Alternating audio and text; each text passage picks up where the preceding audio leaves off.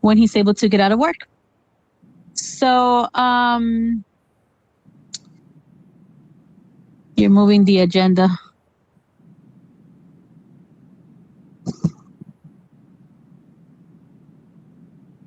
Okay, thank you, John. Who's controlling the agenda, John? Is it you or Jared? It is me, John. Thank you, John. Okay, so I'd like to call this meeting to order at 7:01 p.m. And Scott, can you read the public hearing section, please? Sure. Thank you so much, Mayor. Welcome, everybody. The agenda for tonight for the public hearing regarding Gateway Arts District recertification resolution for the city of Mount Rainier on Tuesday, June 15th, 2021 at 7 p.m. The agenda is as follows. Number 1, call to order. Number 2, review of the agenda. Number 3, public hearing regarding resolution 05-2021, ordinance 09-2021, and ordinance 10-2021, Gateway Arts District recertification and tax credits. Number 4, adjournment. Thank you so much. Now the agenda has been reviewed. Is there any changes on the hearing? Seeing that I hear nobody speaking up, so we will open the public hearing at this moment. And I'd like for Jimmy Tarlow to please give us a summary of what is it the hearing about today. Sure. Thank you, Mayor, and thank you, Council. And I appreciate the opportunity to explain the public hearing and the legislative session. This has to do with the recertification of the Gateway Arts District. That's 20 years old and was certified 10 years ago, and also 2 tax ordinances that have been in place for the last at least last 10 years.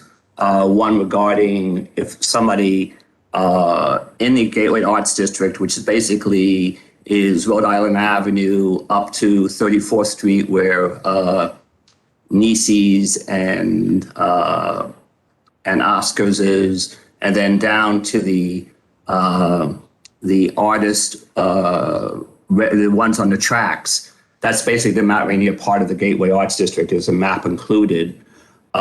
If people are able to improve those properties for arts purposes, the change in the assessment will not be taxed for the first year, then 80% for the second year, and down to 0%. It hasn't been used in Mount Rainier since I've been here the last 10 years. We have Stuart to comment on it. There was one property that was on 34th Street that could have been used. It was Annie, I forget her last name, had a business that became an art studio, but she left town. The other ordinance has to do with there's a amusement tax that we have, which we don't use because we don't have any movie theaters or things like that. But if there was a for-profit that did art stuff, that would be exempt from the entertainment tax. The reason why this is an emergency ordinance, usually things have to be read. My understanding, I'm coming back to speed once and another time, that this affects the financial health of the city, which is one of the what's one of the criteria for something being an emergency ordinance. In that if we don't pass this by June 17th, actually we can't participate, and actually the whole Gateway Arts District would be in jeopardy. And I'd like to ask, if it's all right, Mayor Stuart Eisenberg to maybe elaborate a little bit so people understand what this is all about. All right, Mayor. Go ahead. Hello, Stuart. Thank you for joining us once again and for all the support. You have the floor. Thank you, Mayor. I want to just mention I'm in both meetings simultaneously. So I am going to be very careful and try and speak in only one meeting at a time and address what Councilmember Tarlow asked me to.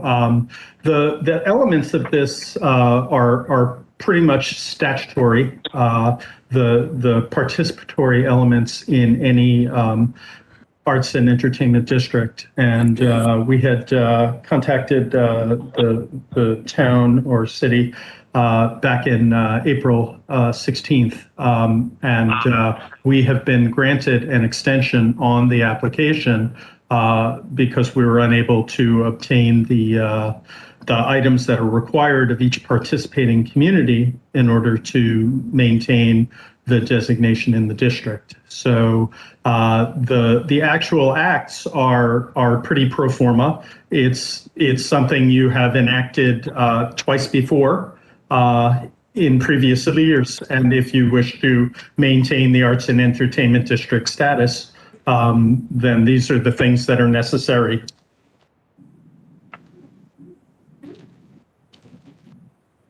Thank you, Sor. So we are going to open now the floor for open hearing.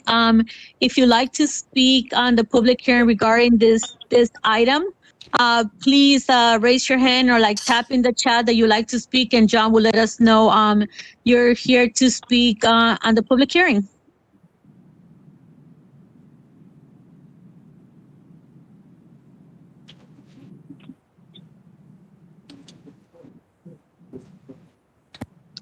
I have Sharnette Robinson who would like to speak. Thank you, John. So as a reminder for anybody that's speaking, you have 3 minutes to speak on the item. So thank you so much. Sharnette, you have the floor.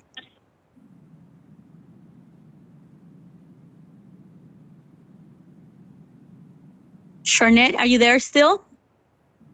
Sharnette, you have Hi, the yes. floor. I'm here. Thank you so much. So I guess I was just unclear on the map of the parameters. And my concern is the municipal building, the Melinda Miles Municipal Building, and the building right next door to her. Would they be encompassed in this resolution for tax Yeah. purposes? Can you scroll down to the map, John, or who's ever? I couldn't really tell by the map what side, and I was looking at, I didn't see anything that went towards Perry Street, like if you were to purchase or do artwork or anything out of either one of those buildings over there. I don't know what the purpose in that building is going to be yet, but at least the one next door to it has been a arts building, and different type of things have gone on over there. So I was concerned with whether that building is included in this gateway and the tax portion of it. I think, and Sue can ask, it probably does include that because it goes all the way to Otis Street. It does. So it goes all the way to the tracks on the south side of the city. So Perry Street and Otis Street are all included in the Arts District. Okay, that was just my concern. Thank you for answering that. Sharnette, you said you had a following up question regarding the tax. No, that was it. I just wanted to know if that area, if the buildings on this side fell into the tax portion of this. Okay, perfect. Thank you so much. Do we have anybody else that would like to speak?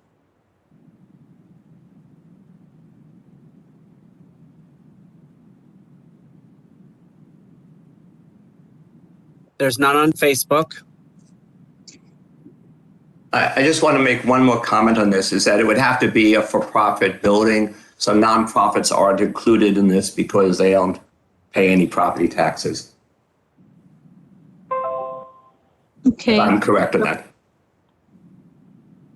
I'm sorry, Jimmy, and that includes like nonprofits that are ran out of, say, your home or something like that, because you are paying taxes on your home. Stuart, maybe you could.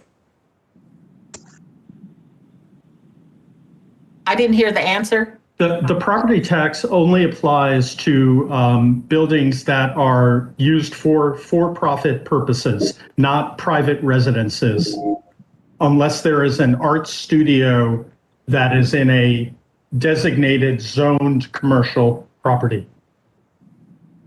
I guess if you put an art studio, if you made your first floor into an art studio and fixed it up and moved upstairs the way Annie did, that could be considered possibly.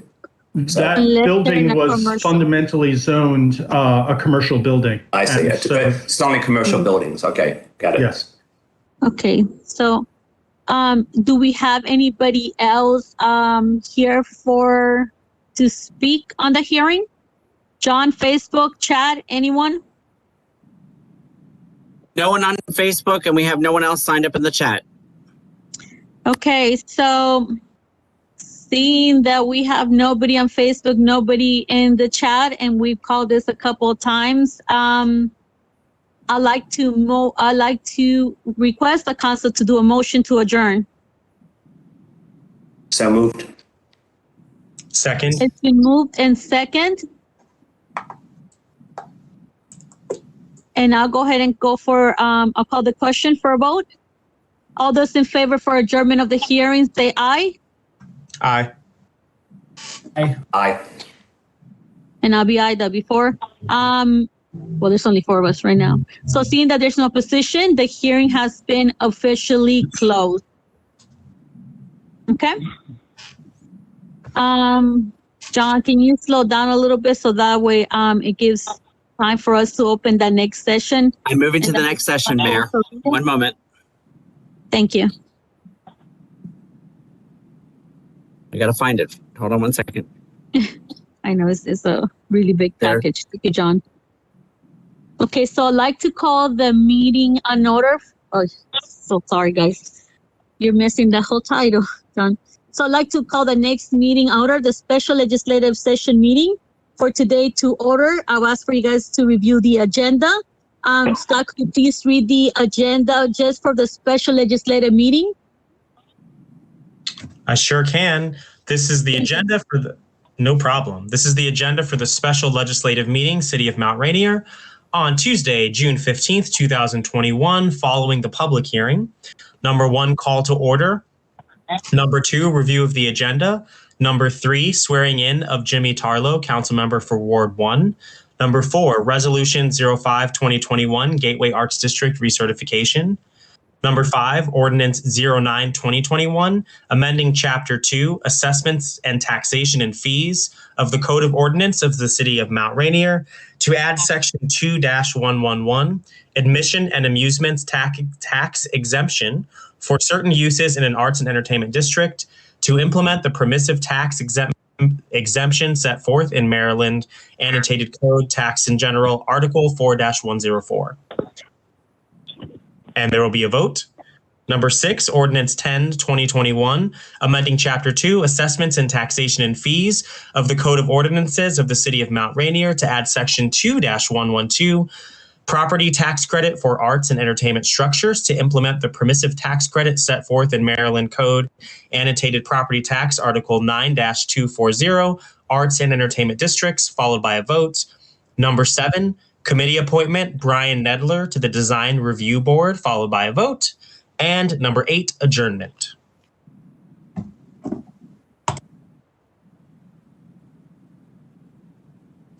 Thank you so much, Scott.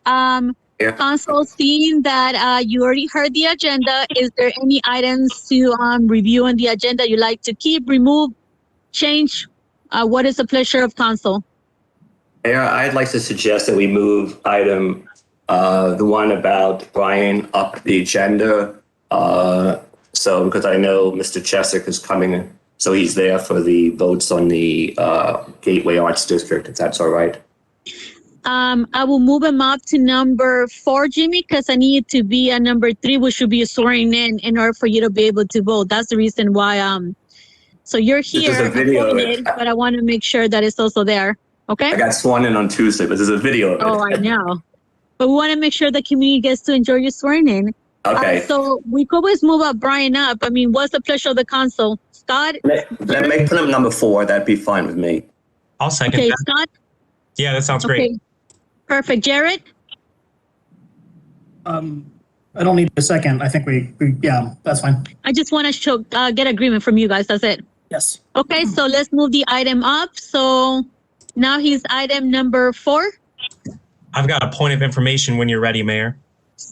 Okay, go ahead. Give me a second. John, can you make the change, please?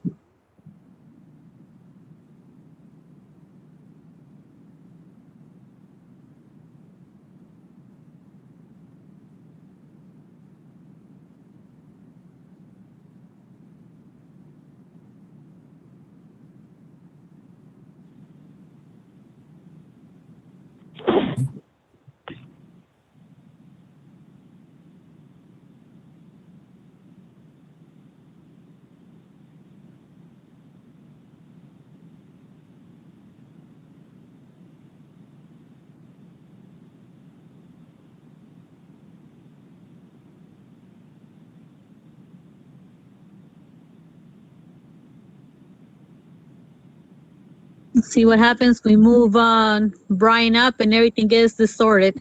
Thank you, Brian Edler.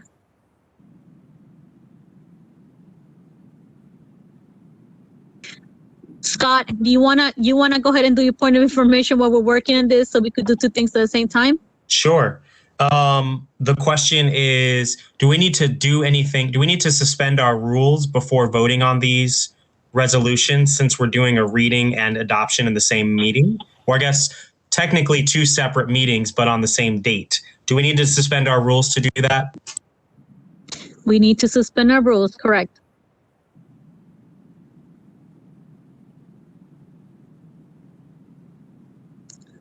Did I answer your question?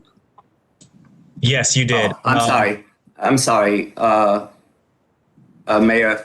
We did talk to the attorney, and I think she said that because it's an emergency, you don't have to suspend the rules, but you can pass it, you can introduce it and pass it the same day, but you need a supermajority, 4 votes to do that. We could do it either way. If you guys prefer to do it that way, I'm fine with that as well. The way usually the suspense of the rule just tells you like we're voting to agree to suspend the rules and then we go into it. Or we could read it out and do a supermajority. Very flexible on whatever the council was to do in this case. Either way will get us what we need to make sure we meet the requirements. So you guys want to go for a supermajority vote? Would that work for you guys? Okay, I see yes, Scott, yes, Jimmy, Jared? Okay, thank you, Jared. Okay, so we'll go ahead and see the swearing in of Councilmember Jimmy Tarlow.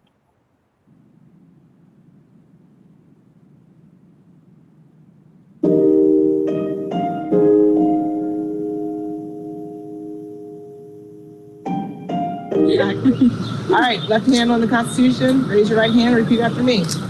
Okay. Are we ready? Okay. I state your name. James Tarlow. Do solemnly swear. Do solemnly affirm. That I will support the Constitution of the United States. That I will support the Constitution of the United States. And that I will be faithful. And I will be faithful. And bear true allegiance. And bear true allegiance. To the state of Maryland. To the state of Maryland. And support the Constitution and laws thereof. And to support the Constitution and laws thereof. And that I will. And that I will. Support the charter and laws of Prince George's County. Support the charter and laws of Prince George's County. And that I will. That I will, to the best of my skill and judgment, to the best of my skills and judgment, diligently and faithfully, without partiality or prejudice, execute the office of Council Member Ward 1 for the city of Mount Rainier in Prince George's County, according to the Constitution and laws of the state, and the charter of the city. Congratulations. You're welcome. Congratulations, Jimmy. Yeah. Want to get all, so he can get away with it. Now he's for sure for the next 2 years. You ain't going nowhere, Jimmy. Exactly.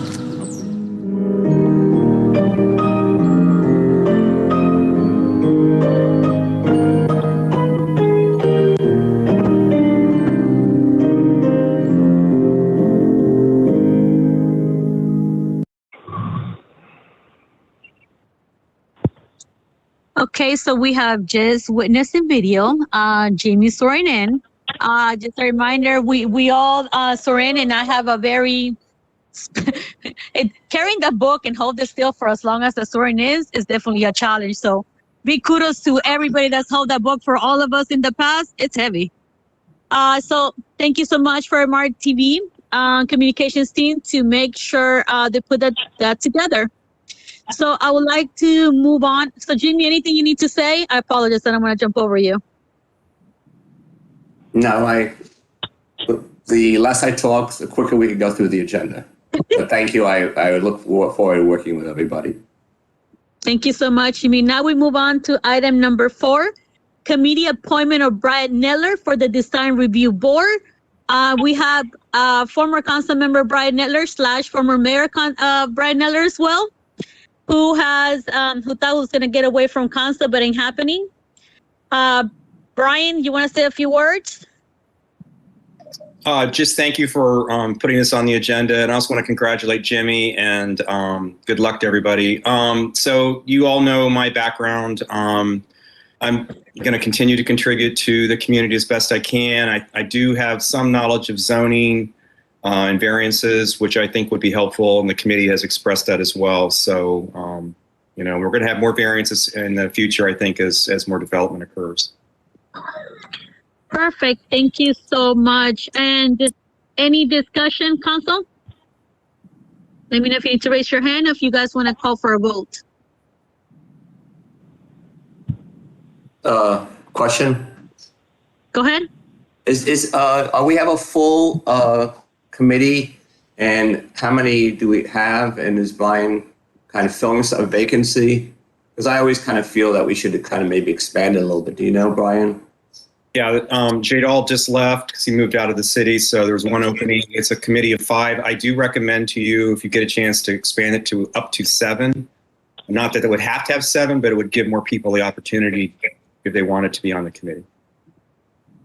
Perfect. Thank you. Jared? No comment. Other than I think I agree with. Perfect. Luke? When you come back and work, Brian, appreciate it. Scott? Brian, thanks for your willingness to serve. And I know that your diligence, which I see frequently, will be an asset to them. So just thank you. Looking forward to voting yes. Okay, Brian, you definitely know I'm very happy to have you back in this portion as well. So I'd like to ask for a motion. On the floor. I move that we appoint Brian Nettler to the Design Review Board. Second. It's been properly motioned and second. We just had a discussion. And I think we're ready to vote. Any yays? Yay. Aye. Yay. Noes? Yeah. Any abstentions? Seeing that there's none, Brian, you officially have been appointed to the Design Review Board. Thank you, Brian.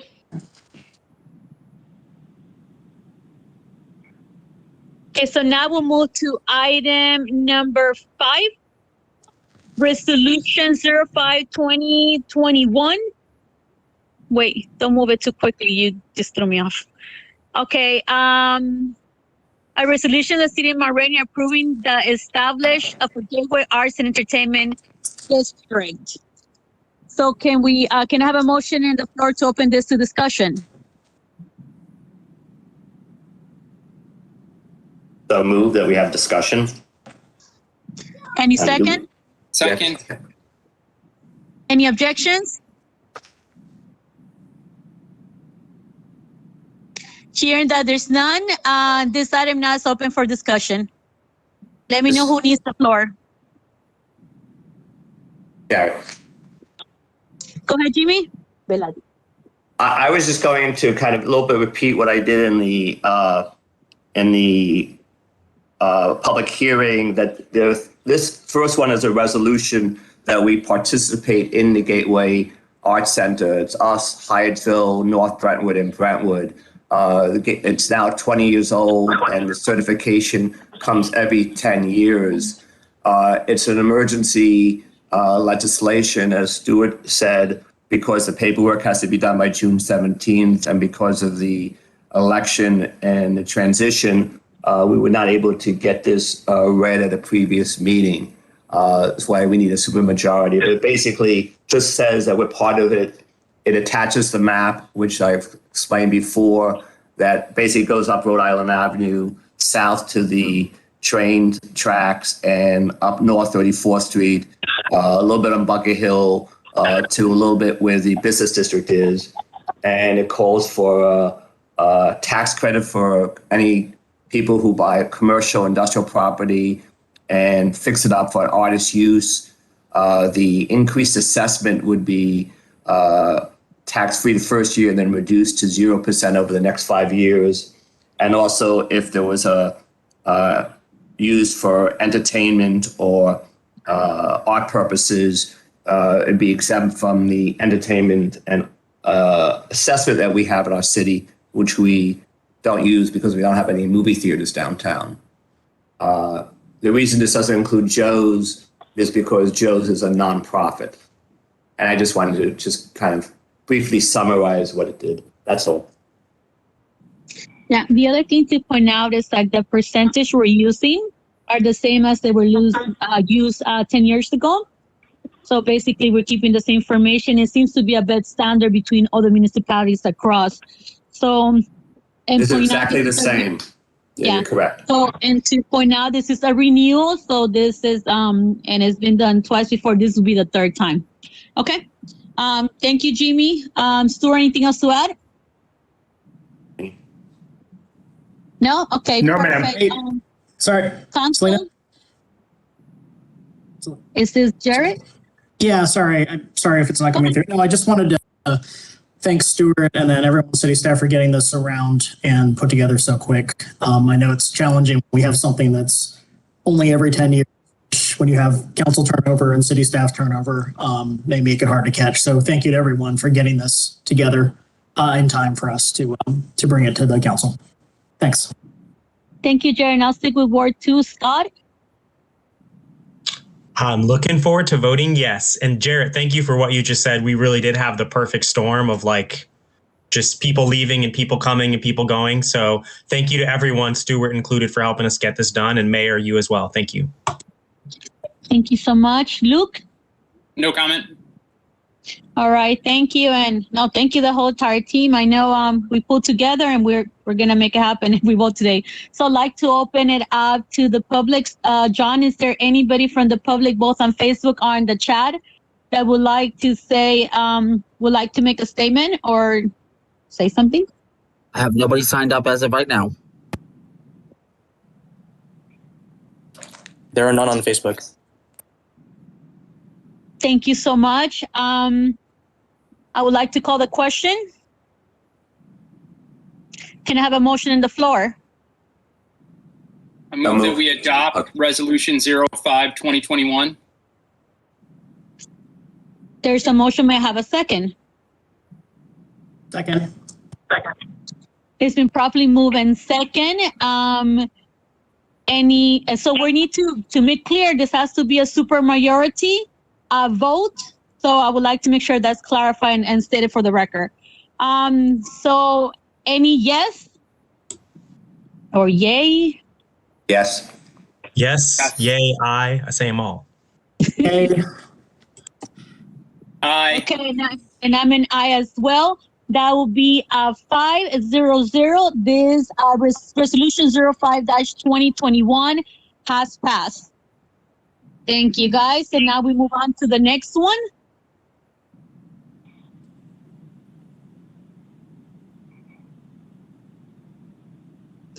Thank you so much, John. Next item on the agenda is ordinance 09-2021. Jimmy, can you please give us a brief summary, and then I will call the motion to open discussion. John, could you scroll down to the whereas part, not to the whereas, to section 1 a little bit now? Okay, so there are two ordinances. This one has to do with the arts and the admission and assessment tax, which we would be used if we have a movie theater in town, but we don't have one. And basically it says that if there was a tax for that, if there was an arts, that it would not be, we would not use the tax for that. That's what it does. The other one has to do with the property tax. Okay, seeing that there's a first summary, can I have a motion on the floor to open for discussion?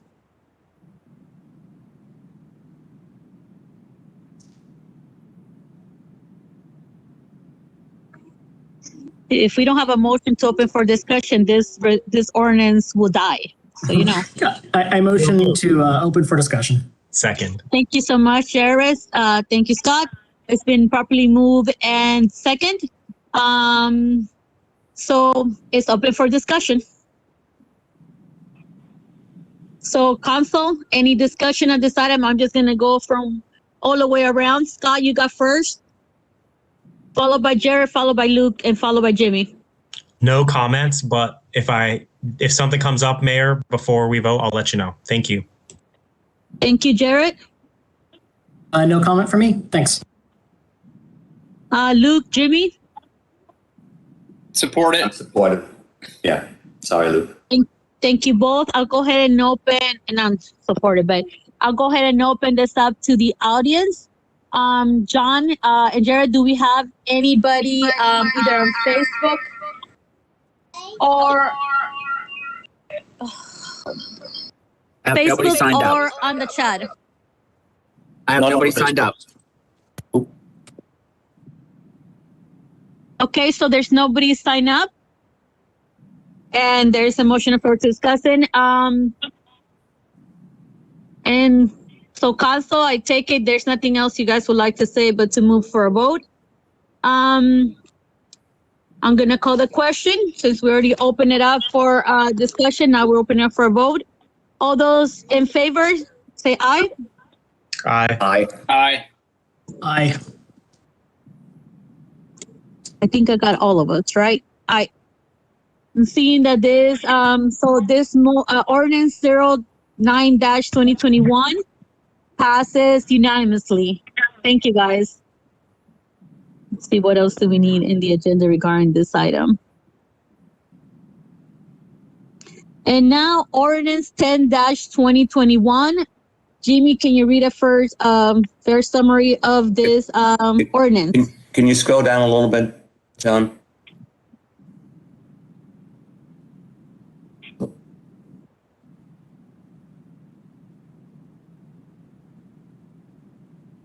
Scroll down a little more.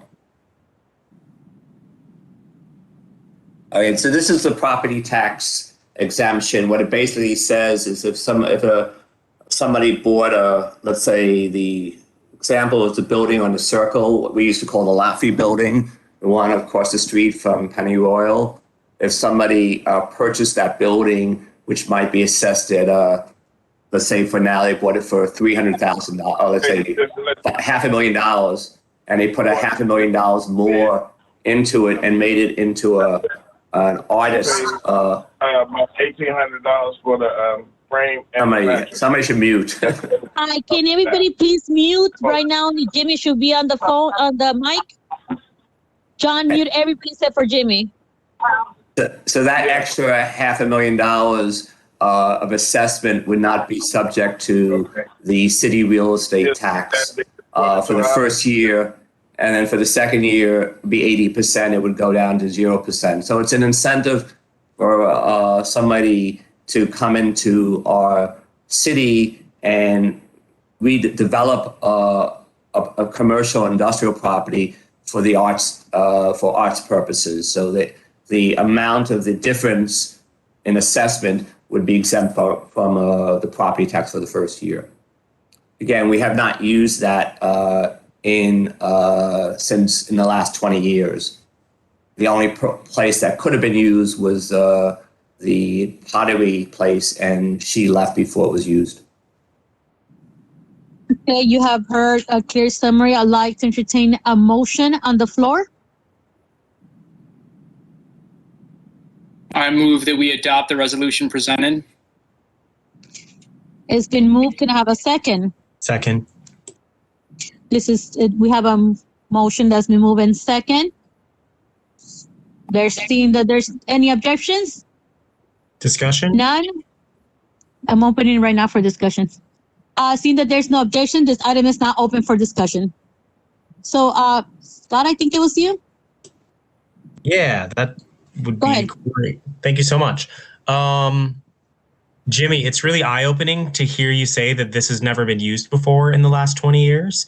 So it sounds like this is an opportunity for us and the community to really showcase this and make sure that we're, it's great that we've done the last minute work to get this passed, but let's utilize it because passing it's not really going to do us that much if we don't. And then just while I have the floor, and maybe this is a point of information to you, Mayor, I believe I heard earlier that the deadline to get this stuff in is the 16th, which is tomorrow. So does that mean the city clerk needs each of the 5 of us to physically come to City Hall and sign these documents tomorrow so that they're ready to go? I think it's the 17th, actually. But you should ask. But I think it's actually on Thursday. Stuart would like them as soon as possible. So I would like for you guys to prioritize getting this thing signed tomorrow because he has to put a bigger package together. Thank you. So, Jared? No comment. Luke? No comment other than I have to figure out a way to get to City Hall tomorrow, probably late night. So I'll probably be at work late tomorrow night again, later than tonight. So I just got to figure out how to get this done, but I'll figure that out. I mean, I could literally drive it to your house after the meeting, depending how late this thing goes. But, okay. Thank you, guys. Jimmy? No.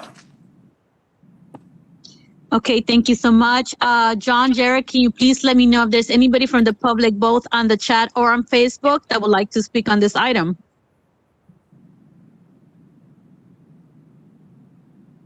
Not on Facebook. See a comment. It says, let's see. So we're planning community informational meetings to promote the tax credit. I see. That's what I'm reading. But I don't see anyone signed up to speak, so we're good.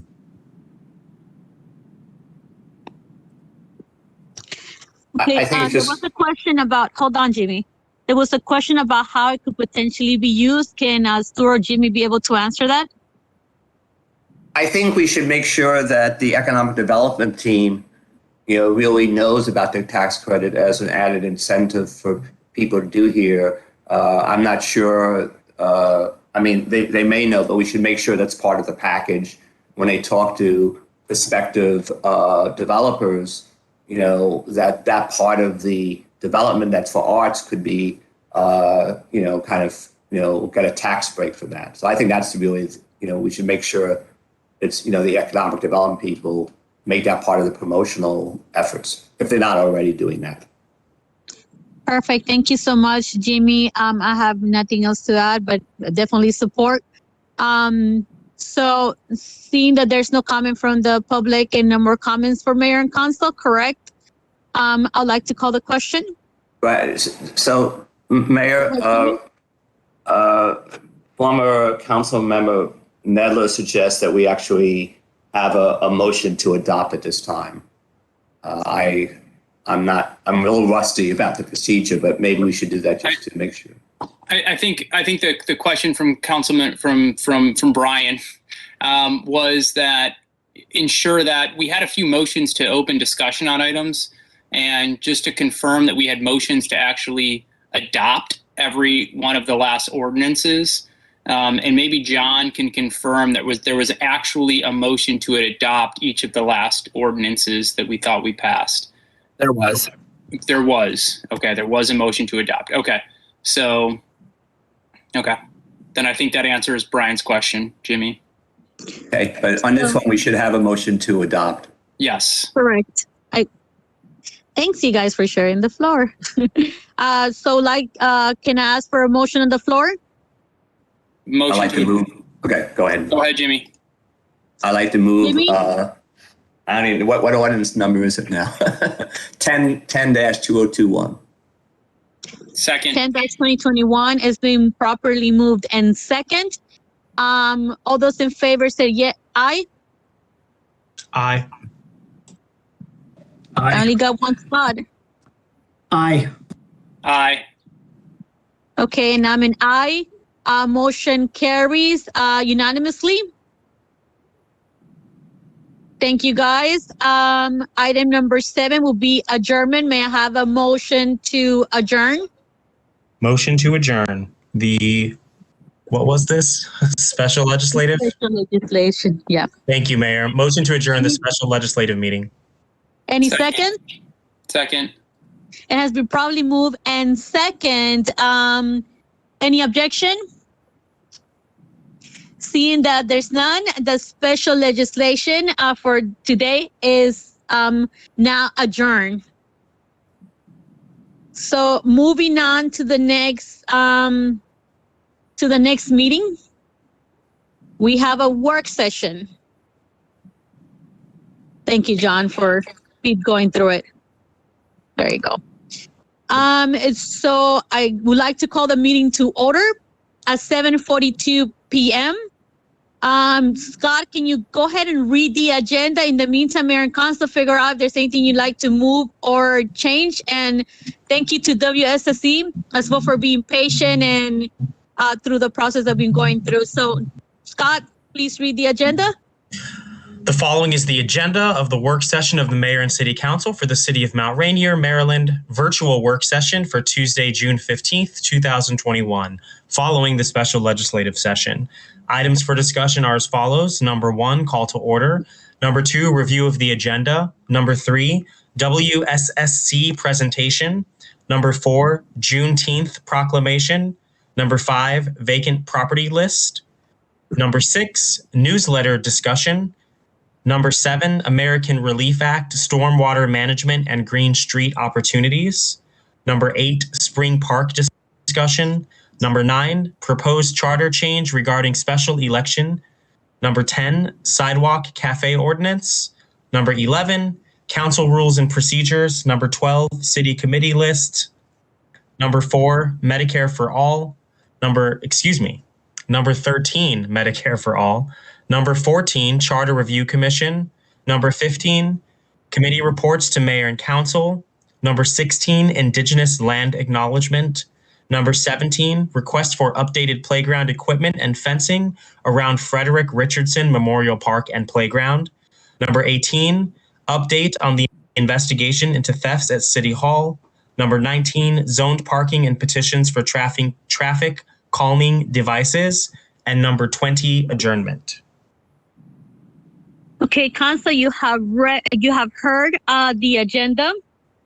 Anything you'd like to remove or request to add? I don't know if you guys could request any more things to be added. Okay. I don't see nobody's hand on the screen. Okay, so we will move to item number 3, WSSC presentation.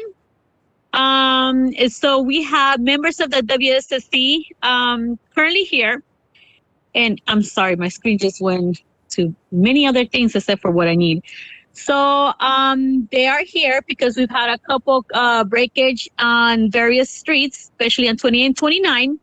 And I actually got to meet with them, and so it'll be important for them to meet with Mayor, Council, and the community. And they also will be hosting a meeting on the ground with the community members as well. So this is a step in getting the residents informed of the plans and information. So we have with us Ms. Monica Marquina, Mr. Jorge Rodriguez, Mr. David Wilkins. Let me see, am I missing one of you guys? If not, go ahead and please take the floor and present. Thank you for being here. Thank you for having us, Mayor. We're ready to go. That's a copy of our presentation that we prepared for today. First of all, I wanted to thank the City of Mount Rainier for having us here, and the Mayor for hosting us for a meeting a couple of weeks ago and allowing us the opportunity to participate in your meeting and connect with residents of Mount Rainier. Our first slide or our second slide shows it showed a graphic. It's not showing properly right now, but it showed a graphic of where your water comes from. That's a question that not a lot of people know the answer to, and it was meant to provoke the residents of Mount Rainier as to where the water comes from. We have 2 water supplies. WSSD Water is a provider of water for both Montgomery County and Prince George's County. And the way that our network system is set up is we have 2 water treatment plants. One of them lies in the Potomac River, where water is pumped, filtered, and then sent through our distribution system. We have another water treatment plant on the highest point of Prince George's County, over by our headquarters, and that is drawing water from our reservoir that is from the Patuxent River. And depending on where you are in the counties, you get water from either Potomac River or from the Patuxent Reservoir, or you get a mix. In the case of Mount Rainier, you get mixed water. I don't know if anybody knew that, but that was an interesting fact. So you get water that is blended from both sources. Our third slide, you can scroll down. So who are we? Obviously, we work for WSSD Water. We provide water for now over 2 million people in both counties. We've been doing that for over 100 years. Just like Mount Rainier, we have a long history being around in this area, and we've seen the growth of our network as population has grown in both counties. With me tonight, I have David Wilkins, who is a customer advocate. He is frontline, customer-facing, resident-facing contact for anybody that has a problem, community meetings, anything like that. David Wilkins is usually the person that would make first contact with the City of Mount Rainier residents. With me tonight also is Monica Marquina. She's our government affairs manager. She typically is in touch with all our elected officials, council, City of Mount Rainier officials from the office of the mayor. Monica will be the point of contact. And of course, there's me, Jorge Rodriguez. I'm the deputy director of a department called Utility Services. That is nothing else than maintenance and operations. So I oversee all the buried linear assets. So that's all the pipes, anything that you can't see falls under my purview. And the reason we're here tonight is we had a discussion with a group of customers, and we also had a discussion with the mayor and her staff about Upshur Street and some water main breaks that have happened in the recent months, I would say. So I'll give you a quick overview here shown in the slides. Upshur Street is the street that is somewhat in the center of that graphic that goes west to east. In there, I highlight a water main that is 8 and 10 inch. It is made of cast iron. And also in that street, there is an 8-inch vitrified clay gravity sewer main. As you know, WSC Water provides water and then treats sewage. So we distribute water across the water main system, and then we collect it through our sewer system. The pipe runs west to east. Generally, this is for Upshur Street. And then as you can see, it was originally installed in 1929, and then portions of it were added as the city grew. Some of it is 1941, some of it is 1957. And as I highlight in there, portions of that water main along Upshur Street were rehabilitated in between 1999 and 2000. So portions of that 1929 pipe were rehabbed to extend the life of the asset. If we scroll down to the next slide, I'll hone in into a particular block of that street, and that is the 2800 block of Upshur Street. That's that intersection in there that is highlighted. I just wanted to point out some of the history of that area. Like I said, there's a 10-inch cast iron main that was installed in 1929. And I'm highlighting some repairs that have happened over the years. So in 1977, we had a point repair. Later on in 83, we had another one. Some time went by and we had another one in 90s. As I mentioned earlier, in 2000, we lined it to extend the life of the cast iron pipe. That's a method that is widely used in the industry to extend the life of existing cast iron pipe. Cast iron is very thick. So then more recently, in 2016, we did another point repair, which brings us to 2021. Starting around March of 2021, we had a break around that intersection. And then that was followed by 2 breaks in April and 1 in May. That, of course, caused quite a disturbance in the area. This main, although it's a 10-inch main and it's considered to be small diameter in our distribution system, still carries a lot of volume of water that is under a lot of pressure, so that we can distribute water across, our service area. So, after the few breaks that we had in a sequence, our crews were dispatched as always on an emergency basis. They do the repairs to bring service back up as quickly as possible. COVID has highlighted a very specific need of having clean water. I remember when COVID started and there was a shortage of hand sanitizer, everybody was moving to just washing your hands with water and soap. So at all times, WSC Water is trying to maintain the entire service area in water. As you guys know, we've been just over a year dealing with COVID. There have been no late fees. There have been no shutoffs, no turnoffs, regardless of what status our customers are. And that takes a toll in the system. So moving on to what we've done and what we're going to do with this intersection, if you want to move on to the next slide.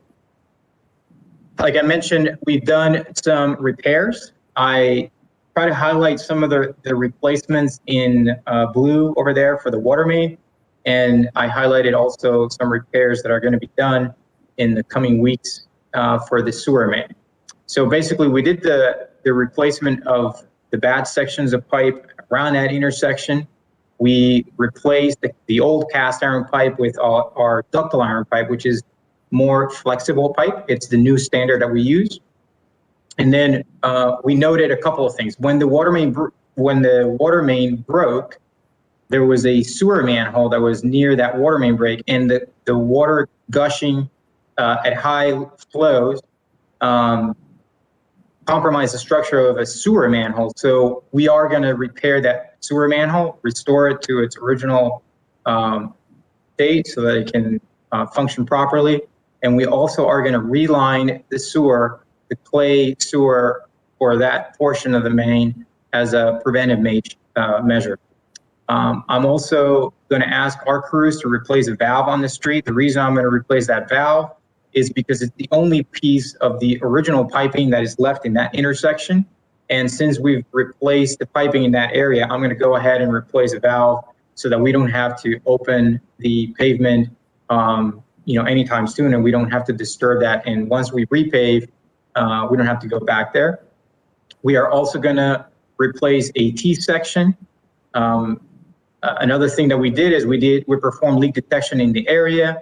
We did pressure monitor to make sure that our pressures are adequate for the pipe designs and for the area. I mentioned earlier we did the sewer. We're going to do the sewer relining. And we've taken a couple of extra measures. A group of customers reached out to us. They indicated that they would prefer to have door hangers, physical door hangers, whenever there's an issue, there's a break. So our crews, anything that happens in that area, aside from the electronic notifications that we send cellular notifications, we send emails to our customers. We're also going to be leaving some door hangers so that people are aware of what's going on. And finally, we're going to do a permanent restoration of that area. We're at the current moment, there is a temporary patch in that area because we're not done with the repairs to the valve, like I mentioned.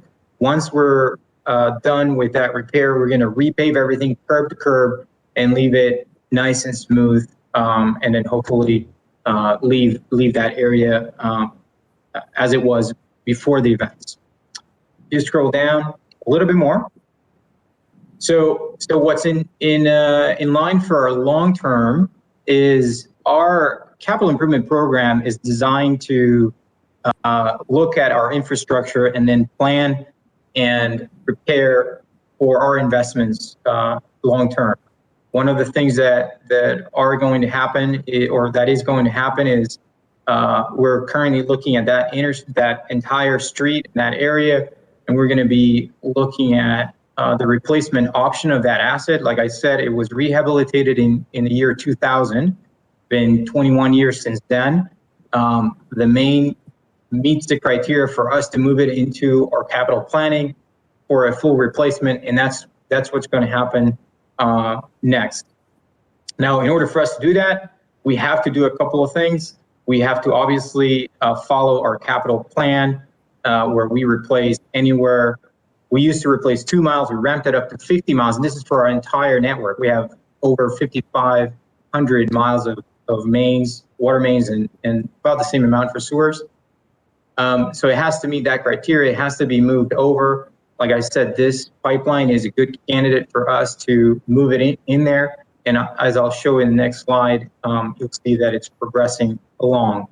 To answer, the obvious question that we get from customers and Mayor Benitez is why not replace it right away? Well, we want to take it through the steps. We want to make sure that we meet the design cycle. We want to make sure that it meets the hydraulic capacity. We want to make sure that we follow all the moratoriums. We want to make sure that we follow all the processes to take into long-term decisions so that pipe is designed properly to accommodate for extra growth, extra capacity, etc. So that's going to be happening.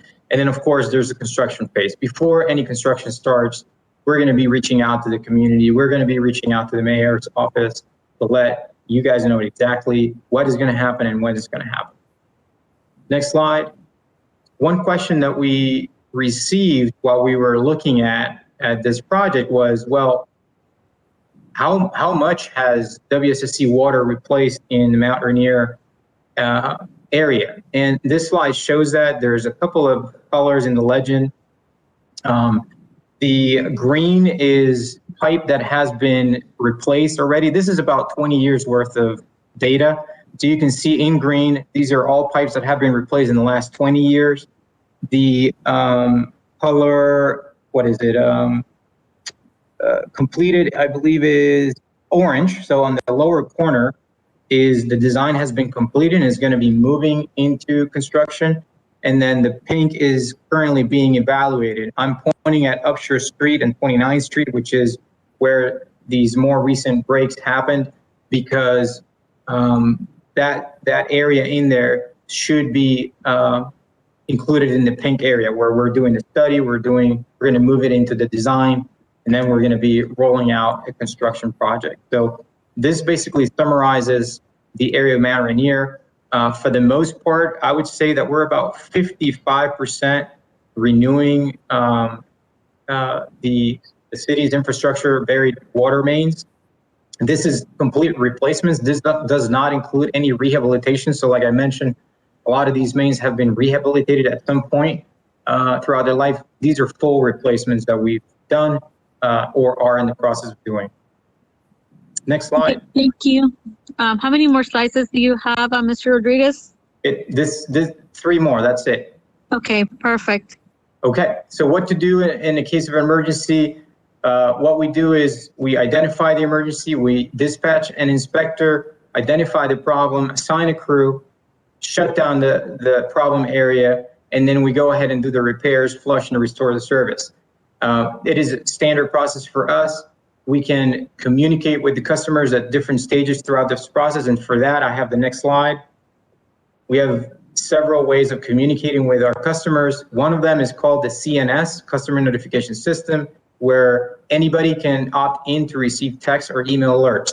This is based on a geography. So you could put your own address, or you could put the mayor's office, and then you would get alerts if anything happens in a place of interest. For example, you could put your work location, and then you would know if there's a water main break near that area.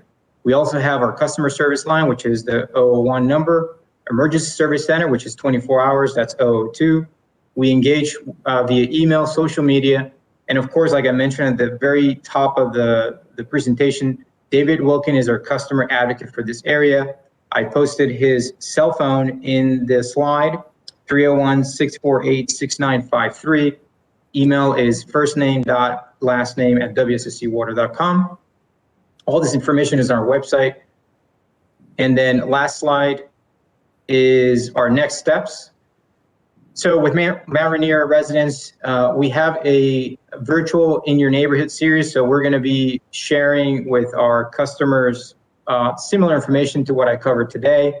And we're also going to be moving to a community meeting for the residents and the neighbors of Upshur Street. Date to be announced. We're going to be coordinating that. And of course, we'll coordinate that also through the mayor's office. I don't know if my colleagues want to chime in real quick before we wrap up. This is my last slide. Thank you for the opportunity to talk to you. We're always here to help. If you need anything, please feel free to reach out to us. Okay. Perfect. I'm gonna cede the floor to Ward 2 at this point, so that way it is under district. So Jared and Scott, you guys will have the first set of questions if you have any. Thank you, Mr. Rodriguez, for the presentation, the information as well. There's a lot of information. You know, you guys in our meeting we discussed the need to be able to provide in order to facilitate the communication with the community. So Scott, are you there? I'm here. Scott, go ahead. Your floor. Thank you so much. Mr. Rodriguez, thank you for being here and for the presentation. I just wanted to tell you that I've had a resident or two be very complimentary about you personally to me. So thank you for that and for being there to answer their questions and help them out. I'm going to ask you just this first question, if you could just give me a yes or no, and then if you want to elaborate on it, you can after I ask the second one. You mentioned the cast iron pipes from 1929, if I remember correctly. Are there any pipes older than that in the city of Mount Rainier that are made of even older materials like wood that are still part of the system? There are no wood pipes in service in any of our service area. Any pipes older than the 1929 ones that you know of? They're in our service area. There may be in Mount Rainier's service area. I would have to look at our records to confirm. There may be, but they've probably been renewed at this point. Okay. Yeah. If you could get back to me on that /us, I would appreciate that. It's really more of a curiosity because I've heard some things from people that say they know, but I'm not sure if their information is correct. The main question I have for you is, of course, regarding the service line that you went into great detail about around the 2800 block of Upshur Street in Ward 2. As you highlighted, there have been 4 episodes so far in 2021 where there have been breaks and in the line where there have had to be stretches of line repaired. A lot of the property owners and renters and just people who live in the area, as you know, have experienced damage to their property, to their homes, water damage, etc. So I appreciate very, very much the level of detail that you went into in terms of the short-term and long-term fixes that WSSC has planned. But I noticed that you didn't give any dates or timetables when you gave that detail. Can you give any dates at all for the residents that live in that affected area about when both the short-term and the long-term plans that you went into detail about are going to be carried out? Sure. The short term are ongoing. So just the reason as last week, we halted the final paving because we wanted to address the valve and the T section. We're probably going to be doing in the next 2 weeks. We will give proper notice. We will probably do it overnight so that we don't disturb the service. A lot of people are teleworking. A lot of people are home during the day. So we'll probably expose the infrastructure during the day, leave everybody on service, and then shut down overnight, do the repairs, and then restore the service the next day. But we will send a clear notification to the community, to those who are going to be affected. We will send it individually to the residents. We'll also probably leave the notifications at the home. As far as long-term planning, I don't have dates now. I had in the slides there, a community meeting that we're going to address this topic front and center with those who are directly affected. I will be able to provide a range of years at that meeting, and hopefully we'll get some good conversations started. But I would say, Scott, in the next 2 years, we're going to be replacing some of those problem mains. Thank you so much. I don't know if I have any time left, Mayor. Just one final comment, if that's in order. Can I motion for more time to be added to this agenda item? Scott, since you have the floor right now, we make the motion, please? Absolutely. How much time do you think, Mayor? 7 minutes? Let's make it 10. 10? Okay, 10 minutes. There's a motion for 10 minutes. Second, any objections? Hear none. We got 10 minutes on the floor added for this item. Go ahead, Scott. I'll be so brief, Mayor. Thank you. Yeah, Jorge, thank you so much for the answer. I just want to let you know that for me, when the community meeting happens, if you don't have dates about the long-term plans, I'm going to be pretty disappointed. So I hope that we have those, and I know that you'll do your best. We will. Thank you for bringing that up. Thank you, Scott. Jared? Yep, I'll just keep my comments very brief because Scott covered pretty much everything I wanted to say. So thank you, Scott, for hitting those points. Mr. Rodriguez, just wanted to thank you for coming out for the clarifications. When I'm recently elected, when I went door to door, this came up multiple times on Upshur Street. So I thank you for coming tonight, laying out the things you've done to rectify them, the path forward, and I really appreciate that. I did see. I see some comments from residents about both, reaching out electronically and having those be focused, and also doing some door hangers and spot notifications. So everything you guys can do to make sure folks come out and know about it, whether through electronic or door hangers or mail or something, that would be very much appreciated. So thank you so much for coming tonight, and I appreciate it. That's all. Thank you. So we'll go with Jimmy. Can you just share the PowerPoint, or either is there a link, or can you send us an attachment to the mayor that we could share? Yeah, we have we have it. He sent it to John, correct, Mr. Rodriguez? Yes, I'll send it to council tomorrow. Thank you. Thank you, Jimmy. Luke? Thank you, Mayor. A few items I want to touch on. Jorge, do you know Neil Weinstein at LID Center? I'm sorry. Can you say that again? Do you know Neil Weinstein? He works for LID Center. He's a sort of a stormwater, and he does engineering and stuff like that. Do you happen to know him? I do not, Luke. Okay. I just asked that. So we had gotten a grant from the state, we being the city, to do a stormwater management master plan. And we, with the money we got, the limited money we got, we focused on the Dueling Creek watershed, which is on mostly the south side of the city, some on the north side of the city. And a part of that work is identifying places for stormwater improvements, which obviously goes into DPWT's territory, I think, in the county. I think they own all the stormwater drains. But that's sort of helping us identify where we can do stormwater fixes. And later on tonight, we're going to talk about the potential to use American Relief Act funding for additional stormwater fixes and potentially green street fixes, where we may have to tear up, we may get funding to tear up streets and refurbish them. And I'm wondering if WSSC would be willing to work with us on, if there are areas that, we know we're going to tear up a street, and WSSC maybe knows that they need to do work there. Is there a chance to partner so we didn't, within 5 or 10 years, tear up the same street twice? Is that something that WSSC does, working with municipalities on the timing of that kind of infrastructure improvement? Yes, I'll go ahead and answer that. Monica Marquina, for the record, Government Relations Manager in our Intergovernment Relations Office. And we briefly touched on this on the meeting with the mayor.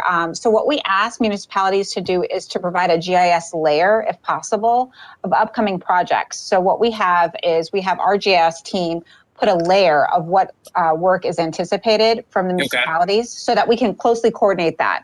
So we definitely are open and willing to participate with you. Okay, and Monica, would that be you as the person to reach out for our Public Works Director? Sure, I'm happy. We either Dave or myself, we're happy to put you in contact with the right person. Okay, great. Thank you. Yep, sure. Thank you both. I'd like to open the floor to the community. If anybody would like to make a statement, has a question, both in the chat or on Facebook, can you please let me know? John Jarrett, can you please let us know? There are none on Facebook right now. Okay, on the chat, John? There were a few comments in chat. Go ahead. Hang on, hold on. We're all over the place. That's why I'm trying to read them. Hold on. Okay, so while you read them, so Luke, so to answer your question, so part of the meeting that I had was also letting them know that we needed to coordinate, and they were definitely fully on board, because what we don't want is to, recreate the wheel. Either they do the work or we do the work, and we end up with streets halfway, messed up because of it. So definitely that was one. The other thing was for us to communicate when it comes to our communications team. So that way, if they send a notice, even when they did last time, Wilkins will send it to us, I'll send it to communication or directly to communication, and they put it out also to the community. So that way we're able to support each other when it comes to communicating as well. So Ms. Barbie. Daniel Cruz. Go ahead. Daniel Cruz asked, can you please add the number for the text notifications? And then from Barbie Jenkins and Dan, I feel the alerts I get are too broad-based. I feel like the alerts I get are too broad-based. Too many alerts make it spam, so useless for emergency purposes.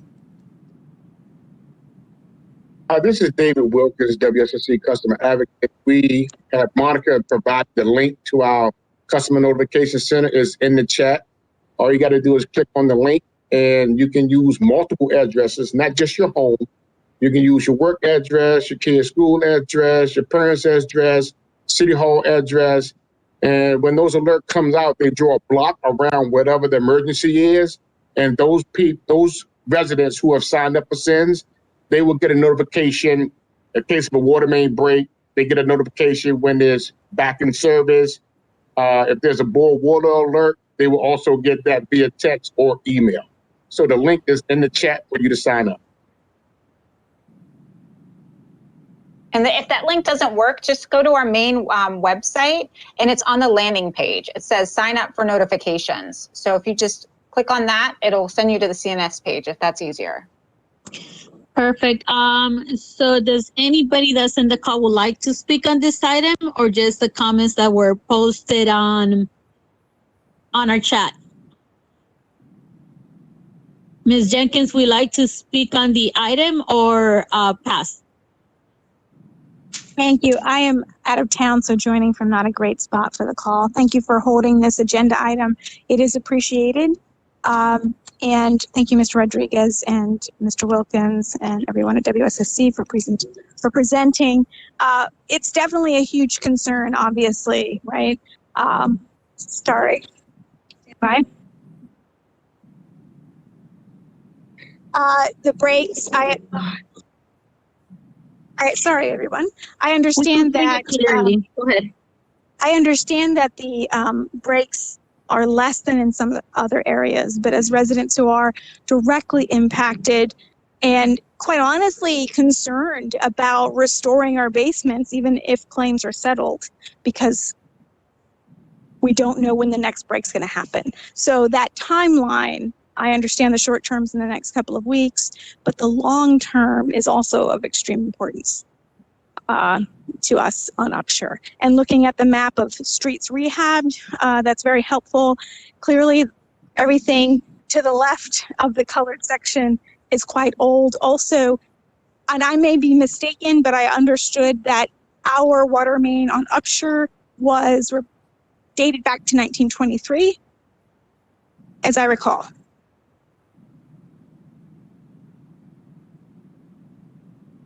So I just want to confirm, the dates of how old things are, and hopefully with the looking at the map of what's been changed and what's been addressed so far, there's a huge swath of Mount Rainier that needs, Ward 2 in particular, that needs to be addressed quickly. Mr. Rodriguez or anybody in the WSS team? Yes, sure. Thank you for that. Just to confirm, portions of that main along Upshur Street was built in 1929. Some of it was built in 47, 53, and then it progresses, right, as population grows and the blocks expand.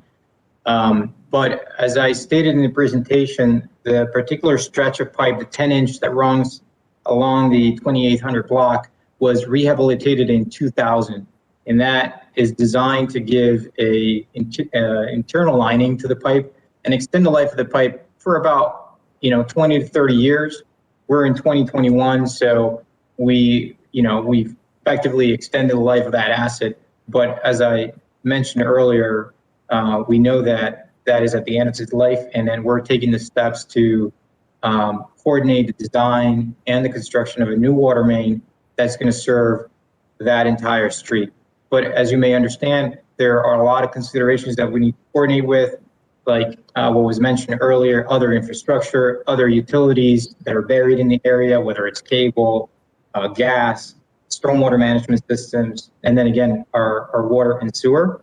And then we need to plan for growth and for everything, for our hydraulic scenarios to make sure that we can provide fire flow safety effectively. So it is a process. We understand that the last few months have been extremely tough for the group of residents that were directly impacted, but we're moving it along.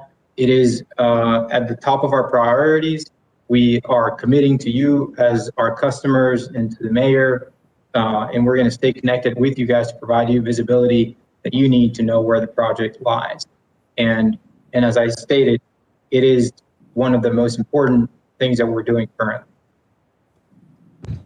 Mayor, that's time on this agenda item. Okay, thank you so much. Is there anybody else? Well, it's time on the agenda. Unless somebody wishes to extend it. Council, what is your pleasure? Okay, hearing none, we would like to take WSSC. This is one of the beginning conversations on this new administration. I know Mr. Watkins has been very informative, has been our city quite a bit, because we have met him prior to today, and a couple of you guys as well. Monica, thank you for being here. Jorge, thank you for also being here. And please let us know as soon as you can when the community is, so that way we can also help inform. You have very active council members in that district, and also community members. So I'm sure they also would like to know, to let their residents know it's there. And anything else comes up, I'm happy to share that with you as well. Okay, so thank you guys. Thank you. Thank you. Thank you. Okay, perfect. Okay, guys, and thank you to the residents also for being here and being very attentive. I know you guys have emailed all of us and you keep us up to date with what's going on. Thank you so much for that as well. So we're moving on to item number 4, Juneteenth proclamation. That is my item on the agenda. So to make this very clear, it is not a resolution, it is a proclamation. This proclamation basically will allow us for us to raise the flag and the pole outside City Hall this weekend for Juneteenth. I also left a marker in there because I think the conversation needs to start with the community for us to have a resolution, not just for Juneteenth, but also Emancipation Day on November 1st for Maryland, for African American Month as well. So I want to make that very clear. I didn't want to just put a paper that says work in progress, but this is a proclamation that I created. As mayor, I'm allowed to do proclamations, and I basically wanted to make sure we had an opportunity to raise the flag for the first time this year as well, and giving us time to be able to get into more in-depth documents for the future year. and well, you guys could start next week. As far as I'm concerned, I'll be very happy with that. So that is my short summary on it. I'd like to open the floor for the rest of council. I thank you, Ms. Barbie and Ms. Jenkins, for this item. And just a reminder, we're not voting on anything today. This is just a proclamation for you guys to read. So I see Jimmy. I have nothing to add. Thank you. Welcome, Luke. I just support this, and I appreciate you getting this done, this proclamation. I really support it and appreciate it, and that's all. Thank you. Take Scott. Scott? Did Scott drop? I'm here. I'm having trouble with my mouse. I think my battery on my mouse is going to die. Yeah, thank you so much for putting it together. Of course, as mayor, you can do any proclamations as you see fit. I want to let you know that I hope in the future you'll be willing to reach out to me and ask me to work with you on it. I'm the only Black person on our council, and I'd like to be included in stuff like this. And the same thing goes for the Pride proclamation that you did last weekend. I'd love to be able to be included in stuff like that. So I'm putting the offer to do that out there for future years, and I hope you'll take me up on it. Scott, I actually will do even better. I would love for you to lead the other Emancipation and African American Month resolutions. If you could take up on that, I would definitely will appreciate that. So that way you have full control of those. And I'll be happy to support whatever is needed. I think it's your mouse. Great, thanks. Okay, perfect. Jared, I believe I went to you already or no? You did not. No, just want to say this is an important proclamation celebrating an incredibly important date for African Americans and in the United States. And I'm glad we're bringing this together. And, and anything I can do, Scott, for example, if I can help you with anything or support you in anything and putting together future things, I'm more than happy to, excited to work. But glad you're taking the lead. Thank you. Thank you, guys. So it's not up for vote. It's just letting you guys know it's there. And keep us posted, Scott. Any support you need for the other ordinance. It definitely will help because Emancipation Day is November 1st, so we could definitely present it in September or October. And African American Month is in February. So, and obviously in a resolution when it comes to Juneteenth as well, because this will be allows for just to get it to today, but I would like for us to have something in the book so that we celebrate it every year. Okay, so thank you guys for that. And now I would like to open up to the floor to the community. John, Jarrett? Charnette Robinson wanted to speak on this topic. Go ahead. Charnette, you have 3 minutes. I do, and I want to say thank you for the clarification on this being a proclamation, not a complete resolution. I am very heartened, and I hope that residents will be given an opportunity to sit on this the same way that other groups were able to come together for the Pride resolution and the Latino Heritage resolution. I hope that African Americans are brought together to weigh in on this before it is finalized. We have a very long history in Mount Rainier, to include this being a sundown city until the 1960s. And I just thank you for the clarification. And Scott, I'm available, and I'm sure there are other people that are on this call that would love to be a part of putting this resolution together and assisting with it. So thank you.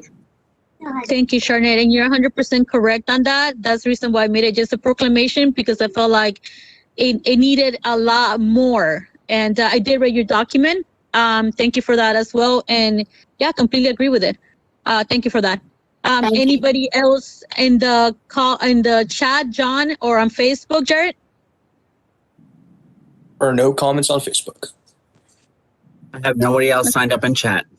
Okay, perfect. So Sharnay will take you up on it. If you could like support the Councilmember Chesik and the council when it comes to resolution, we definitely will love that as well. Okay. Thank you. Okay. So, all right. So we'll move on to the next item. Actually, I didn't read the proclamation. I apologize for that. It says proclamation declaring June 19, 2020, Juneteenth in the city of Mount Rainier. Whereas Juneteenth has come to symbolize for many African Americans what the 4th of July means for all Americans, freedom. It serves as a historical milestone reminding Americans of the triumph of the human spirit over the cruelty of slavery. Guys, those words are so small. And whereas Juneteenth is one of a number of Freedom Day celebrations commemorating the signing of the Emancipation Proclamation in 1963 and celebrating the unifications of the last slaves of Dawson, Texas by General Gordon Granner on June 19, 1865, almost 2.5 years after President Abraham Lincoln signed the Emancipation Proclamation. And whereas through our nation, Juneteenth is celebrated annually as a historical memorial tribute to our country, African American heritage. And whereas the city of Mount Rainier is proud to join our nation in honoring Juneteenth in an effort to promote and enhance the unity and spiritual strength that brought African Americans out of slavery and sustained their dignity and prosperity to the present day. And whereas flying the Juneteenth flag on June 19, you moved too fast, John. A little bit lower. Sorry, right there. Symbolizes the city's stance on inclusion and equality for a celebration of diversity and support for the civil rights of African American community. So now there will be resolved that the mayor and city council of the city of Mount Rainier that June 19, 2020 is declared Juneteenth in the city of Mount Rainier. And the city of Mount Rainier esteems the integral role of the African American community in economic, culture, and the identity of the United States. And the city of Mount Rainier urges residents to participate in appropriate programs and activities that celebrate the contribution, ancestors, and culture of the African American community, and signed by me as the mayor. And here's a proclamation for this year, and I'm welcome to add more things for next year. But so the idea is for the flag to be flown this weekend as a start of a longer communication, a longer stand that the city owns our African American community. So, but I think this at least will be a start. So thank you guys for that. We'll be moving to the next item.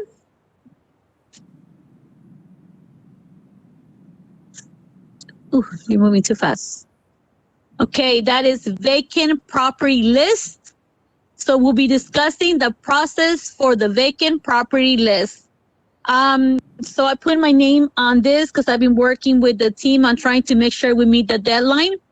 I believe Code is currently on the line. If not, I'll be more than happy to chime in where we're at. So is Chief on the line? Alma, Uk, I see you both there. So who would like to talk about the process and where we're at right now? Yes, I'll let Alma explain, Mayor. Thank you, Chief. Go ahead, Alma. Yes, good evening, Mayor, Council, and residents. So the whole process of the vacant properties is that we, as Code, every year we have to go out and make sure that we are determining what the vacant properties are and establish, the couple of things that make them vacant. We have to look at a few things in order to come to this conclusion. One of the things we do is we started this year actually was putting a list together, going to each individual property and posting the property, just letting the residents know that we have been, that they have been set as vacant. in this form, we actually give them a couple of days to make sure that they get in touch with our code compliance division to make sure that they let us know that their property is not vacant. If we don't have the actual owners come through and we put in the vacant list into our finance department, the finance department then goes to the PG County and give them the list so that they can go into the vacant tax bracket. Another way that we do it is that we also send letters out to let residents know. So there's a couple of ways that you can come back to us and let us know, notify us that your property is not vacant. So thank you, Alma. So far to clarify, letters have been mailed and letters have been delivered to the properties themselves in an attempt to make sure that we reach the resident or the owner and let them know they're in the list, correct? Yes, Mayor. And when is the deadline for people to appeal to get out of the list in case there's an error?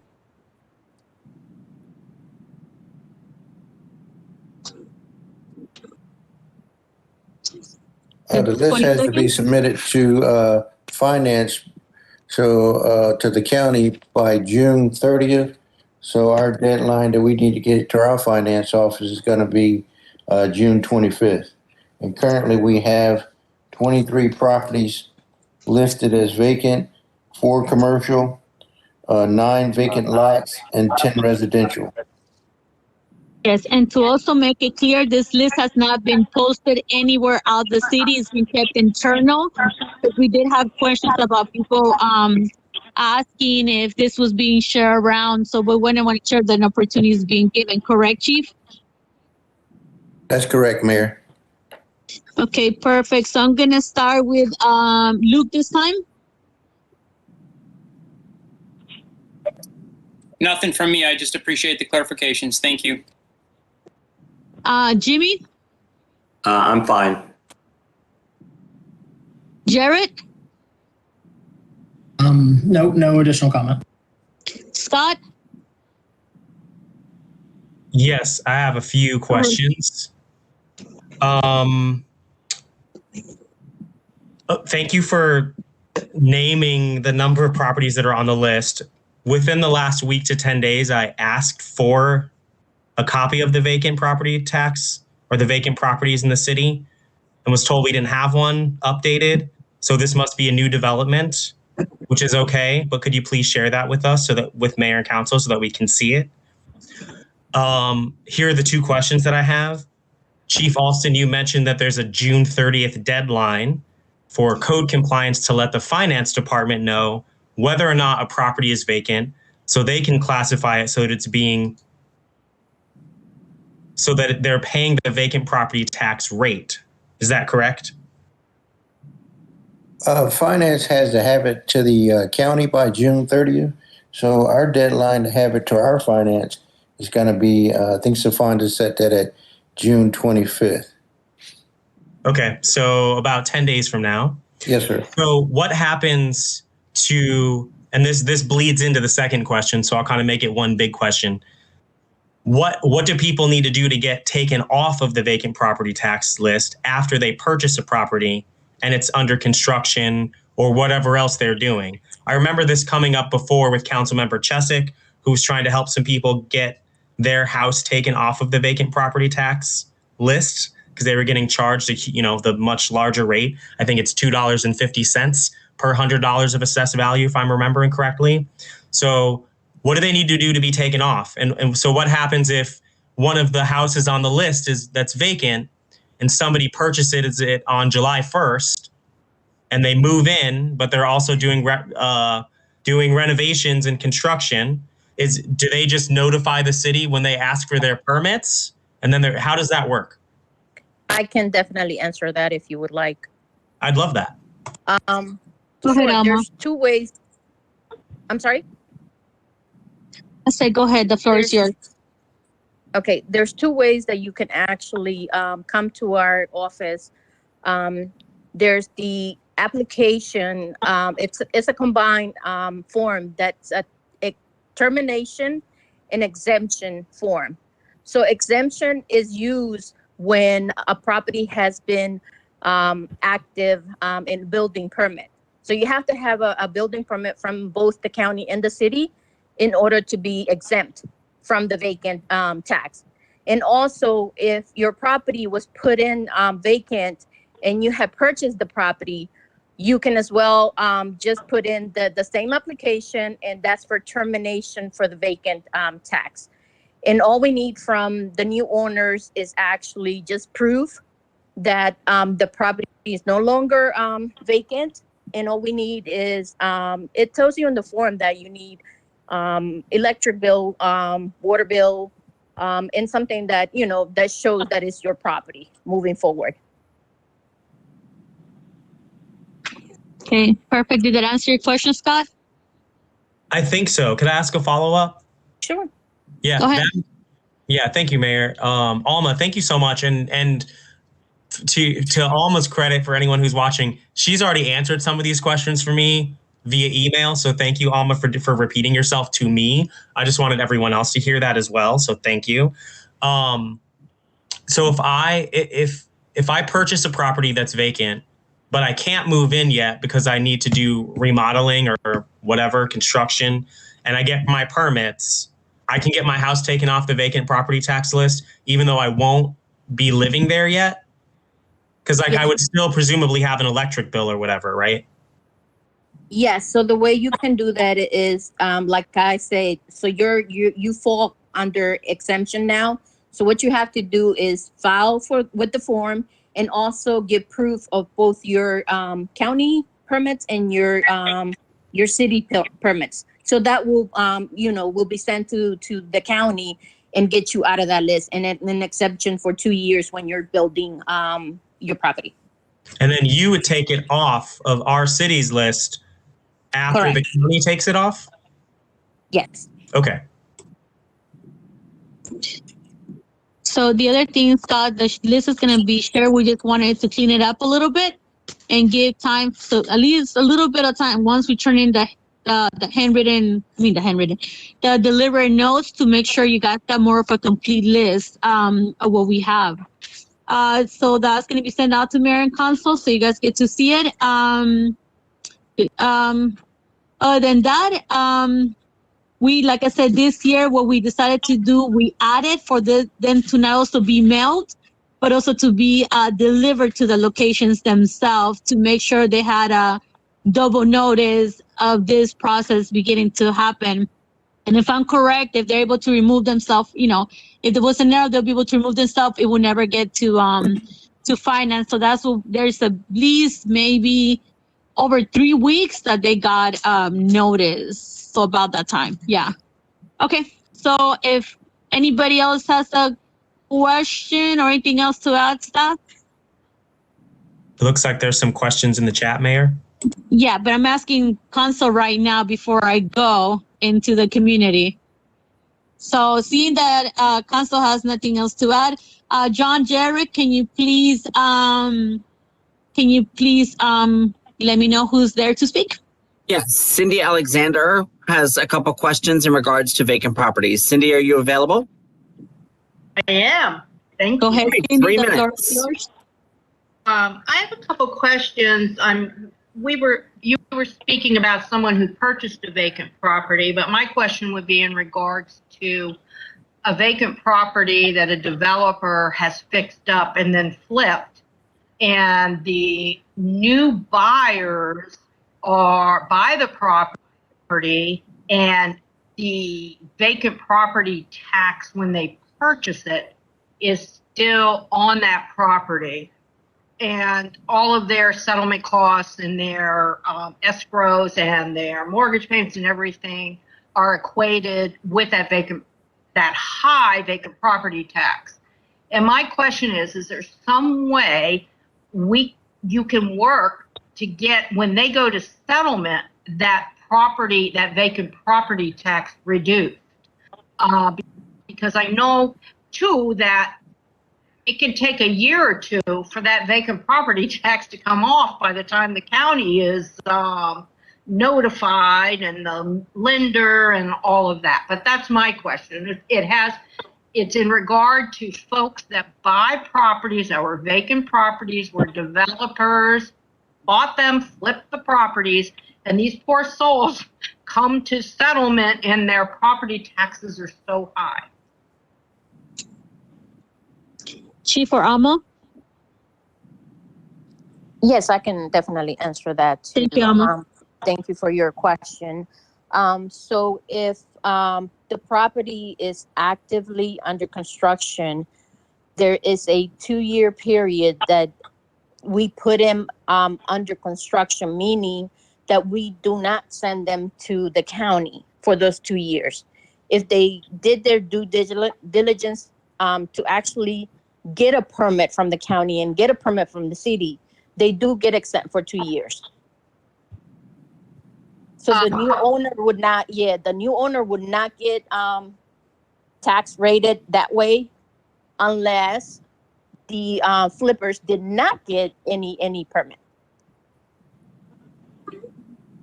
Okay, well, that's good to know because I know a lot of people have been caught in that situation in the past. So if you changed and made it to where the developers, they automatically get an exemption, even though the property's still vacant, that's a very good thing. And I'm glad to hear that. And Thank then you. I have one other question. Hold on, Cindy. Alma, can you answer one more question that Cindy has when it comes to the list? Is the list updated every year or every other year? Because Cindy mentioned something along the lines of like it gets 2 years or more than a year to be able to get out. Can you answer that part of the question? Thank you, Selena. Sure. So our office is currently trying to, and we actually do update it every year. And it has to go, does it have to go to the county? Is that the way that works? You have to actually go to the county, and even if it is purchased, the property's purchased in, say, May or June of 1 year, and you're too late to submit it for those property tax bills, then it won't be until the following year. I guess that's my question.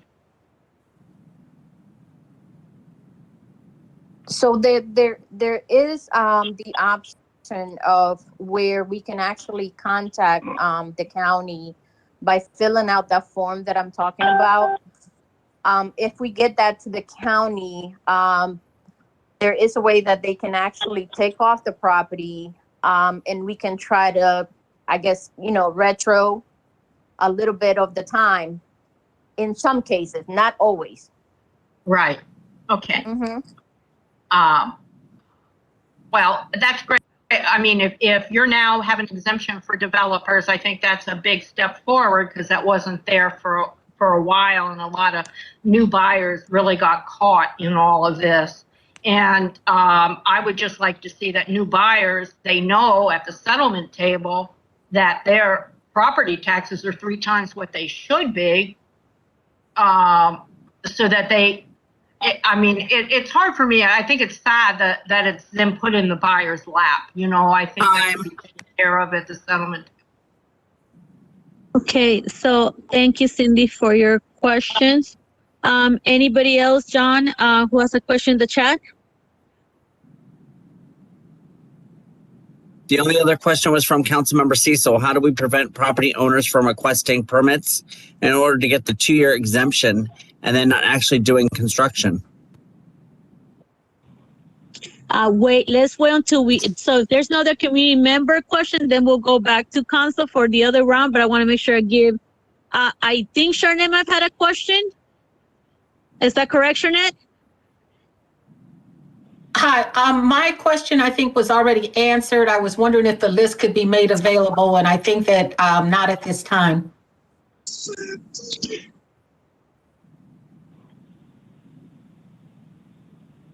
Okay. Answer to that is the list will be made available. Aaron will be getting that list out in the next few days to the public. Yeah, so we just want to make sure we get an opportunity for people to get out of the list if they need to before we made it public. All right, perfect. Scott, you had a question, and this is the second round. Scott? Yeah, I mean, it's in the chat for somebody who's actually on the computer. Staff, do you see the question? Or the question was, how do we, yeah. I read the question. It said, how do we prevent property owners from requesting permits in order to get the 2-year exemption and then not actually doing construction? Can you repeat that, John? The question in the chat is, how do we prevent property owners from requesting permits in order to get the 2-year exemption and then not actually doing construction? So the way we actually control that is that, first of all, they have to provide county approved permits in order to get city permits, and in order for them to fall into the exemption. And they have to be doing an active construction. If we see that there's no active construction, and even the county, if within 6 months they see that there's no active construction being done, the actual permit gets nulled. So the same with us. If we don't see any construction within that time, then definitely it's not something that they're going to be exempt. Thank you. Okay, perfect. Anybody else in console? We're going to stick with Ward 2. Jared, are you good? I'm good, and thank you to the community members for all the questions. Perfect. Jimmy, followed by Luke. Anything to add? Nope. All right. Thank you so much, Code, for presenting in the questions and answering, going the extra length to make sure they're notified. And thank you for everybody for the questions. Okay, so we'll be moving on to the next item. Newsletter discussion. This was to be put into the agenda by Council Member Jared. I put my name so I could remember to give the because I'm working with the communication team. So Jared, go ahead. Is your item? No, I just wanted to, I know we've had some, well, when I originally put this on, I know we've had hit and miss issues with the message, and largely related to the overall national problem with the Postal Service and Postmaster DeJoy. It's not just the city's issue, it's a much broader one that I know we've all experienced. So I want to just bring up the opportunity to think about some alternative options, but I know in the interim after I submitted this, and I apologize, Aaron Ganoza had put together some ideas for moving forward on this. So I just want to keep this on the council's radar for thinking about how we can move forward. Definitely something the new city manager, when they come on, it's going to be important. So thanks. I apologize for not refining this item better when I put it on. That's fine. But that was it. Thanks. So Jared, we do have some information regardless, because it's been a lot of it. So ever since I've been in the operations side, we have created a communication team within the staff to be able to address the various things. And I am actually in active communication with the Office of Senator Ben Cardi, because I've also was reached by the Principal Till, that they're having problems as well. So Aaron could tell you a little bit about where we are with the newsletter, what are the plans currently, and what the ideas we're rotating, so that way we could utilize what we have and work on making sure we're informing the community. Aaron, are you in the line? Yeah, Mayor. I'm here. Can everybody hear me okay? Yes, go ahead.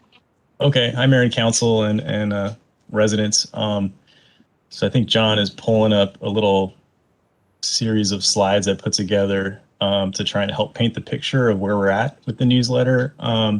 This first slide is the last 3 issues of the newsletter, which are basically the issues that I worked on since I started at the end of February. The first one on the left is March, then the middle one's April, the election edition, and then the Mayor Miles tribute edition that went out in May. And so just to give folks an idea, I want to cover just some of the timeline to give you an idea of where we were when the dates when we sent the final edition to the printer and whatnot, and also cover some of the production and delivery costs, and then kind of go over some changes that in consultation with the comms team and Mayor Benitez that we've kind of come up with moving forward. So first thing, print and promotion timeline. There's 3 columns here. You can see the date that I sent the files to the printer's website through like a FTP feature on their website. Then the date that I gave the printer the go ahead once they sent like a proof for me to review and look at. And then I also do have the date, because of the delivery issues, we've really focused on trying to make the newsletter available online. So that last column shows when I began promoting an electronic version of the newsletter through the website and social. And generally, I think it does take a few days for the printer to actually run. They print 4,600 copies of the newsletter, and then they have their whole process trying to get it to the right place for the Postal Service handoff. So that does add a few days to where it's in Postal Service possession. So that's kind of the timeline, and you might notice too, there's no June issue listed, and I'll touch on that in the changes section of the presentation. But the July issue is currently in production. I'm hoping to get it to the printer. I'd like to get it there this week.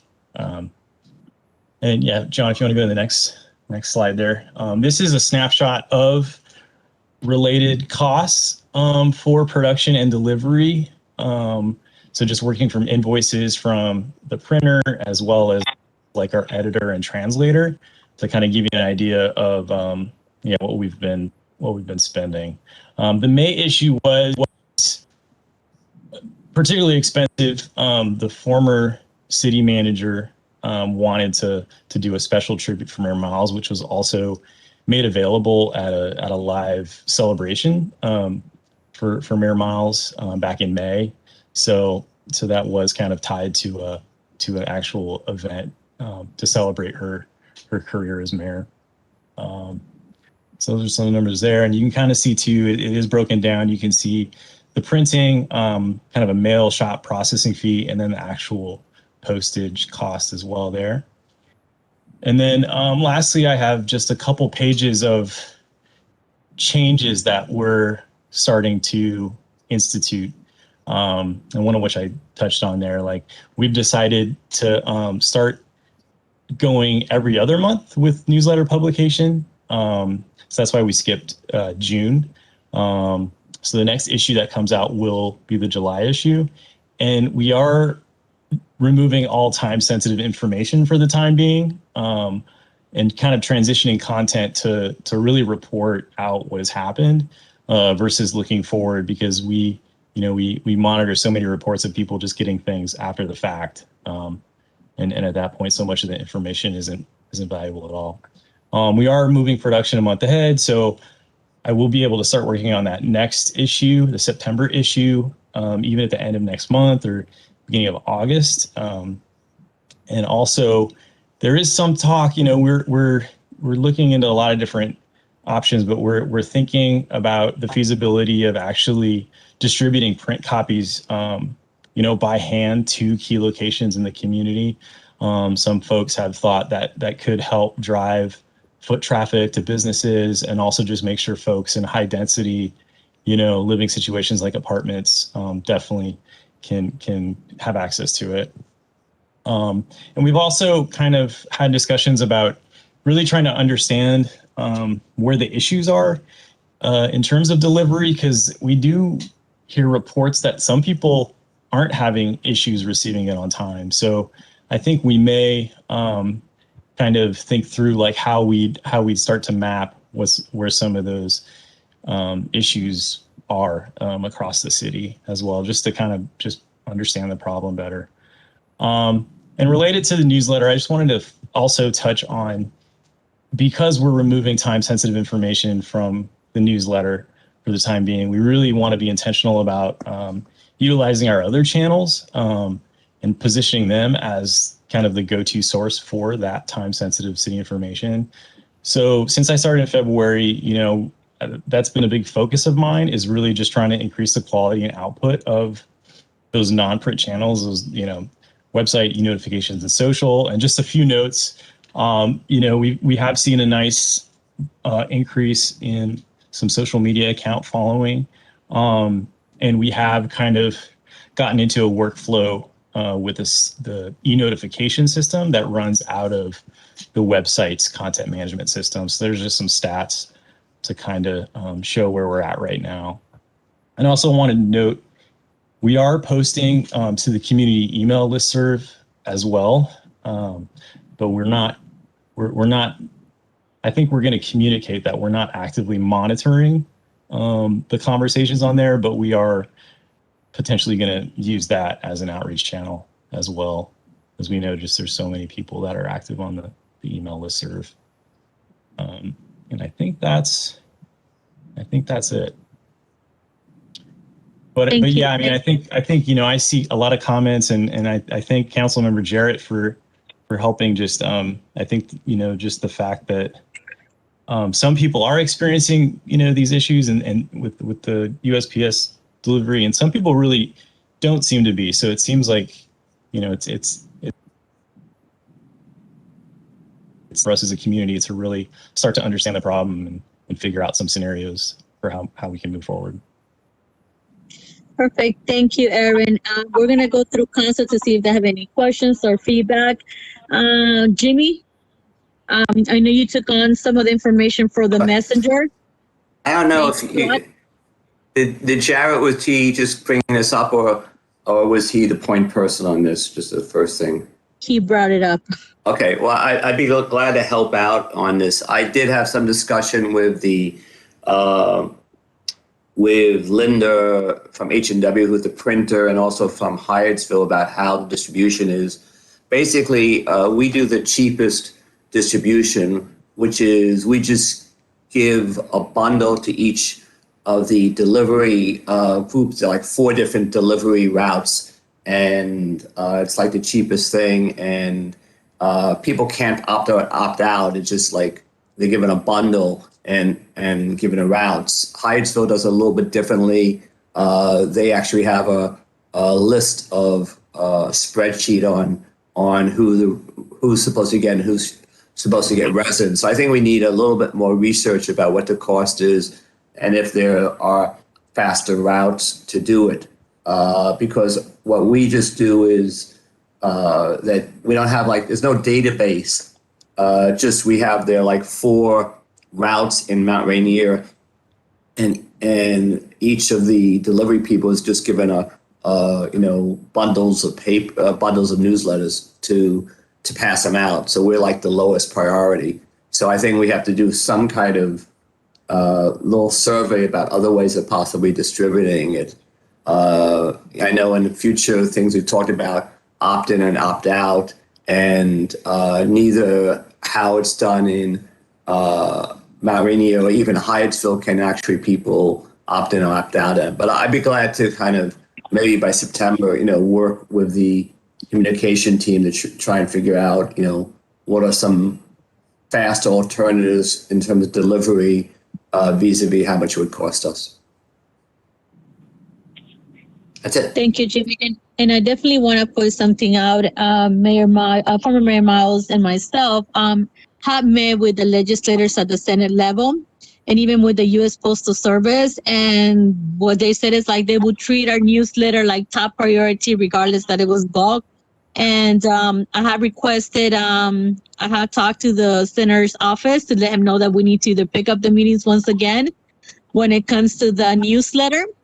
Or so they're working with me to try to make sure we know what the problem is and try to address it. But regardless of whether it's bulk for the newsletter or not, it should be top priority. At least that's what we were being told, and it definitely is not happening. So thank you, Jimmy, for that. Lucas? Sorry, I was finding the mute button. Yeah, I'm really open to whatever makes the most sense here. And so, a survey might make sense to just see what people want and need. I have a big interest in making sure that older residents who aren't online and, are getting copies of this. And I think this is a really important resource for folks to know what they're doing. I have a couple of older residents in Ward 1. I'm sure, Jimmy knows many of them who really like getting this and like reading it. So just figuring out what we can do, identifying if, who those people are that really need it, and maybe making sure there's direct mailing to their addresses. Maybe that's something that could be done. But they would take labor and time and capacity, and I don't know who has that time to do that and keep that list updated. So I just feel like there's a lot of moving pieces and just need to do the thing that makes the most sense. Perfect. Thank you, Luke. Scott, followed by Jarrett. Yeah, thanks. Mayor Benitez, Aaron, and Councilmember Stoltzfus and Councilmember Tarlow. There was a handful of residents that I was working with prior to the pandemic, which was like a communications working group where we were just kind of meeting to talk about the message and see if we could brainstorm some ideas. So I am very, very, very, very, very, very, very happy to not be carrying this baton. And I'm glad all of y'all are carrying it in various ways. But I did want to offer to get, I guess, Aaron, ? In touch with those residents who were thinking about this before the pandemic and I know would be excited to help out. So if that would be helpful, please let me know offline and I'll be happy to do that. Aaron? So, Yeah, give us information, Scott. Definitely, yes. yeah, definitely. Thank you, Scott. Okay, so I think I went through all of you guys, correct? Is anybody else from the public in the chat on Facebook on this item? John, Jarrett? No comments from Facebook. That was asked from Daniel Cruz is, will the MRBA Takeout Tuesday ad continue in the newsletter?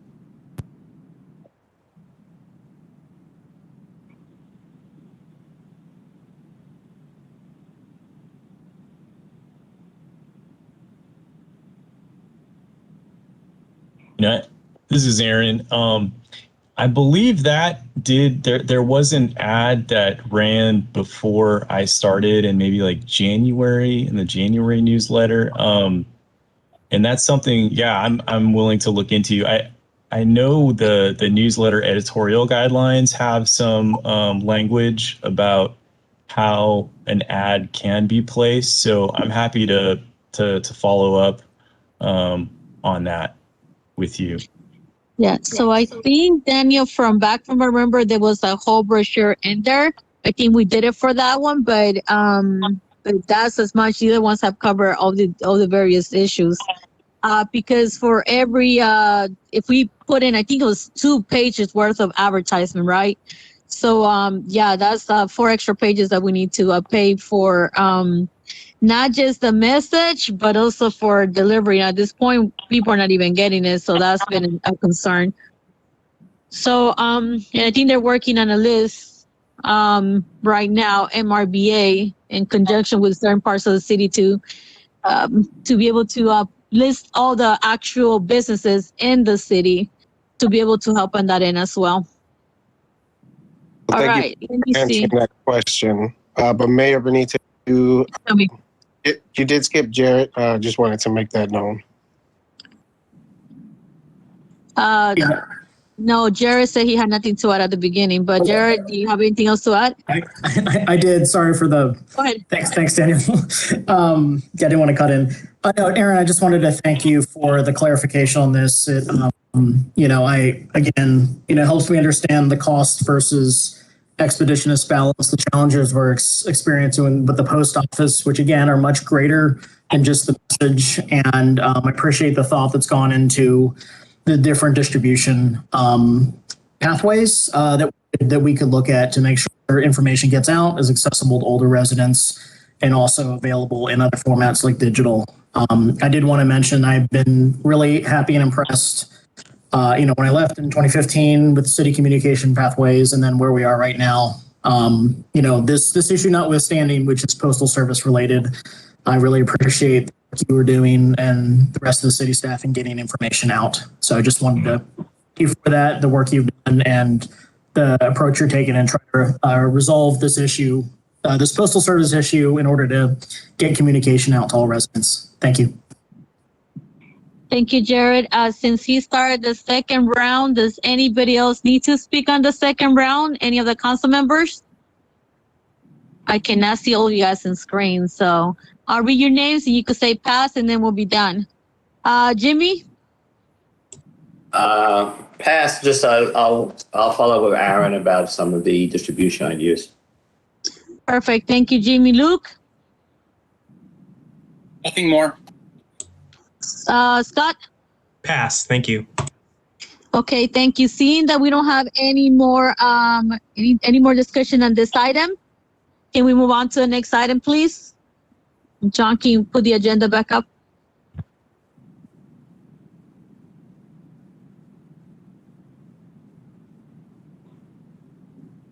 We're moving on to item number 7, American Relief Act, Stormwater Management and Green Street Opportunities, presented by Councilmember Chesek. Go ahead, Luke. Thank you, Mayor. So I think as you know, a lot of folks on this call know that the American Relief Act is going to provide the city with some much needed resources. And we have been targeted to receive $6 million from the federal government from the American Relief Act. And I think right now the target is that we'd get that money in the winter. I want to say December is a date that was thrown around. And we might get that money in 2 pieces, maybe $3 million first and another $3 million later. Not sure exactly how the timing of it's going to work, but it's going to be money that the city can use up front. It's not going to be the city has to spend it and then get reimbursed. And it is just a really great opportunity, first and foremost, to address some of the pain that has been inflicted on both our businesses and residents from the pandemic. And I think there's room to, I know Councilman, I know Cecil, I know Jarrett, I know Jimmy, I know Selena, I know everybody's interested in how we can help our residents. And I also know there's going to be some bigger cities who have, lots of smart people working on how to use this funding that we need to pay attention to. And so I think there's going to be room to help residents and businesses with some of that money. But there's also a really unique opportunity to help a city like ours, where a lot of our infrastructure is so behind, and that is through some of the fund can be used for stormwater infrastructure, including green streets, which is part of the right now an existing rolling grant through the Department of the Environmental Protection Agency, and can be used with this American Relief Act funding. And it is just a perhaps once in a generation opportunity to use, let's just say, if we spend half of it on this, $3 million to really upgrade our stormwater management infrastructure, including potentially installing green streets, which means you could take a street like Perry, where there's flooding issues. You could take streets where bike lanes are needed, and you could install stormwater infrastructure, a bike lane, and really help things out. I'm thinking of the south side of town, 35th, 36th, 37th, Wells streets over there, where there's a lot of infrastructure improvements needed, and just the size of those streets on the south side, and then the size of the streets behind Glut, 35th, 36th, 37th. They're really conducive to maybe turning one way, putting in a bike lane, and having larger tree boxes for stormwater management retention, and a better tree canopy. So all of that stuff is just, Luke talking off the top of his head of what could be opportunities with this American Relief Act money. And I think that it's going to be very important in our meeting in August when we discuss our priorities to see what the consensus is from the mayor and council of what we as a group want to spend our this money on for the residents of Mount Rainier. But I talked to Director Kamali about the potential for using this funding. And I just asked him, straight up, if you had $3 million, what would be the first thing you do to think about stormwater management and potential Green Street opportunities? And he said the first thing I'd do is I'd talk to a consultant and I'd see where is the best use of our money in the city. And that made sense to me. But he needs direction. I can't give him the direction as a council person to say, well, go do that. And so the ask that I'm coming to my colleagues with is that we have support to ask Director Kamali to work with a consultant. And luckily, we are currently working with a stormwater management consultant, LID, on a stormwater master plan for the Dueling Creek watershed. And so all we'd have to do is tell Kamali, hey, there's support from the mayor and council for him to work over the summer. This is actually a good time to do this kind of work, to work over the summer, to come to us and say, hey, if I had $3 million, this is where I would spend that money. This is how I would spend that money. And then we can have an educated conversation in August for our priority meeting. So it really, to me, it's an opportunity that tracks with our timing really well. And so I think we should take advantage of that, because the last thing I know all of us want is to leave money on the table. And I think folks were going to be thinking about how to spend money on this bill. And to the extent we can have some of that thought out when we meet in August, that sets us up well to building something out so that it can be spent when the money comes in. And so, again, my ask for the mayor and council is that we can direct Director Kamali to work with a consultant on figuring out where that money would get best spent, and then that would educate our conversation in August. So not saying we're going to do one thing or the other, just would give us some good information to have a conversation about what we do want to spend our money on. So that's my ask of the mayor and council. Thank you, Mayor. Thank you, Luke. I'll go ahead and open it to the council right now. We're gonna stick with Ward 1 since you started, Jimmy. Well, I'm all in favor of Luke's trying to get the Molly and working with the consultants. I have just concern, and I'm really looking forward to the spelling out. This is not the infrastructure bill we're talking about. It's actually the Recovery Act, and just want to make sure 2/3 of our residents and the ones who are most badly hurt are people who live in the apartments or renters. So making sure exactly what the guidelines are. But I think getting the preparatory work done on this and being ready to go, because after this bill, there's going to be an infrastructure bill that's going to be coming out.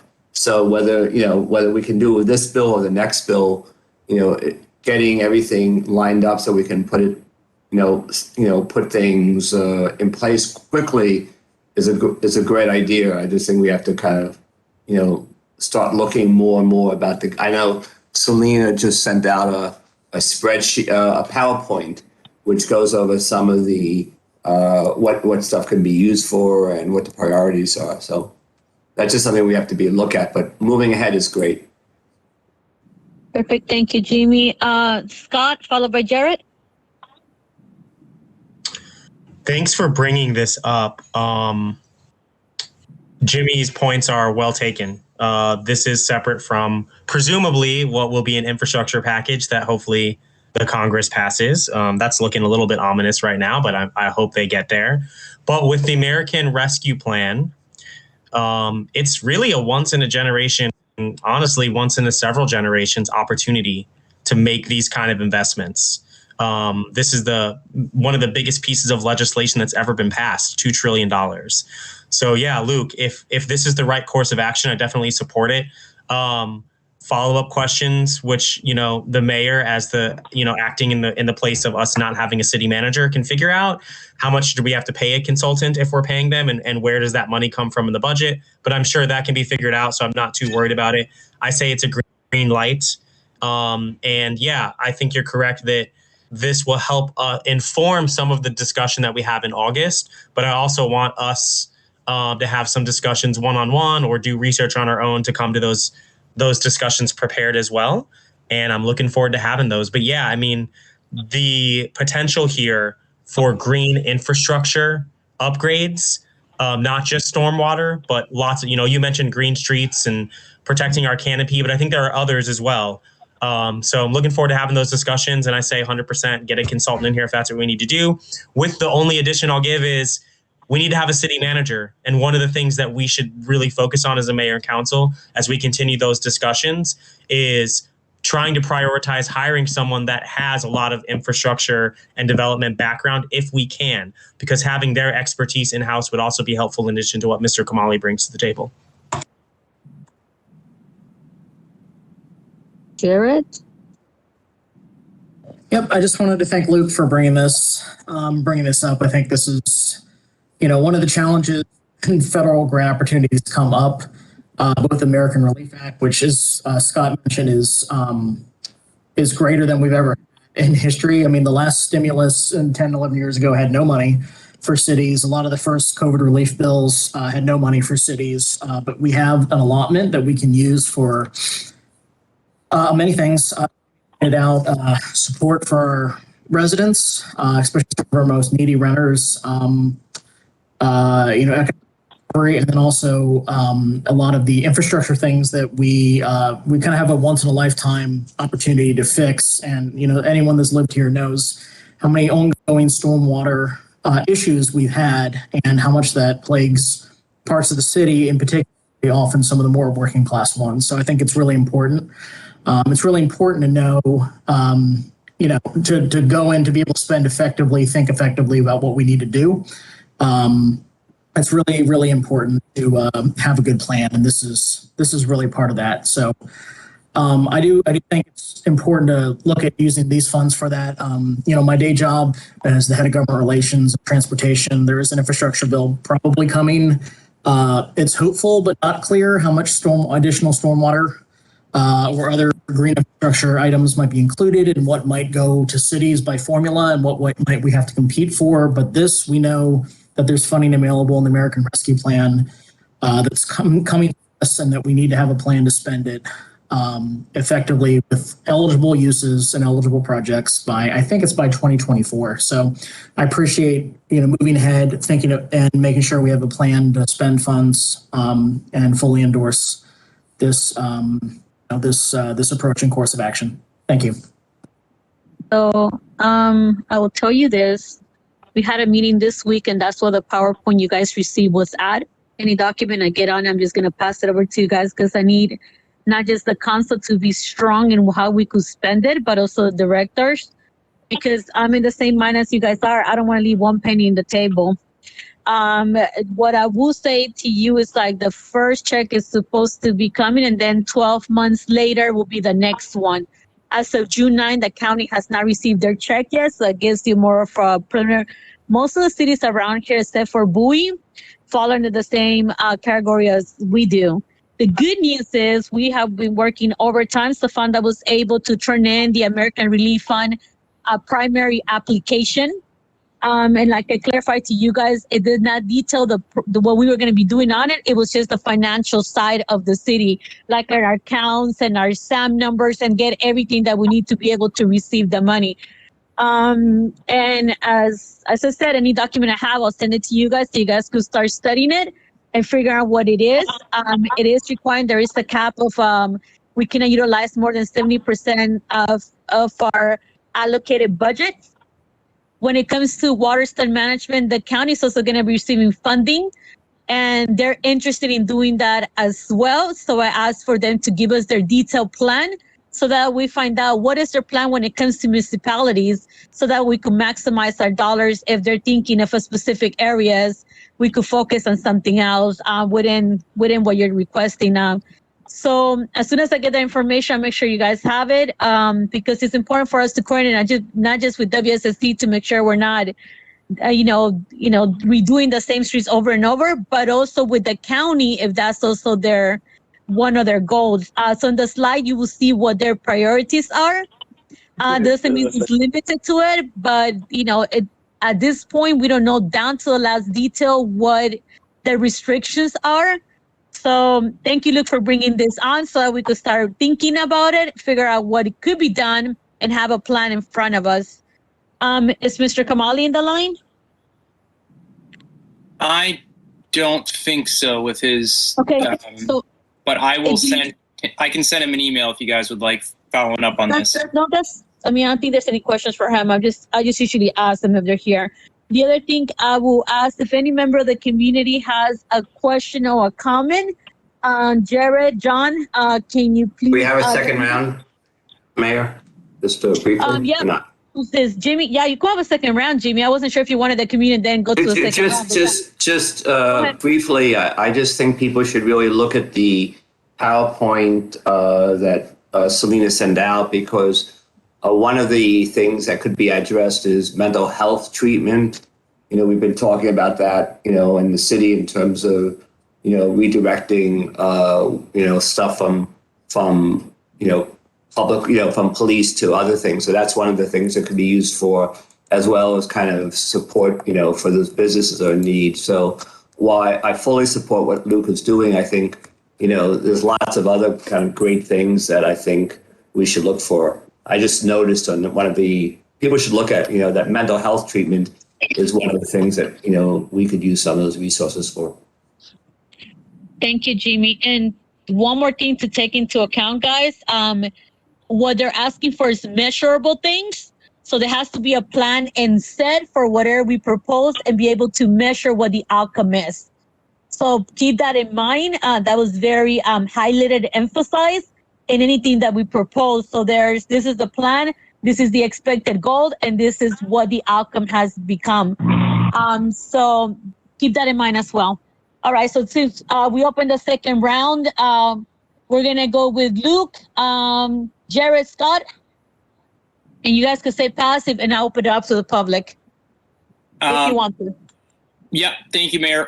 Scott, just on the offer to work together. So I am very much out of pocket this week, the next 2 weeks, but we should chat, and I think we'll have time, but I think we should chat one-on-one, potentially maybe that week of July 4th, and talk about the opportunities, because I think there is, because I did some research into what could be funded from the rescue plan, and I think I just want to talk through kind of what I'm thinking in my head, and we can talk through what you're thinking and just have that conversation. So maybe if you want to shoot me some date and times that week of July 4th or the week of July 5th, I think it is that Monday, maybe we can touch base then and have a conversation. And that's it. Thanks, guys. Jared, Scott.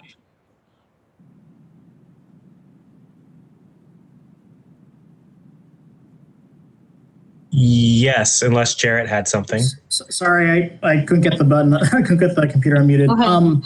Yeah, no, just thoroughly agree, and just want to add, in addition to some resident feedback I see in the chat, that we have some opportunity for obviously community input as part of this process. Thanks. Scott. Yeah, I didn't. Oh, my video's off. Sorry. I don't need a second round, except Mayor. Could you repeat the last thing that you said before you gave the second round? I wasn't following you, and you mentioned that something was heavily emphasized that we need to make sure to do. What was heavily emphasized is that we not only create a goal, but it has to have measurables of success or failure. So if you say water management, this is the goal to be able to do this, how you measure the success on it. So it's not just an idea, but they're asking. So in the PowerPoint, you'll see it, but they're asking for us to come up with conclusions. What effect will that cause, and how is it related to COVID as well? But yeah, so it's not like this is a great idea, but put into writing when the reports are coming. What was the point of what you're proposing, and how were you able to measure, and what was the result? Thank you so much for repeating that. That's really interesting. I'll just say really briefly, if that's all right, Mayor. something that was said during the WSSC presentation is something that I never would have thought about, which is that like the water system was taxed more heavily during COVID, not just because people were staying home during the day that otherwise wouldn't, but because people were washing their hands more frequently. So I think there are probably little things like that that actually do make stormwater management related to just water systems in general related to COVID recovery that we might not otherwise think of. So that was something really helpful to hear. Thank you. Make a big note on that because that'll be good to utilize. Okay, so that was the second round, and I would like to open it to the public unless you guys want me to go to a third round right now. You guys should shake your heads if you guys want to. Okay, so John or Jerry, is there anybody in the public that would like to speak both on chat or Facebook? Yes, Mayor, I have Joseph Jakuda that would like to speak. Joseph, the floor is yours. Good evening, Mayor and Council. Thank you for addressing this topic tonight. I just wanted to say I'm supportive of looking at the possibility of using the American Relief Act for stormwater management and Green Street opportunities.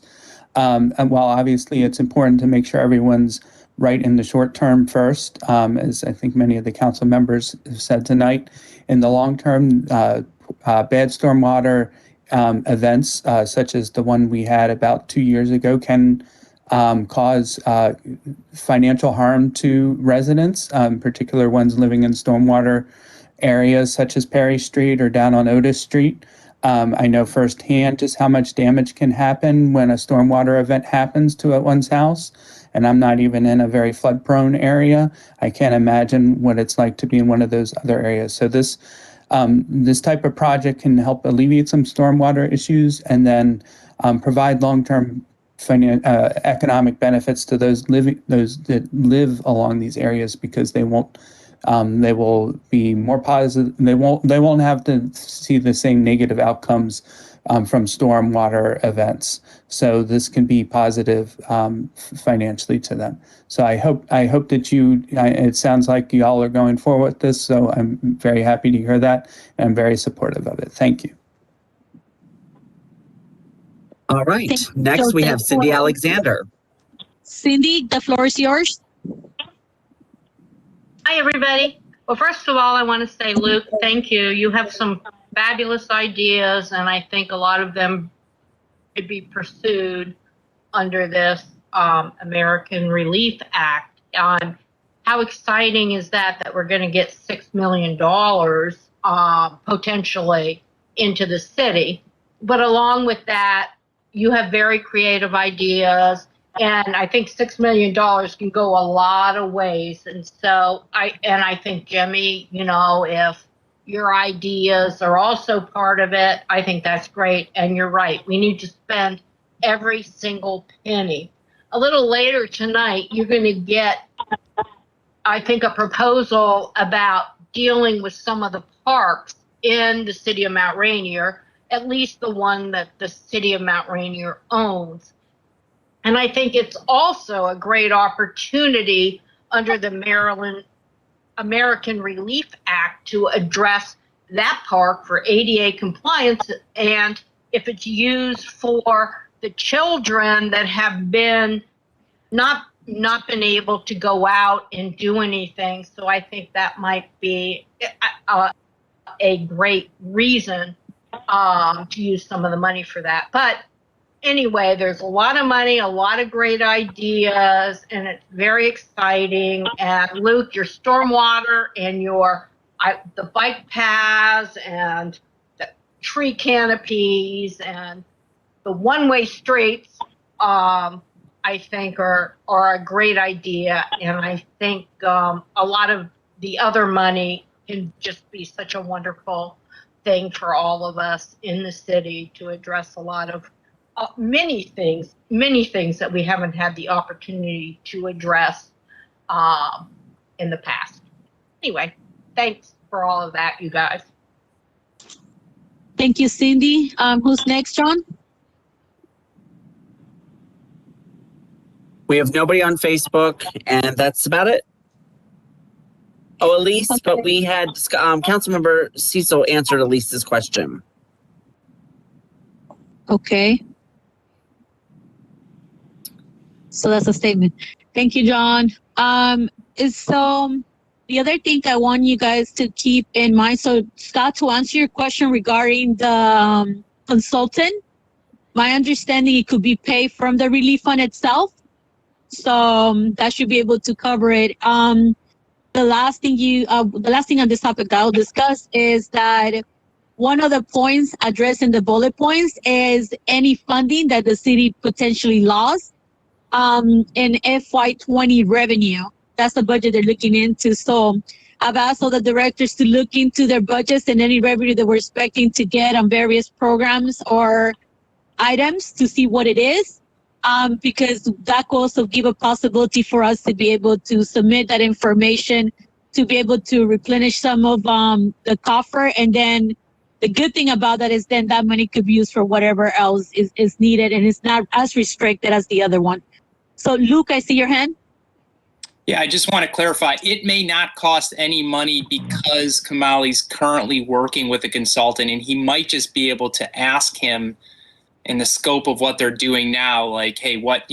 So I don't want to say that there has to be money spent, because the way Kamali could present it to me is he if we do it over the summer while the consultant's already doing work and while they're working on the stormwater management retrofits that they just got from another grant. So there may not be, it may not cost us anything with the consultant. I don't know that for sure, but I'm just throwing that out there so folks aren't expecting a cost that Kamali might just be able to pull this off. 100%, Luke, but I'll do my due diligence to research to make sure it could be covered in case need be. So I'd rather us be prepared in case needs be, okay? Yeah. Will that work? I'm assuming that's a yes. Okay, perfect. So Mayor and Council, does Mr. Kamali have a direct path forward for him to we cannot vote in this meeting, but we could definitely ask him to work towards this purpose. Are we all in agreement at this point for him to do this, for him to move forward with this?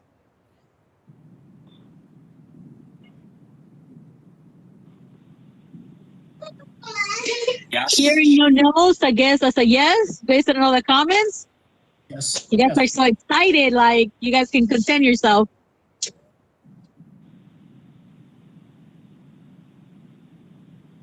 What are you asking for, Selena? I mean, Mayor? I'm asking, we cannot vote on it, but it sounds like we're all in line Yes. with having Kamali working on this. Yes, let's move ahead. All right, Yes, for me. perfect. Scott, I heard Jared. Yeah, I think I was pretty clear earlier, but thank you for asking again. Perfect. So Luke, there you go. So Thank you, guys. all right, perfect. Moving on to number 8, Spring Park discussion. This will be a council member, Jared. You have the floor. Yeah, and guys, thanks for I'm still getting my footing on how to bring these up. It's the same as informational discussion, like the message.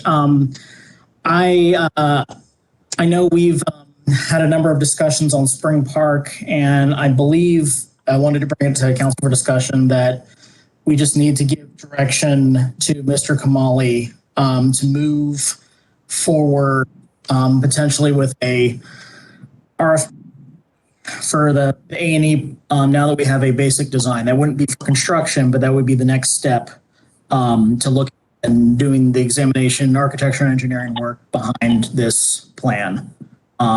So with that, I just wanted to open up to discussion because I know this has been sitting a couple months. So we have a timeline to grant disbursement that we need to be mindful and wanted to keep this moving. Thank you. Okay, can we, since we're in Ward 2, Scott? Jared, thanks for being interested in this, because it's kind of it's passed hands a couple times through various Ward 2 council members. I'm just going to make a comment that whoever keeps telling neighbors nearby that there's going to be heavy machinery, please stop saying that, because it's really unhelpful and it's also not true based on any plans that I've ever seen. Other than that, I don't have any comments right now. Thank you, Scott. Let's move on to Jimmy, followed by Luke. I I think Scott referenced the comment that was in the chat room.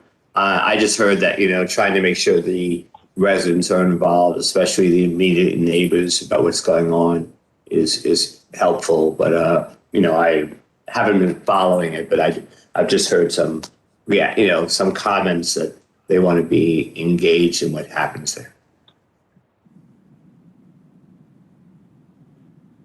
Luke?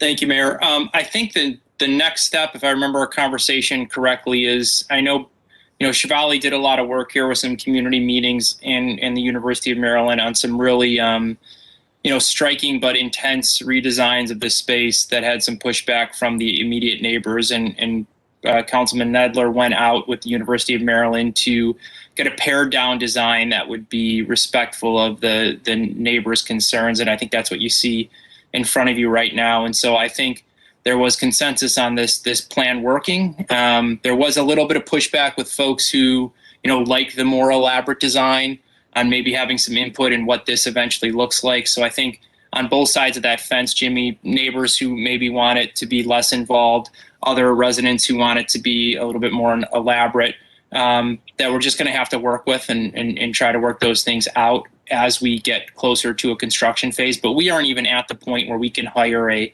contractor to build. Before we can get to the point of putting an RFP out to build, we have to first put the RFP out to do the engineering. And so I just think the sooner we get that done, the better, so we don't waste grant money that's sitting there for us. So totally pleased with Jarrett bringing this up and support us going out with that RFP for engineering. And then from there we can work with getting community input once we have to get a builder. Thank you so much. I'm going to go to the community unless somebody would like me to start a second round. Well, I see most of you guys, so I'm looking like community's fine. I would like to open the floor to the community. John, Jarrett? Cindy Alexander has asked, can you give the history of the contract of Spring Park and Little Friends for Peace?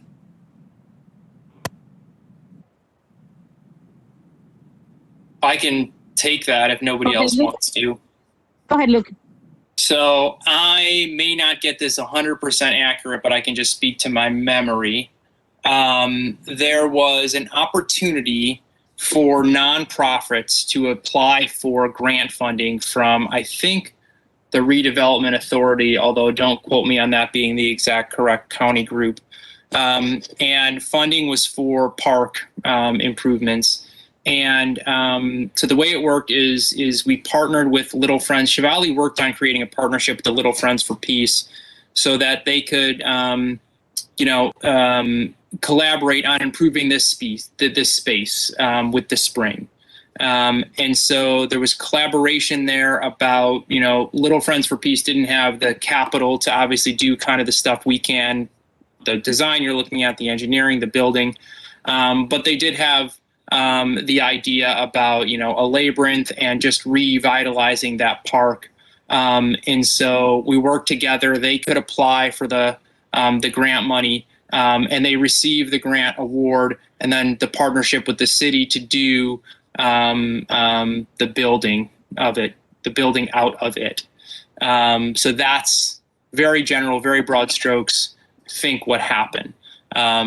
And so we've got obviously a limited amount of time to get this done. And so that's what we're working on now. Okay, thank you, John. Any other community member? No, we have no one else on Facebook. Or the chat? No one else in chat. Okay, council members, do you guys need a second round of this, or are we moving on? Or do we have instructions? Jared, what action we like to take with this? So that's for you, Jared.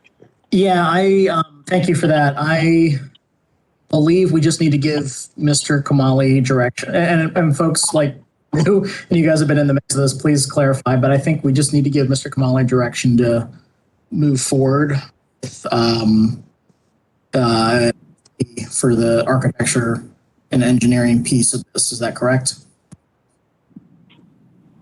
That is my understanding. So I'm gonna go around and let me know where you guys are heading with this, so that way we could move on to the next item. But that way we have a clear understanding of what we're doing. Okay. So Scott, since Jefferson Ward 2. I don't have a clear understanding of what we're doing, but I'm also comfortable not being the person that's in point on this. Okay, hold on. Let me see. Okay, Jimmy, Luke, in that order. I'm somewhat with Scott. Could you, what are we actually, what's the action point on this? Jared, can you repeat it again?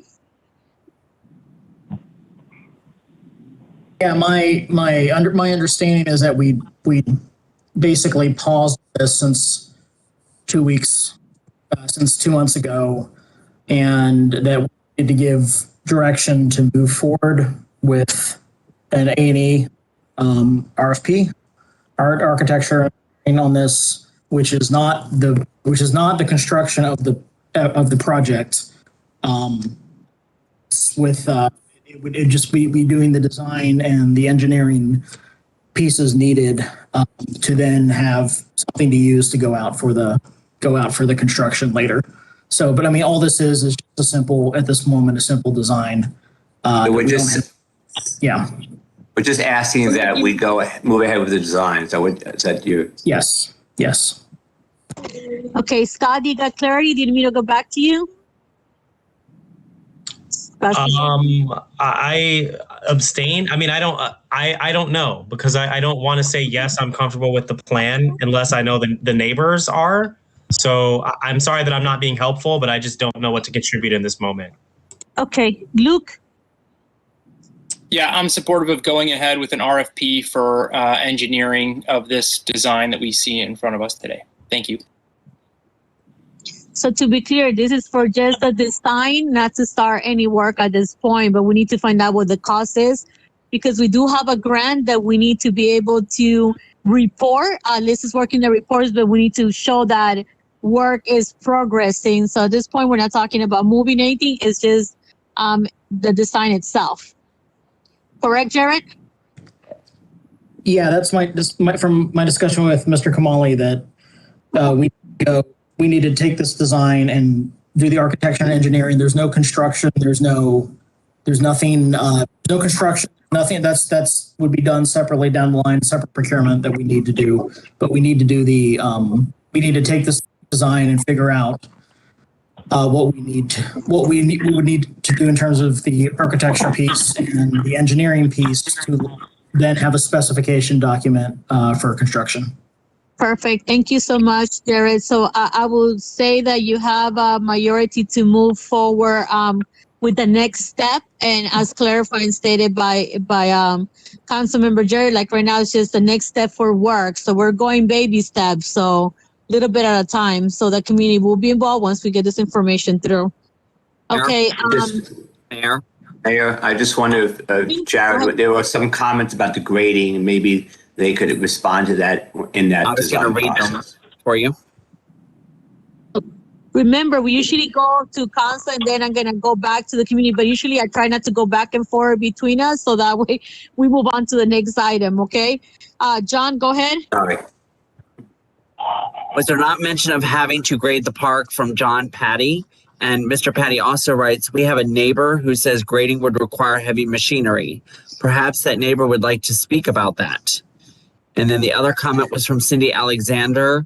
Does Mount Rainier still solely own this property?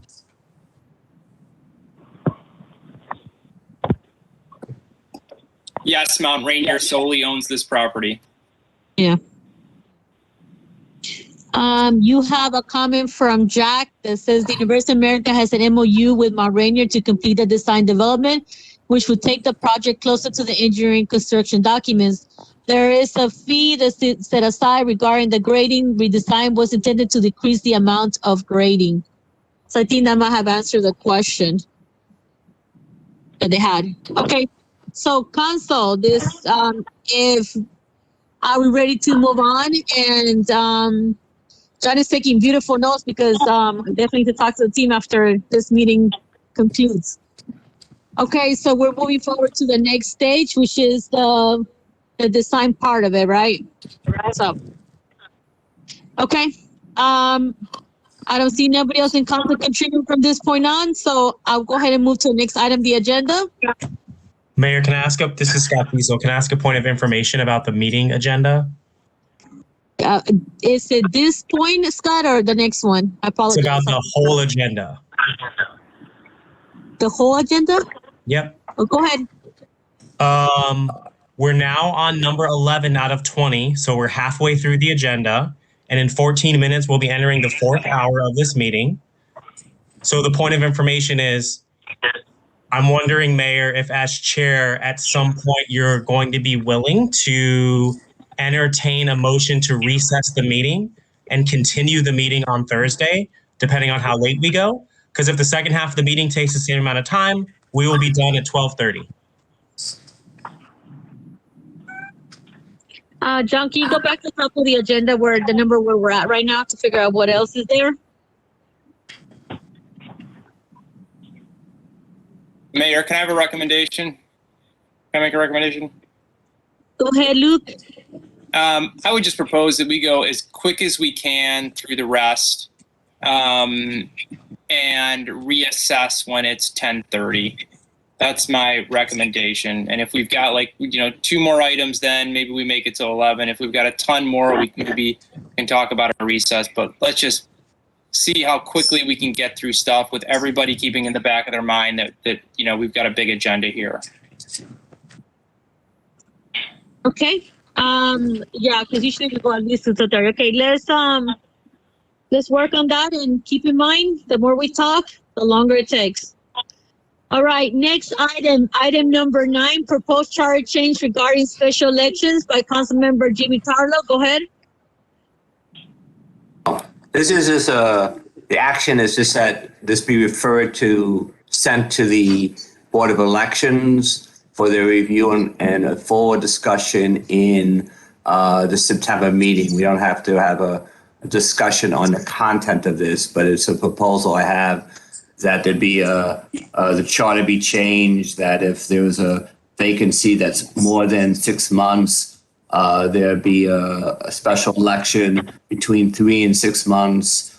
We go through the current procedure of a recommendation for an appointment, and less than 3 months that it be vacant. But I'm really not suggesting that we have a discussion at this time. Scroll up a little more, John. Scroll down a little more so you can see what it says. But a little more. That's it. No, too much. Okay. Just basically that this would be referred to the election committee for their input, and then we have a full discussion in September. So the ask is that we agree that this be sent to the election committee for their input. Okay. Luke, we're one. I support it. Thanks. Jared? Sounds good to me. Looking forward to the discussion in September. Thank you for bringing this forward, and I agree with both Scott and Luke. Appreciate putting this together, Jimmy. I'm okay with discussing in September. So this is going to a work session to clarify, right, Jimmy? That's what you're asking for, so we put an input back then? I'm asking that it be sent to the Board of Elections for their comments, and then we discuss it after we hear their comments in September. Yeah, because I definitely think having an empty seat for 90 days is a long time. Well, that's something we can discuss. Thank you so much. So, That was quick. no, not yet. We have to open up to the community. Sorry. Yeah. Open it up. John, do we have anybody? I have nobody on Facebook and no one in the chat. All right. Council members, shake your head if you need another round. As a no or say yes. Or move forward. Okay, I see Jared. I don't see the rest of you. Great. Well, I'm assuming Jimmy said no. Luke, Luke has got your notes, right? So move this forward. All right, John, next item on the agenda.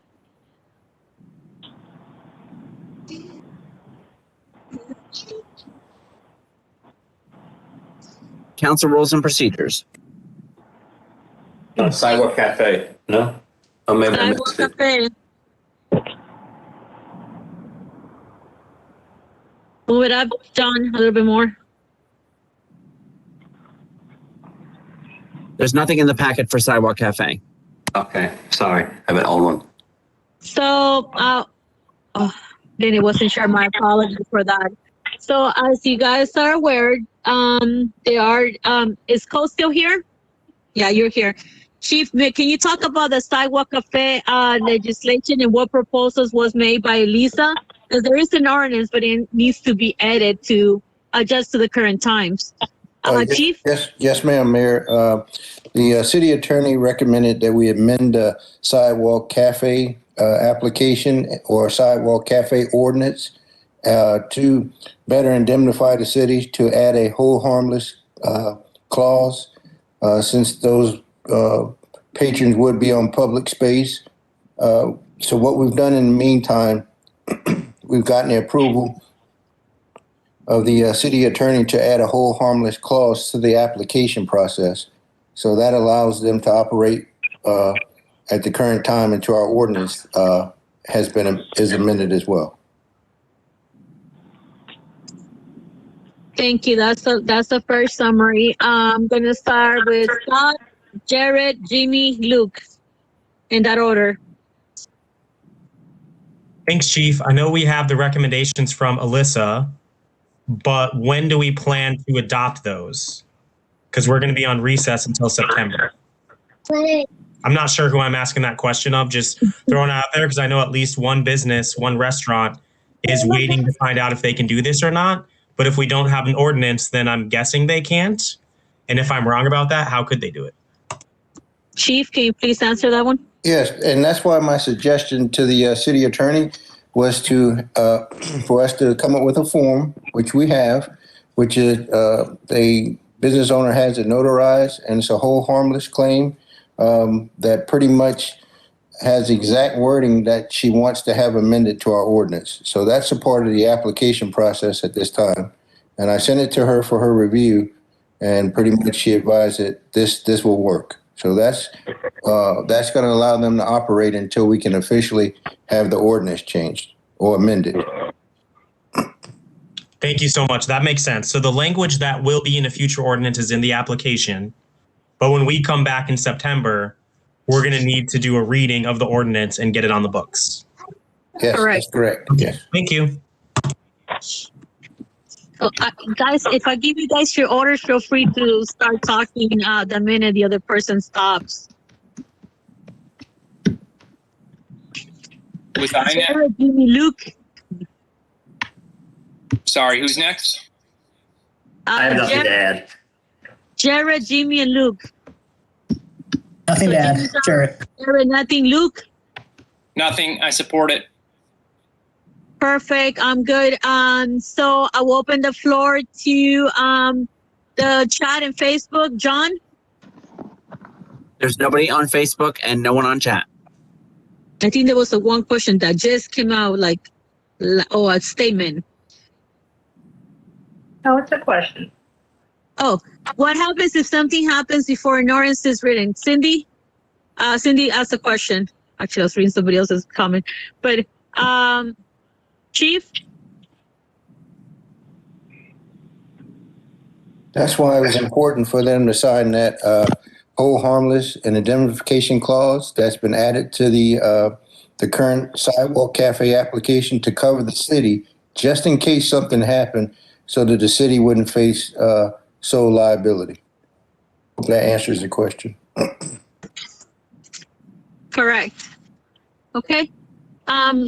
Anything from Facebook or chat? We're good? Nothing on Facebook, nothing on chat. Perfect. Thank you, John, so much. So we're moving on to item number 11, council rules and procedures.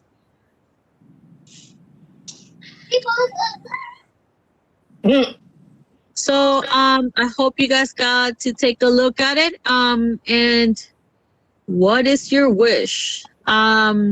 We decided to add it to this agenda, both council rules and procedures and the committees, because we have a new council member as well, and we have put it aside on the last meeting.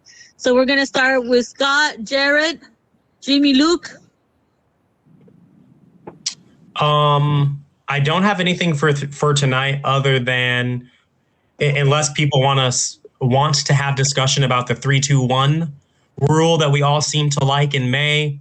I'm having some second guesses about that, but time permitting, I'm hoping that we can include an additional review of the rules and procedures in our August priorities meeting, time permitting.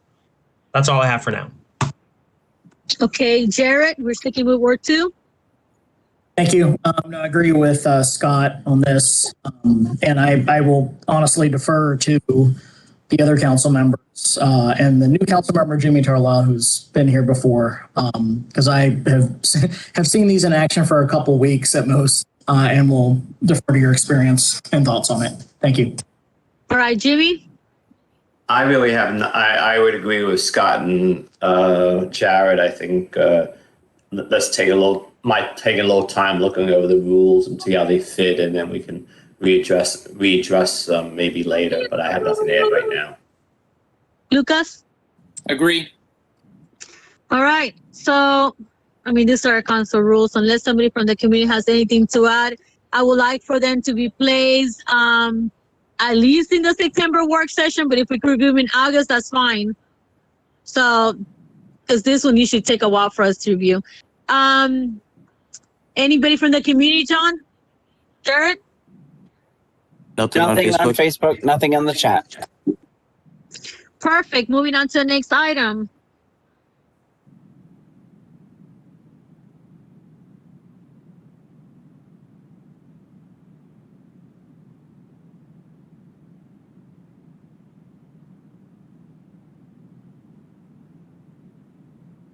City committee list. Okay, so we have a new council member on board.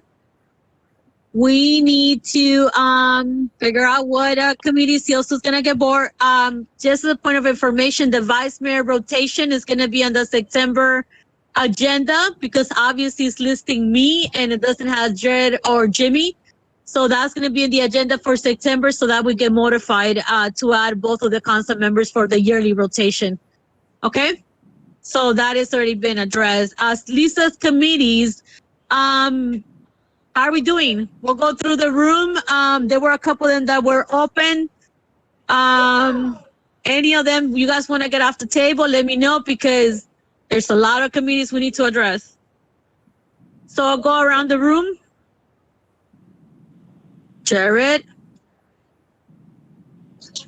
I have no additional comments from last time. Okay, maybe I should ask Jimmy. Jimmy? I'll do whatever no one else has done, and I'll make it easier.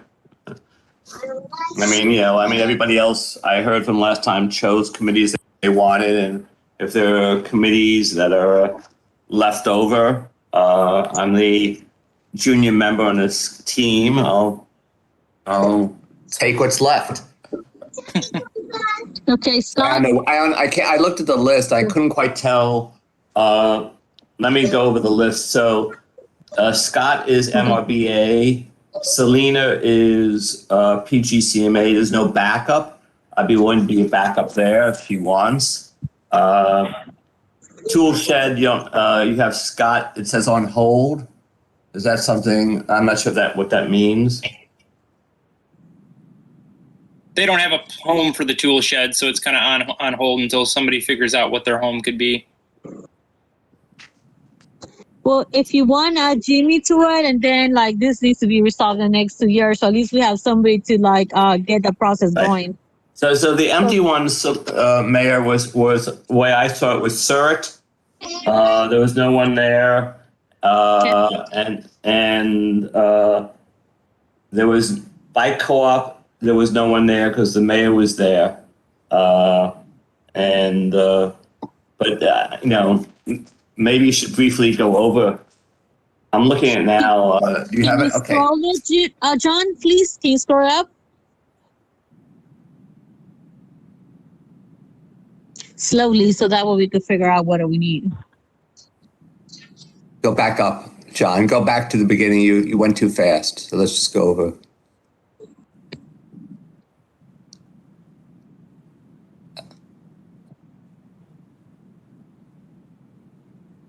So as a reminder, I did send an email to all the council members to please give me the information for who the board are or each of the committees and any potential event dates, so that way we could populate this list and also help communication team to post that information up on our website.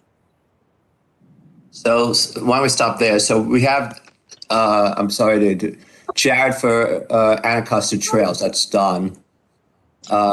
We have Selena for PGCMA. Do you need a backup or not?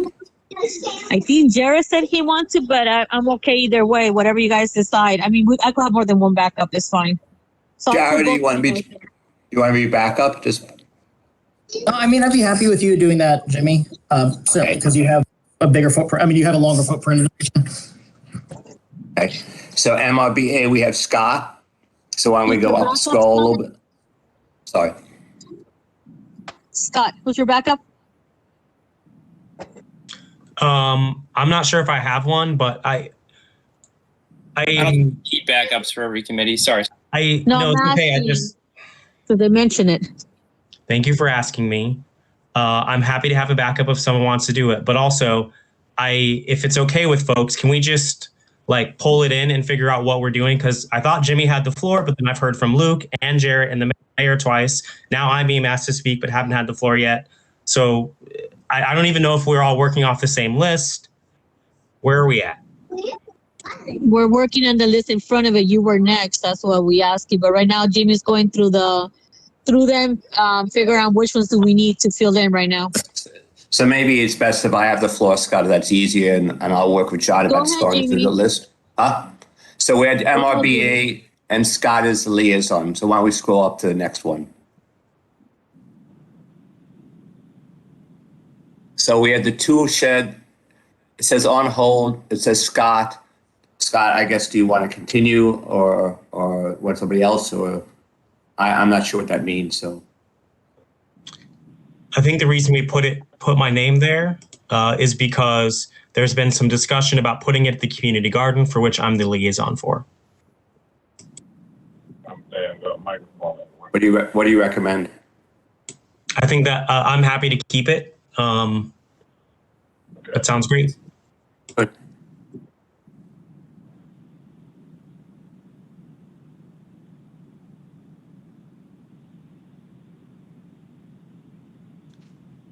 The third team, why don't we stop there, John, is empty. I'd be glad to be the liaison unless someone else wants to volunteer. Go ahead, Jimmy. You're gonna have to rebuild that team because right now we do not have an active board. I'm not promising results. I'm just saying. Thank you, Jimmy. Go down. Let's keep on going. John.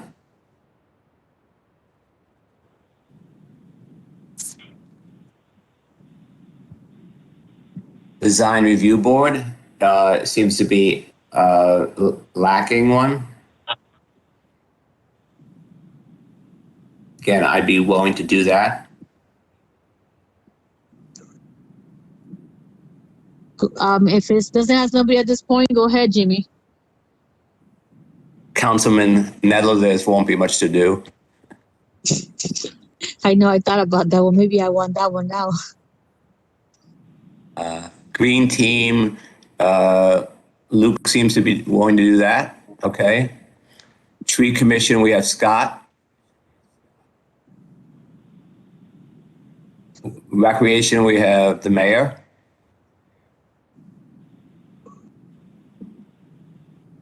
Bike Co-op. Anybody willing to do that? It has Mayor Miles right now, so. I think Jarrett had talked about that last time. Jarrett, did you want that one? Sorry, which one? Bike co-op, Jared. Oh, yeah, absolutely. Yeah. Good. I'm probably the most prolific user of it on the council. So, Community gardens, we have Scott. Why don't we keep on going?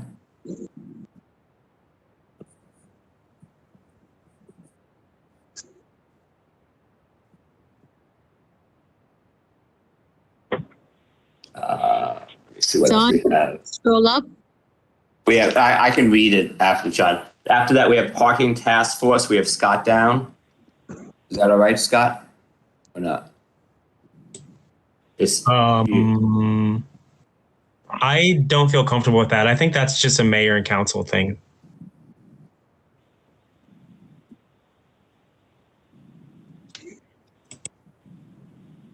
Okay, why don't we just... And we don't even know we have a task force. Yeah, we don't have one. So why don't we leave that blank? And the other ones are all done. The census. You have charter review committee. We didn't really discuss that. So charter review committee is one.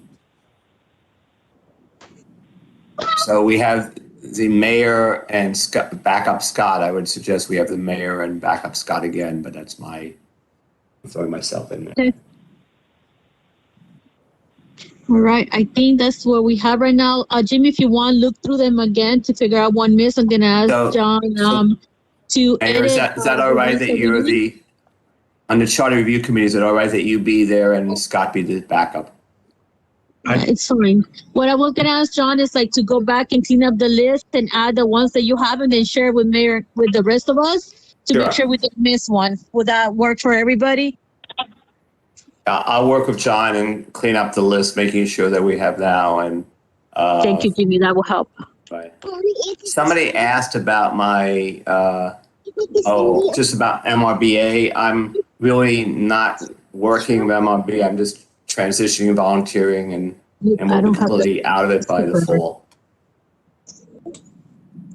Okay, thank you, Jimmy. Yeah, if you could work with John to take on this list, I will appreciate it because it takes one more thing out of my plate. Okay, so opening the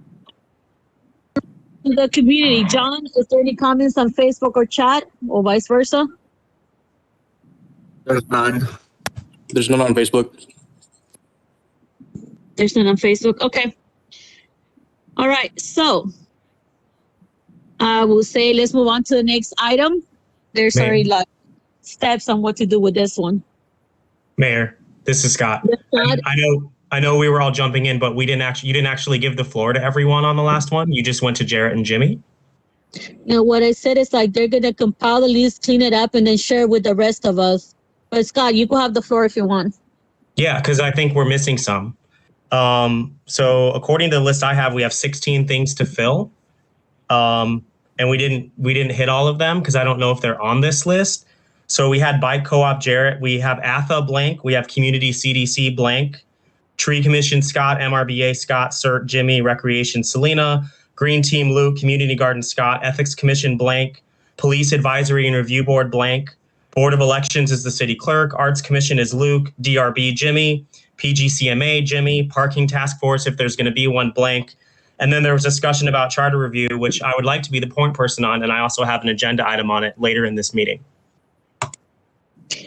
PGCMA is actually me with Jimmy being backup. And like I said, if we all agree, we could literally go through this list, clean it up, and then have council review it. Or we could sit here and continue working at this. It's up to you guys.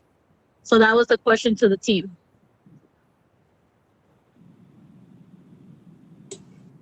This is Scott. We can definitely move on. I just wanted to make sure that we're all working off the same list because it's great to clean up the list we just discussed, but there were others that are still blank. Scott, just to clarify what I'm asking, John and Jimmy volunteers to clean up the list and share with the rest of us so that we have a clean set of eyes. So when we review it, we could fill in whatever is needed. And whatever has opening, I will ask for the team to at least give Jimmy first pick, because we already gone through slits twice as mayor and council. Okay, thank you so much. So are we going to add ATHA, Gateway CDC, Ethics Commission, Police Advisory Review Board to the list? Some of those, Scott, you must have an old list, because I have Jared down for ATHA. And I'm down for Gateway CDC. So the one we were looking at on the screen had those people in there, Scott, so I don't know. That's why maybe we should come up with a list, clean list, and then go over it again. Cool, thank you so much. When you come up with the clean list, would you please add Ethics Commission and Police Advisory and Review Board to that? Sure. Thanks. Anybody else in council, since we're going for another round? That was actually my first round. Well, I'm asking if they want to have another round, period. So are we agreeing to move forward? Jimmy, take lead with John to clean this list up, put it together, and then send it to the rest of us so we could populate whatever else is needed. Yep. Okay, agreement. All right, let's move on to the next item agenda.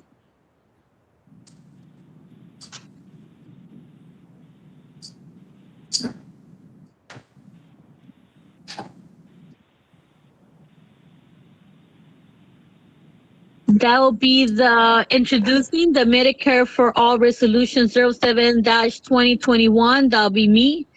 You guys could go ahead and read through it. There's currently a push both in the county. Prince George's County actually passed a resolution in support for Medicare for All. I've been able to speak on various panels. As we are not naive, none of us here how bad COVID has hit, and not the fact that just COVID was been a problem, but it has highlighted a lot of the areas that need help in the healthcare system. So they have asked for us to, they asked like Medicare for All committees they've asked various cities to take a stand to support legislators that are working to make sure this is brought up at a higher level. So what you have in front of here is Medicare for All supporting federal legislation that expands healthcare for all Americans.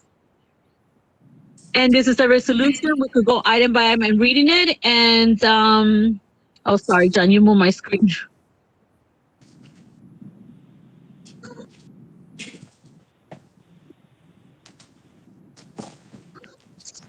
So, it's right now. So I'll go ahead and open the floor at this point.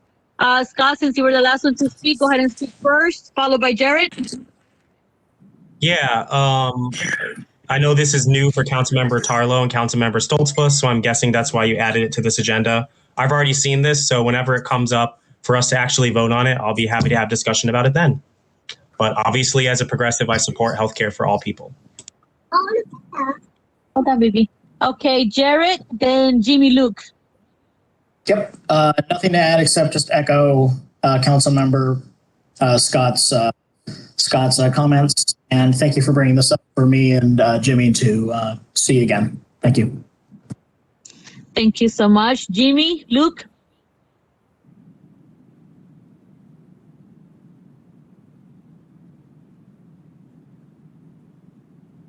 Jimmy. Or Lucas, whichever. Ward one. Yep. This is one that these are tough for me when there's bills that, I guess I probably have voted on bills that support a certain action. But this one seems, I'm always hesitant about performative pieces of legislation. And sometimes this seems a little bit like that.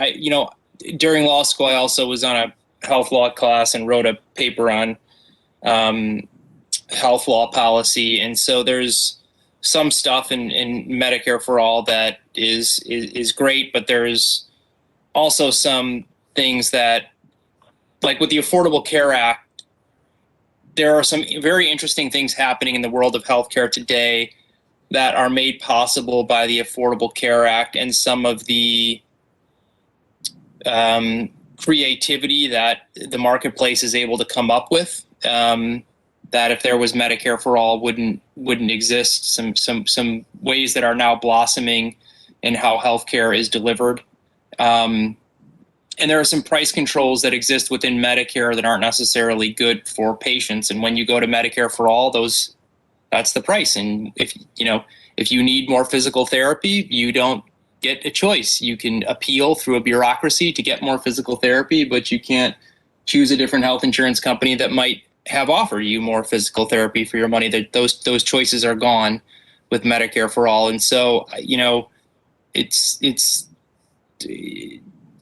I would need to really research more, because that was when I wrote this article was a while ago, and the current research that I've done on the sort of flexibilities that are blossoming up as a result of the Affordable Care Act is, just stuff I read, long form journalism on that front. But I don't spend hours and hours and hours researching. So I'm just not necessarily there yet on this. I probably have to do more research before signing on, and it's something that is very hard to do. And when you look at, when people talk about Medicare for all, so in other countries there is, yes, universal health care, but there's cost sharing between the states and their federal government, and there's lots of cost sharing in Canada between the provinces and the federal government in a way that Medicare in the United States is not structured like. There is not that kind of cost sharing.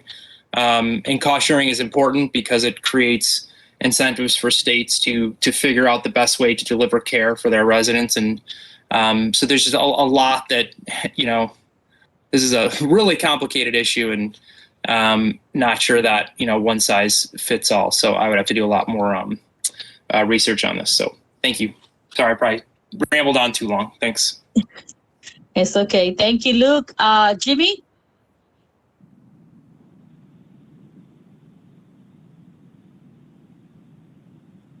Did we lost Jimmy? Yeah, so I support it 100%. I think our medical system is broken, and kind of universal medical coverage is where the rest of the world is at, and where we should be at too. But I'm not sure it's time for a long discussion on this, but I support it. Okay.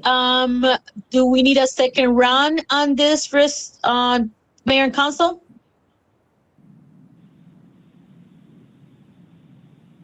I'm assuming if everybody's quiet, that is a no. So I'll be opening up to the public. I have a comment from Cindy Alexander. It says, is this federal resolution in the purview of Mount Rainier? Have the residents been asked about this? Oh, I can't find cat.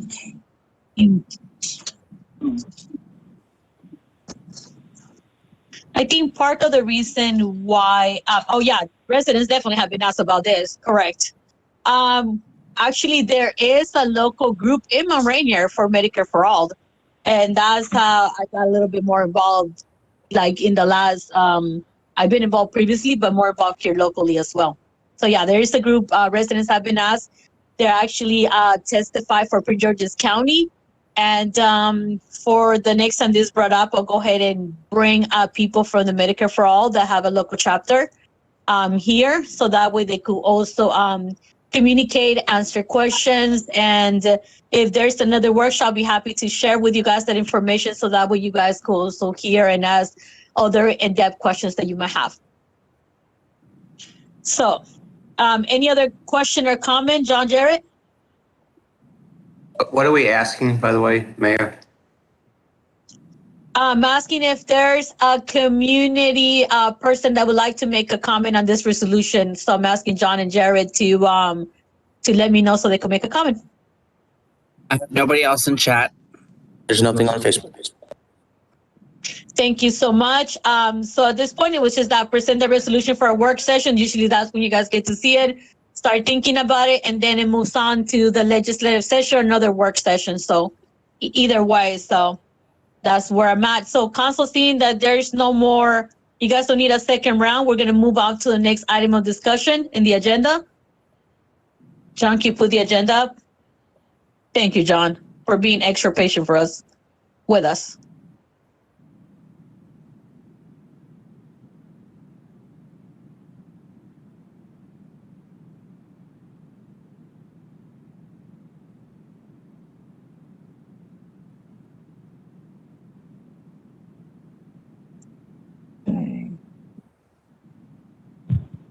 Okay, item number 14, Charter Review Commission. Scott? Yes, thank you. So I know that most, if not all 5 of us are interested in this. So the reason I asked for it to be added to this agenda, and I doubt, hopefully we will not need 15 minutes. I doubt we will. I just wanted to find out who of the 5 of us wanted to work on this so that we can get some work done behind the scenes over the summer so that when we come back, we're ready to go, or we're ready to start and get a commission going before the end of the calendar year, I think is a great goal to set. It's been some time since there's been a comprehensive review of our city charter, but we need to make some decisions about it. I do have experience in this work in the nonprofit realm. Obviously, that's a little bit different than a city charter, but the structure and the principles of the commission is pretty much the same. But we need to make some decisions about how many people will be on the commission, what the role, if any, of the mayor and council will have, and when they'll have that role. If we want to include members of our business community or only residents or both. If there are any other entities or parties from outside the city that we'd want to include on the commission. There are also people who do charter reviews for municipalities, nonprofits, et cetera, for a living. We need to make decisions around whether or not we want someone like that to participate in the commission and or to participate in setting the commission up. So I think a way to answer those questions is to figure out which of the 5 of us, who among the 5 of us wants to work on this issue so that we can get some work done outside of meetings so that when we're back in session this fall, we can put something together, get a resolution or ordinance passed, whatever we need, and then be able to move forward with the commission. Okay. I'm sorry, Mayor. And I would like to be the point person for this. I know we just discussed city committees. This was in my campaign platform. It's something that I care very deeply about. I'm happy to co-chair it with the mayor or somebody else if that's what folks want to do, but I would like to remain point person for it. Council, you heard for a very summary of the point item. What is your pleasure? We're going to stick with Ward 2 for right now. Jared, Jimmy, Luke. Thanks, Scott, for bringing this to council. I think it's really important as this has been something that's been out of date, and I think we all agree it needs to be updated. There's resident interest. You have my full support for this item that you've brought forward, and I'd absolutely like to support in any way possible. Thank you, Jared. Jimmy and Luke. So I think maybe listening to Scott, it was maybe his taking the lead on getting a committee to put together an ordinance or proposal about a charter review commission makes sense. I'd like to be able to help out. I think in terms of actually having a liaison to the commission, I think that's premature because we don't even have the commission set up yet. So I think Scott taking the lead of getting a subcommittee to work on putting together a proposal sounds fine. I would only put my senses that the commission maybe should do part at a time, as opposed to trying to have the whole, waiting for a long time and getting nothing done. That's something that Scott and others could think about, like doing chapters 1 and 2 for a while and then bring some proposals back to us, as opposed to waiting for the whole thing to be done. But that's just my thing. But just to summarize what I'm saying is, it'd be fine for Scott to have a committee of the council to put together a resolution to have a commission, who would be on the commission and how we would do liaison. Makes sense to me. Thank you, Jimmy. Luke? Yeah, I like the idea of Scott taking point right now and figuring out, getting some ideas for us about how best to get it started, and then we can figure out who a liaison would be. I have a resident who expressed some interest in this, and she has some experience moderating, and so I know she would like to work on this, and so I'd like to be able to put her name forward. And there might be a couple other residents who I've talked to about this who maybe would like to help as well. my experience in this realm is just with kind of social contract theory. So, our charter is our social contract. So think about, what is the social contract? Who is the social contract with in Mount Rainier? It's the people who live here, the people who work here, and then how do those numbers break down? Who should have what voices on that in creating that social contract? So we got to think long and hard about that. I think it would make sense, and I would support Scott emailing Alyssa to just have Alyssa maybe figure out what our best practices from other cities, because I think I remember from one MML conference that there are law firms that do assist on this and specialize in this type of stuff. And so I think having a really experienced attorney who does this for a living would be really helpful, the same way that the Ethics Commission relies on our city attorney to help them. I would want a Charter Review Commission to have a licensed attorney who specializes in this to help the commission think through issues. I think you need that. You need an attorney experienced in this area to make sure we're doing everything, and just think through numbers. So how many people are going to be on it? 10, 15, 20? Is it going to be equal amounts from each ward and then a contingent from business owners? How could we get people on it who live in apartment complexes?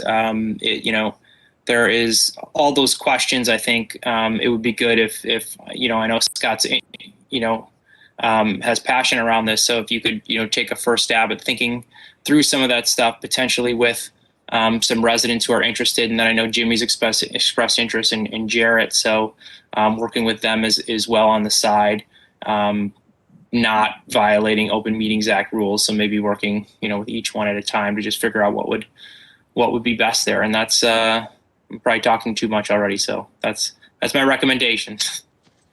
Whatever that means. Thanks. Oh, don't worry. We have the clock on you. So we were going to pull you out in a few seconds. No, thank you guys for all the feedback. I think exploratory committee to start working on what the committee itself will look like sounds great. Okay, so does anybody need a second round, or we're ready to open it up to the community?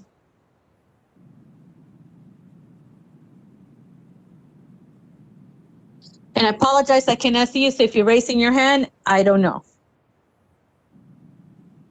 So I don't see nobody else. I haven't heard no one else. So I will be opening up to the community at this moment. John, Jared? I have nothing in the chat. There are no comments on Facebook. Thank you so much. You guys are very effective. I like that.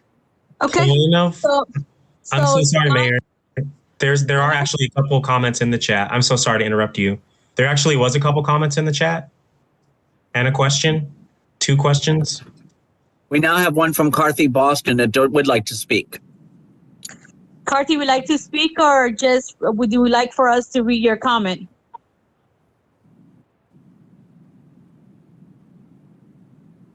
John, go ahead and read the comment. The comment is, can these groups have a diverse reflection of the community? Yes. W, yes, and I think we're all in the same Carthy page. Boston did ask, any decision of the Charter Review Committee? I think I'm hoping we just answer did we just answer your question, Carthy? Okay. Cindy Alexander wrote, Charter Review Committee is important and something that has been asked for years. Okay. Did we miss any? Scott, you seem to have a keen eye for chats. How are we doing? Anyone? I think we're good. I think we're good. Okay. All right. Thank you guys so much. Scott, do you need any clarification, or we're good? I think we're good. I will definitely have individual conversations with all 4 of you at some point soon. So look forward to those. All right. Thank you guys so much. Moving on to the next. Wait, you're moving it. Moving on to the next item number 15, committee reports to Mayor and Council. Councilmember Cecil. I'm definitely not going to take 2 minutes. This is really quite simple. I think shortly, maybe a year before I got elected, Luke put forward a quarterly reporting proposals for the city departments. And so I'm sorry, there's nothing in the packet for this. You guys are probably wondering what this was. Well, here's what I'm asking for. I would like for the city committees to each have to report back to the mayor and council in an open meeting as well, in the same way that the city departments do. I don't think that it's quarterly. I don't think that makes sense. But I think each one of the city committees annually needs to come before the mayor and council, report back on their budget, how they're going to spend it or how they've spent it, what they've been working on, when they're meeting, whether or not they're active, so that those conversations can happen in a public way. But then also so the mayor and council can ask the committee chair or the committee members questions about the committee's work. So that's really the whole proposal. It's not something we're going to be able to decide on tonight, but I'd love to hear folks' thoughts if you think this is a good or a bad idea or you're not sure, or anything else you'd like to say. So the current structure right now, just as a point of information, is like the city manager has staff liaisons as well as us as liaisons who are working with the committees. We are, at least in my end, right? We're working to get the committees Open Meetings Act training. There is a virtual training, and then start working on the agendas and minutes to get us where you're talking about. It's a little bit interesting or a little bit slower because you also have to remember they're volunteers. So it's work in progress. So that would be my point of information on that item. But I will open it to the rest of council, and because the next agenda items are just yours, most of them I'll go to Ward 1 and then end up with Ward 2, so I don't always have to get Jared as number 1 speaker. We will go Luke, Jimmy, Jared. Okay. I am concerned about workload on the committees. These are people who volunteer their time. And so I have concerns if there was like paperwork that they have to create that just creates more work that, no one really planned for. What I do think is a good idea is some of the committees do a better job than others of coming to one of our early budget sessions and talking about what their needs are. And some of the like the Arts Commission just sends their requests to Latasha, I think. The Green Team, like Sarah shows up and talks. Maybe she just sent her request this time to Latasha. They maybe have done it differently. I think the Rec Committee showed up last year and asked and presented what they needed. But maybe there could be a day, like, how we usually take a Saturday to like meet on the budget, and maybe there could be a part of a work session that we could dedicate to, and maybe, I'm making this up, February or March, before the budget's kind of put together, where you have, Scott, what you're asking for, you sort of have them come, and I wouldn't want to require them to put something in writing, but just talk through, what'd you do this year with your money? What are you thinking you'll need for the next year? What do you think that means? And so we could sort of get at that in the open, and we could make sure that also gives every committee sort of the fair shot, because if a committee just sends their request to the city manager, like, we don't see that, and we don't know if the city manager included what they requested in the budget. We sort of have to figure out if that's the case. So I think your proposal makes a lot of sense in a lot of ways. My concern is just capacity of volunteers to do work. So I think if you could build it into the start of the budget process, maybe right before we get the proposed budget, we have that conversation, but it just be that conversation. I think that could work. Thanks. Thank you, Luke. Jimmy, and then Jared. Yeah, I'm not quite sure know what we're discussing. I mean, the idea of having a discussion about this is good. I think question about the role of the liaison, how much work there is. I mean, having a full discussion on the function of the committees and what's the best way for accountability is, given some of the issues that have happened in the last few months, is definitely worth discussing, and exactly what the process is. I think, we just need a full discussion. I'm not sure, right now is the time to have the full discussion, other than the fact that we should, Is it a report? What's the role of the liaison? What's the role of budget? Is something we should have like a kind of a good, robust discussion on committees and how can we, get, people more involved and make them more accountable. That's it. Garrett? Hey, I agree with, Scott, I like your idea here. That we kind of, and I think also echo Jimmy's thoughts about like having a standardized touch point, annual is helpful. I don't think, the lift that we're talking about is too large, especially if it's wrapped into some sort of standard annual effort. So I think it's helpful to standardize approach. I look forward to the discussion when we talk about this later.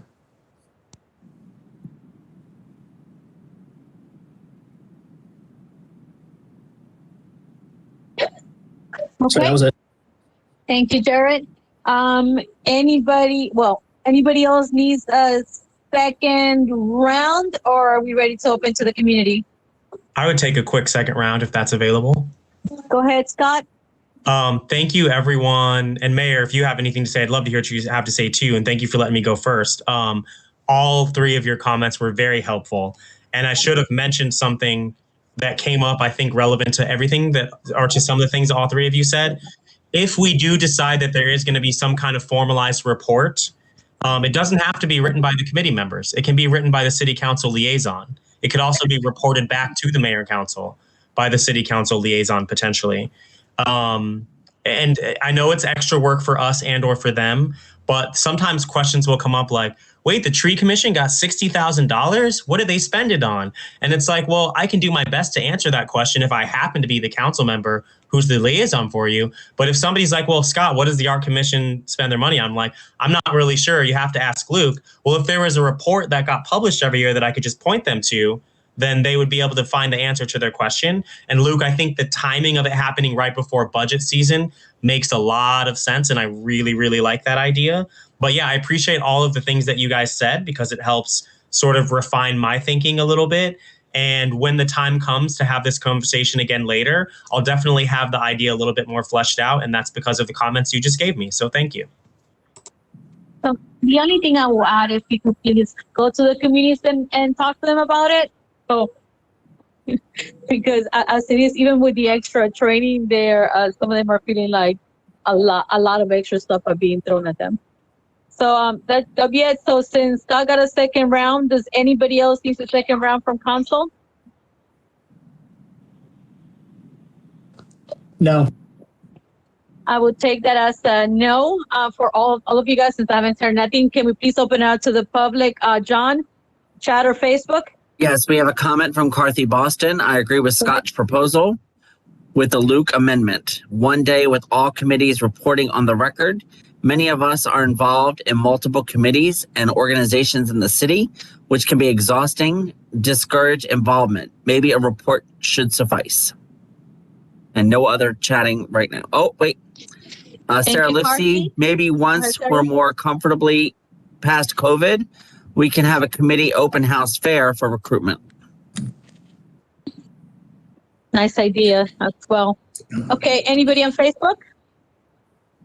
No comments on Facebook. All right, thank you so much. We'll be moving on to the next item. Scott, this is your item, Indigenous Land Acknowledgement. Yeah, thank you, Mayor. I'm very sorry to all of you that I didn't have this in the packet. Someone who is a member of the Piscataway Nation was helping me with the draft language because she's the person that wrote it for Woolly Mammoth Theater in DC. And when I told her I needed it by today, I got it today at like 4 o'clock or something. So definitely did not have it in time for John to put it in the package. But I have emailed all of it to you earlier today at 10:34 a.m. So if you, the subject is Indigenous Land Acknowledgement. Oh, John got it in here. John, you're amazing. How did you even do that? So I'm just going to read through it really quickly for anyone who might be listening on the phone or something like that. This is draft language for land acknowledgement that we would do in our legislative meetings, either directly before or directly after the Pledge of Allegiance. I'm honestly not sure which is appropriate, so I think we should have some discussion about that. The as it's currently written is as follows, and I'm more than happy to take any amendments, suggestions, edits, or changes that anyone in the public or on the mayor and council has.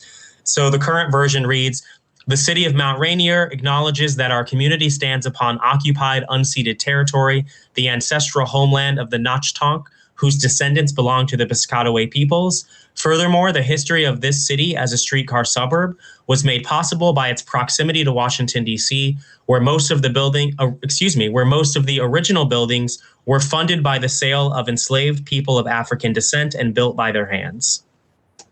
That's it.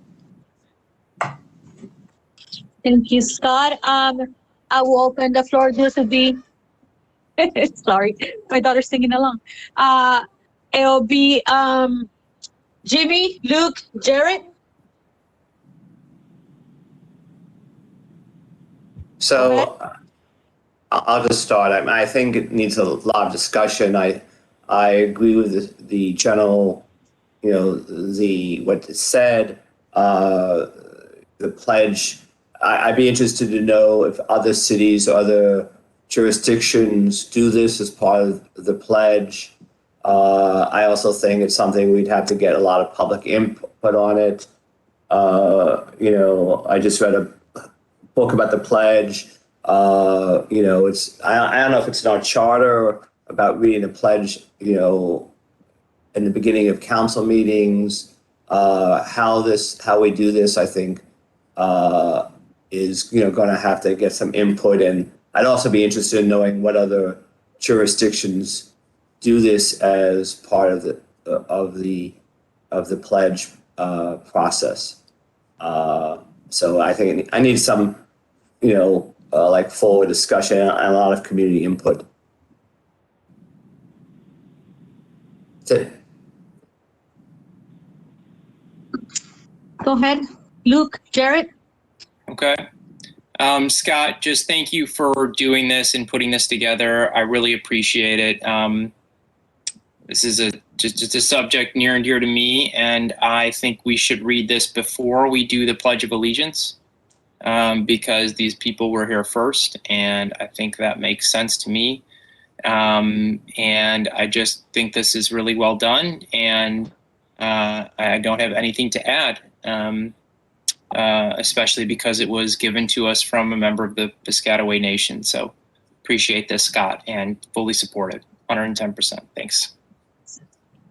Jared? Yeah, no, I fully support the intent and the approach here. I do think, just like Jimmy says, I don't think there shouldn't be any community pushback. I hope there isn't. If there is, I imagine I'll be drowned out by public support. This is something I've done. I haven't seen in other cities do it, but I've heard folks discussing it, or groups I'm involved with do this as well. I think it's really important and to recognize and have as part of our engagement with this community and the land that we're on. So thank you for bringing this. Definitely, we should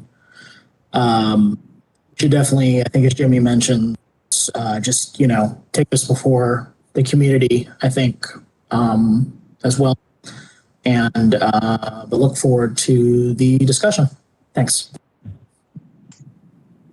Okay, so thank you for putting this together and bringing it over to council. I don't think there'll be any push-up. People are very open to the Indigenous Peoples Day. So I think this definitely adds to our heritage of the land, heritage of the people here, and its acknowledgement, I think, is proper. So thank you for that, and looking forward for more discussion. So saying that, council, do we need a second round?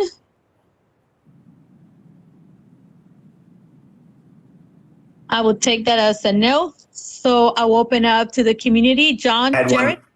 I had one, Selena, just to ask Scott, what is the action point on this? Scott? I don't think there is one based on what you guys said, but just that if anyone had any edits or suggestions of things you might want to change, take away, or add, that I'll take those now or anytime in the future. And then I think I'll bring this back. Well, I mean, I'm not really sure. I'd like us to start doing this at our next legislative meeting in September, but I don't know if that means we'd have to take a vote on it or something, in which case we couldn't do it at that meeting. So I guess the answer to your question is that I'm not sure. I'd recommend that you bring it back and that we schedule a public hearing or public discussion on it, and then we, vote on it after that. I'm going to be sneaky and take the mic. Maybe it makes sense to have that discussion in September, and then we read it for the first time in October, which will happen right before Indigenous Peoples Day in the city, which I think is nice for timing. Makes sense. Okay, so I don't want you guys to be taking 3-4 dips at this again. So John Jarrett, community, anybody on the call for chat or Facebook? Sarah Lipsey has made a comment. I don't know about jurisdictions, but Sustainable Maryland has a similar acknowledgement before their meetings. There's also a comment by Charnette, I think since we are acknowledging the horrendous abuse of African descent, there should be more than just a mention of them on Indigenous land. Okay, thank you. Anything on Facebook? Okay, hold on. If anybody wants to speak, put your name in the chat and John will add you to the list.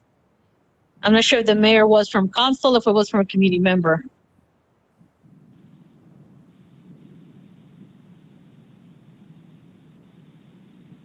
Okay, council,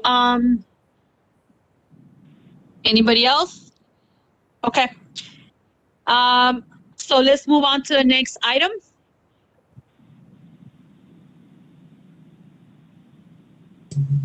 John, can you show the agenda, please?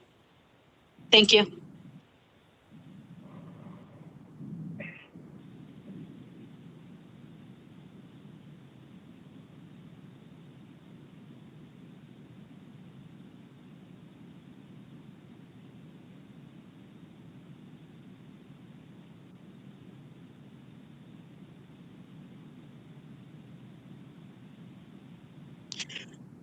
So I need to ask you guys something because I skipped it, but I want to make sure we're on the same page. We're almost down to the agenda. So if you guys allow for it to continue, we might be able to finish it. I know we said that we're going to discuss it at 10:30, but time overlapped us.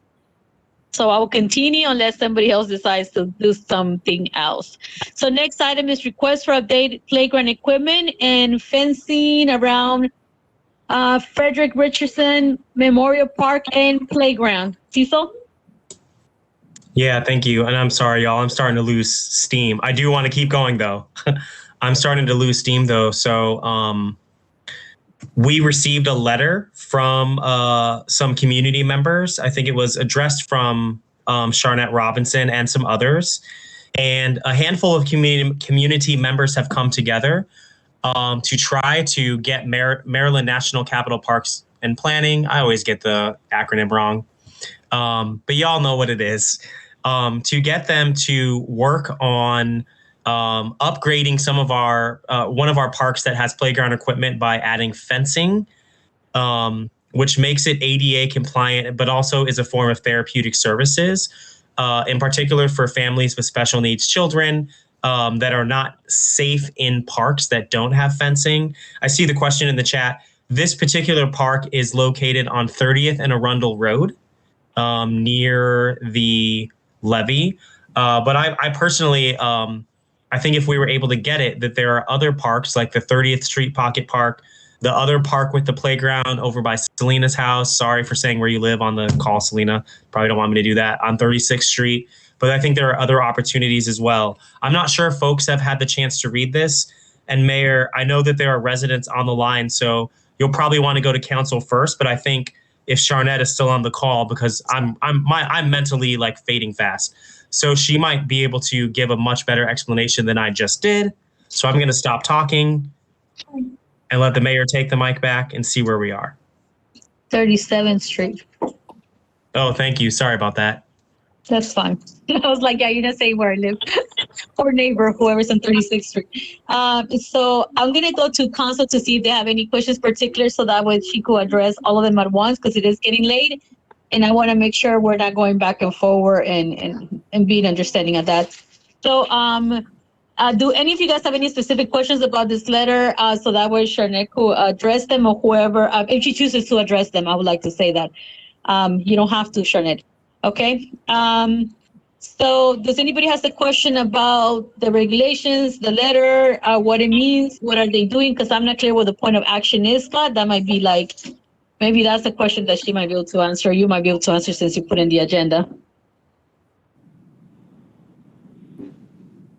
Scott, what point of action would you like us to do? Well, read the letter would have been a good start, and then be prepared to respond to that. I may have made a mistake. I thought that Richardson Park was under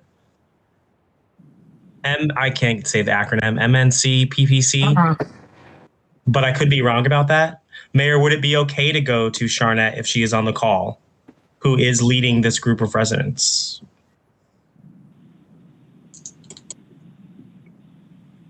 Usually we go to council, but go ahead, Sharnet, go ahead. Go ahead. Okay, I'll just do this real quickly. We went down to Richardson Park, and that's where the garden is, the community garden. The community garden is fenced in, but the actual park is not. So if you take I don't know how much you guys know about children with autism, ADHD, they don't know boundaries, and they will run everywhere. And you basically would have to hold on to them the entire time you're in the park. Whereas if you go to a special school or a place where they are training these children, they have fences around those parks and everything, so that they won't run out into the street. If you look at a lot of the parks in Mount Rainier, Brentwood, and Hyattsville, they're real close to very heavily populated and trafficked streets. Right on 34th Street, that park is right on a very busy intersection.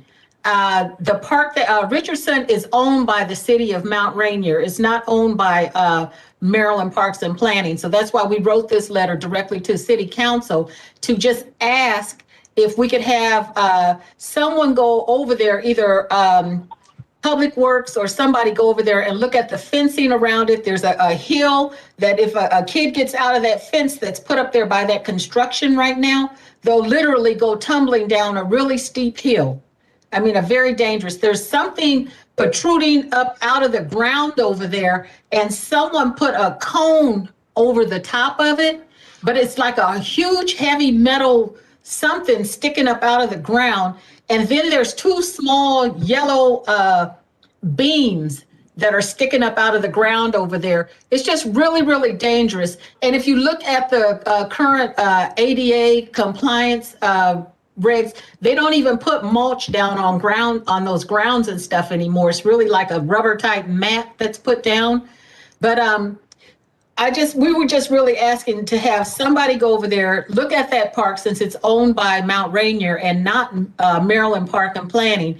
We also have some parks that we're asking, we partnered with Park and Planning, and we're asking them to look at those specific parks and just kind of get involved with what's going on, because for some reason, a lot of these parks were put near very busy intersections, and there's no, and I don't mean like a cage fencing, but something decorative, just a few panels or of decorative fencing that can be put up that would, prevent a kid. The park on 38th Avenue, if a child gets away and starts running, they can literally run right down into that Anacostia stream where the water is at. They can get away from you. And a lot of the school teachers, if you talk to them, and there's actually school teachers that are interested in doing this also, they cannot take a group of children to a visit at the park because none of them are fenced in. It's just too dangerous. So that's kind of what got us started on this. And we're just really hoping that the city council will assist us with, maybe some of the funding can be used to put up that fencing, We either have from the time. rec center or somewhere. Just give me a minute because we have run out of time actually on the item itself. So what's your pleasure, Council? We like to add more time to this item. Council, are you awake? Yeah, I would like to add more time to hear from folks. Give me a time, please. How many people do we have? 8 minutes? Second. Okay. All right, perfect. Eight minutes. So we have added 8 minutes. We're all in agreement. And I think, you know, when you guys write 10 minutes in this item, that's the reason why I tell you guys, I know you're daydreaming, ain't happening. Okay, so you guys heard the explanation for Trinidad Robinson. Council, I'm opening to the floor first to you. Jared, Jimmy, Luke? No comments. Jimmy?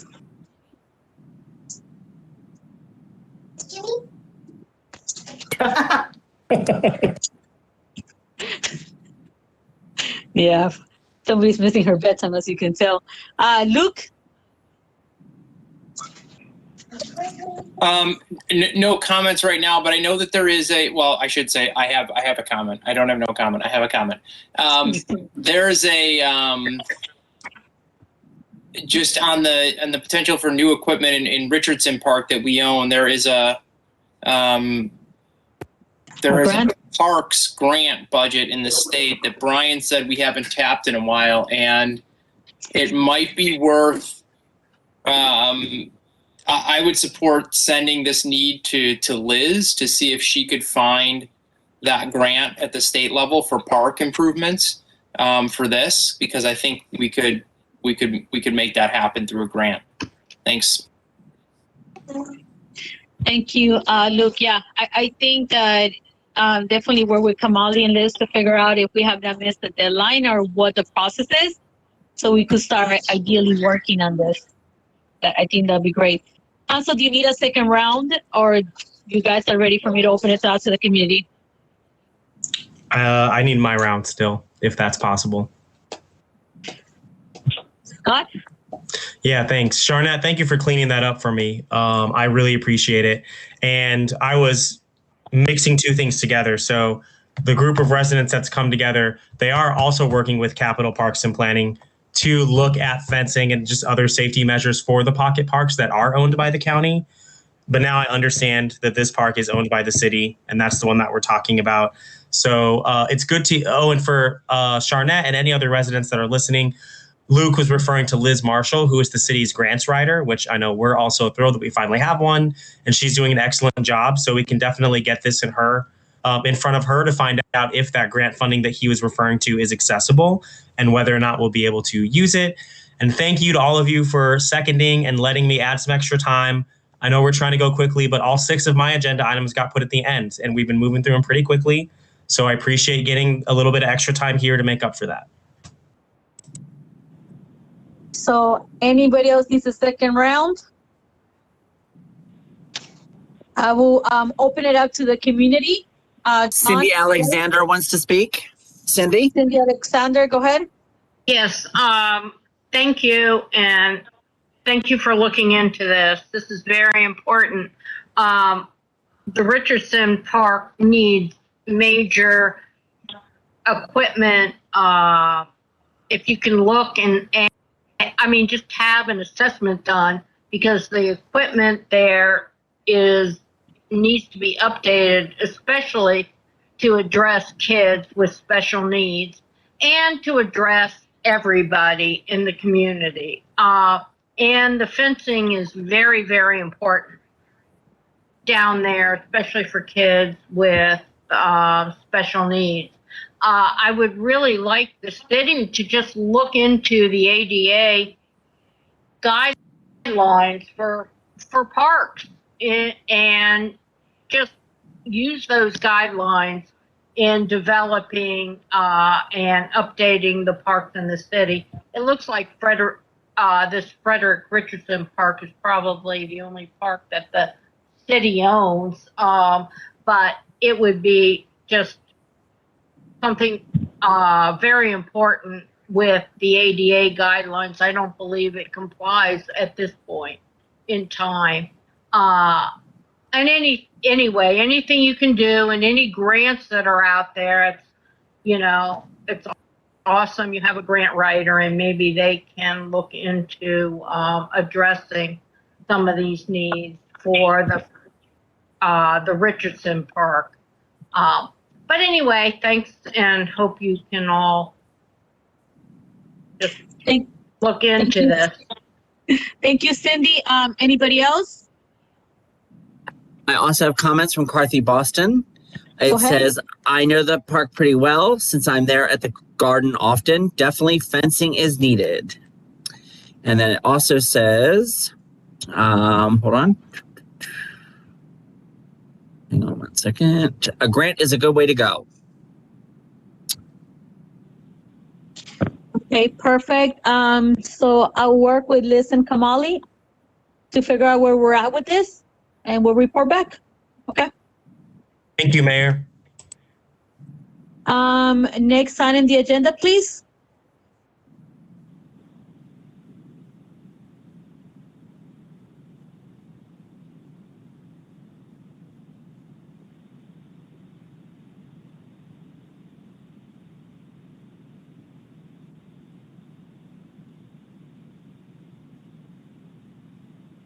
Thank you, John. I know this going back and forth is a lot, so we appreciate you.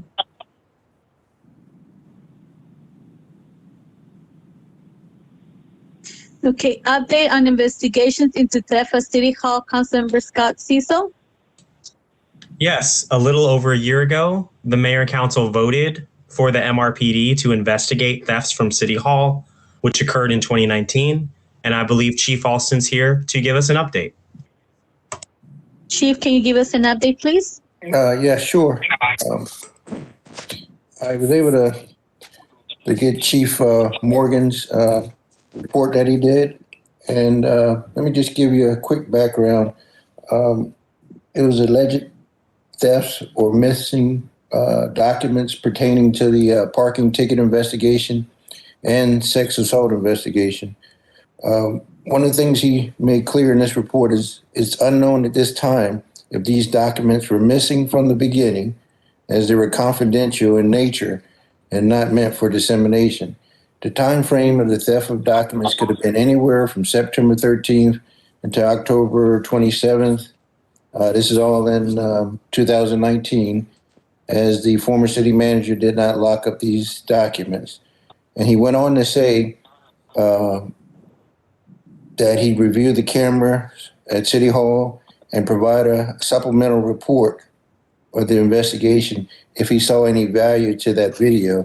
And I've spoken with him in the past few days. He considers his investigation for update purposes closed. He saw nothing of value in the videos. One thing that was clear was there was no document control at City Hall. Several offices had the same access codes that other employees had. Subsequently, some of those things have been rectified. I'm not sure of the access to the building as far as the separate offices. If Mayor and Council wants to direct me to look into that as well, I can look at that for the future. But that's all I have to report as an update. Thank you, Chief. I'll go ahead and open the floor. Jared, Jimmy, Luke, and then Scott. Hey, thanks, Scott, for bringing this. Again, this event predated me, so I appreciate the update, the background, and the report out. Sounds like we had some internal controls that were not in place, and certainly something when we have the new city manager in coordination with you to make sure we have those forward. Thank you, and I appreciate the time. Jimmy.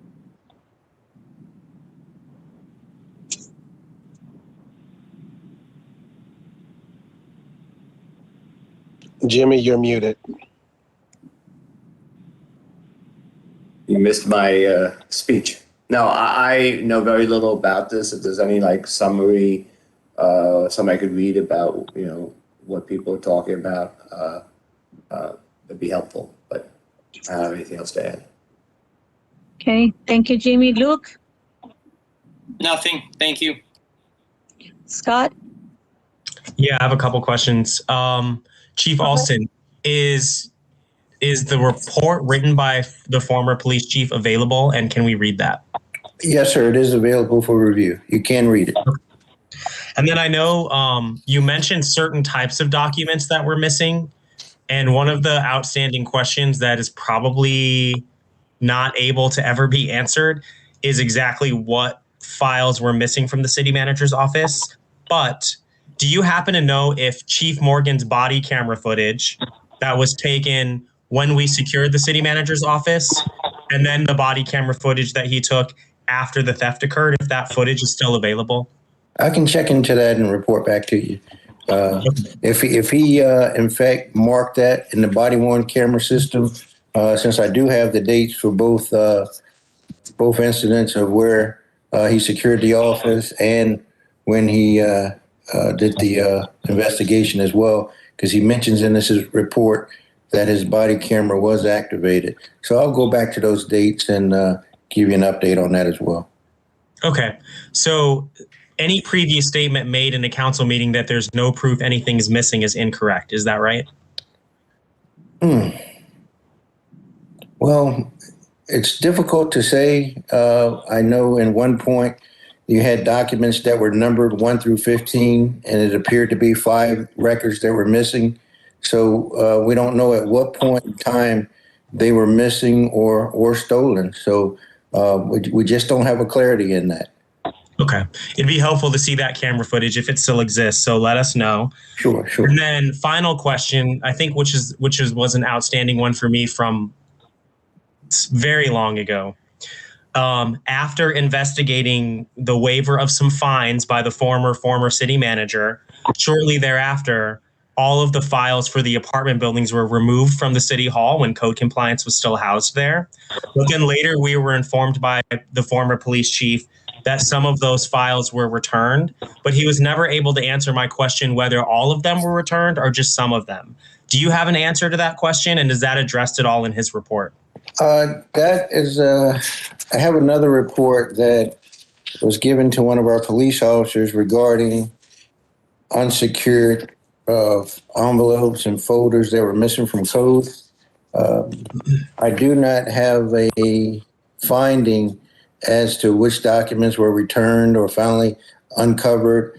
I know there were allegations that were possibly employees may have taken them home to work on them, but I don't have any knowledge of that at this point. Okay.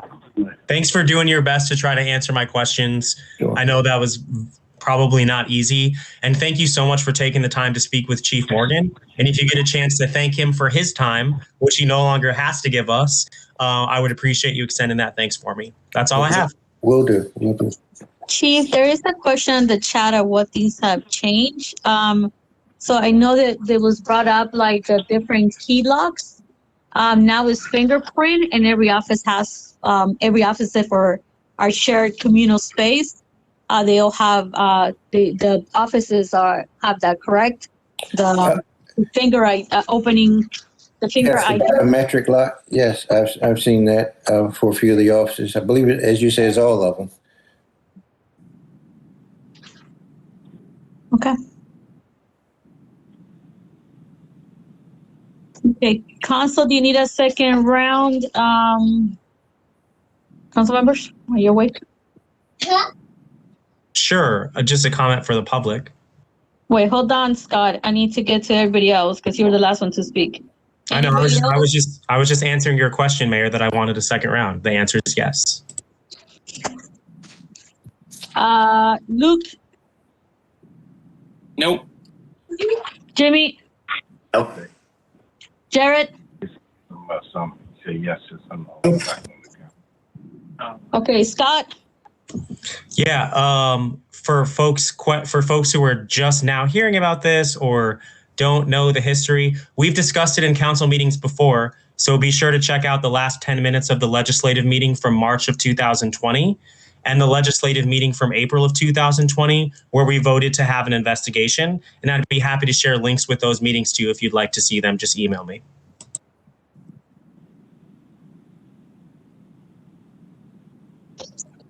Okay. John, Jared? So Carthy Boston writes, so you're saying sensitive documents disappeared under the previous leadership? How come we, the residents, are just hearing about this? Carthy also writes, is the report going to be published to the public? And what 5 records are missing, Chief? And Daniel Cruz writes, are we able to get more camera installed in City Hall to point on all doors? And Carthy writes, what steps have been taken to ensure that this does not happen again? Chief. Okay, let me go from top to bottom. Let's see. How come we, as residents, just hearing about this? As Councilman Cecil advised, this was brought up in other council meetings. He'll share that link with you. Is the report going to be published to the public? I have to run that past the city's attorney. What 5 records are missing? We don't know what 5 records. What I see in this report, it was a numbering system, 1 through 15, and 5 numbers out of that series weren't there, were no longer there. Another one are any more cameras installed in City Hall to point all doors. I don't want to discuss that openly where cameras are. Let's see. What has been taken to ensure this does not happen again? As the mayor talked about, we put biometric locks on the doors, and there's more better access control. And I'm not sure of the internals as far as document security. I can check into those as well. So that answers all the questions. It was the same it was the same copy of the same document. It wasn't different documents. I guess that's the answer to one of your questions, Carson. It wasn't 5 different. It was the same. It was the copy of the same document. That'll be the short answer for that. Oh, that's it. Okay, thank you, Mayor.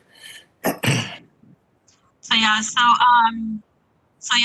the reason why, he says that it's hard to even say if they were missing, because of that same reason. We don't know what the system of accounting is, if Mayor. those 5 numbers existed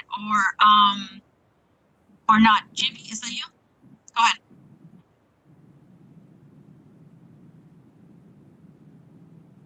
Jimmy, you're on I can't mute. hear you. I said, I think you said mayor, so go ahead if you're on mute. Mayor, we can't hear your voice any longer. She was telling Jimmy that he has the floor. Mayor, your audio is very, very low. I think it's because my voice is practically gone. Remember, I'm working from 3 o'clock in the morning to now midnight, and I still have 2 more hours of work to go. Yeah. There's a problem with your audio, like in this item, Selena. It's really hard to hear you, and it's not your voice. Can you hear me now? It's still very low. Guys, I can. Hello? Well, seeing that we answered the questions from the community, Chief, thank you so much for sticking up with us. I know it's like almost midnight, and I know you had a long day. I have other comments that have been made. Another question from Cindy Alexander. Are criminal charges possible for theft of files? We have no suspects at this time.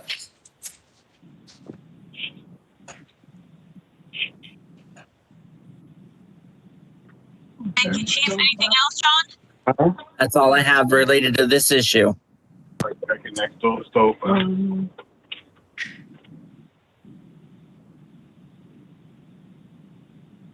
I guess you guys are hearing me, Bill. It's probably because I moved from one location to the other. Is it better this way? It's still pretty bad. I'm sorry. I even changed from my computer to my phone to see if that will make it a little bit better, but I have both of them connected.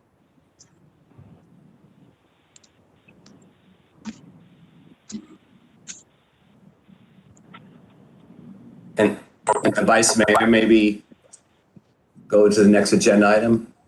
Hello, this is Scott. Item number 19, zone parking and petitions for traffic calming device. By Scott. Yeah, I'm sorry. My computer died, so you lost me for a moment. I still have a question for number 18.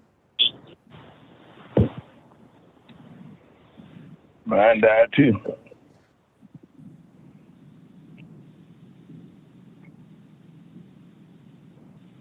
Hello? What is your question? And that will open up the third round. So you have less than a minute. Huh? Okay.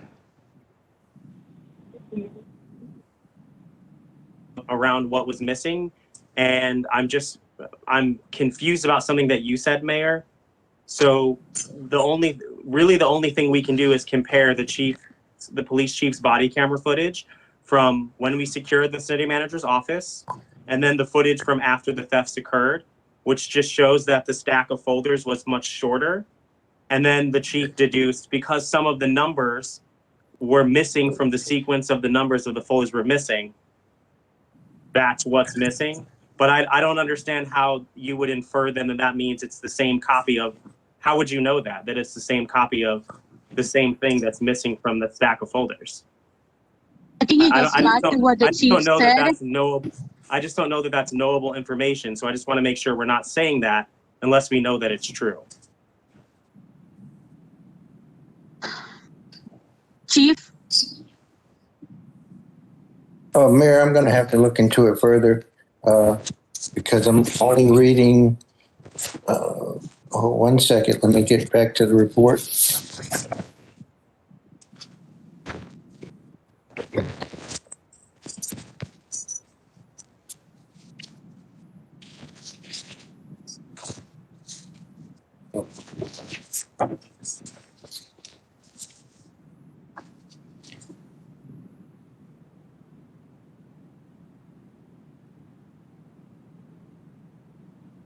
And the only thing the report says is the records were numbered 1 through 15. Approximately 5 records are missing. And that's all it says in reference to numbering.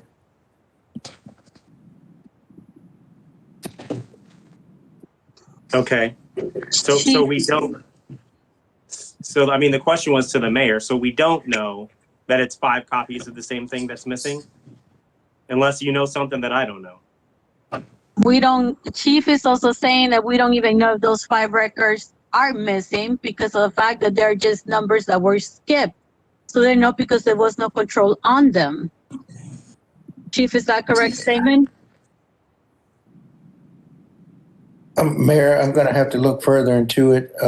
I'm only, reading this one sentence mentioning approximately 5 records are missing, and I'm just assuming that it was a numbering system 1 through 15, and out of that numbering system, 5 records are missing. That's how my review of this appears to be. Thank you, Chief. Okay, any other comment? Hold on, baby. Hold on. Yeah, I mean that. I look forward to hearing from the chief again. Then that doesn't make sense to me because if it wasn't obvious that something was missing, then why would you even called the chief to come there? That's very confusing. What round are we on now? We're done already with rounds. I think we're on 19. We got to move on to 19. Move on. So you guys, moving on to item number 19, zone parking and petitions for traffic calming devices. Sure.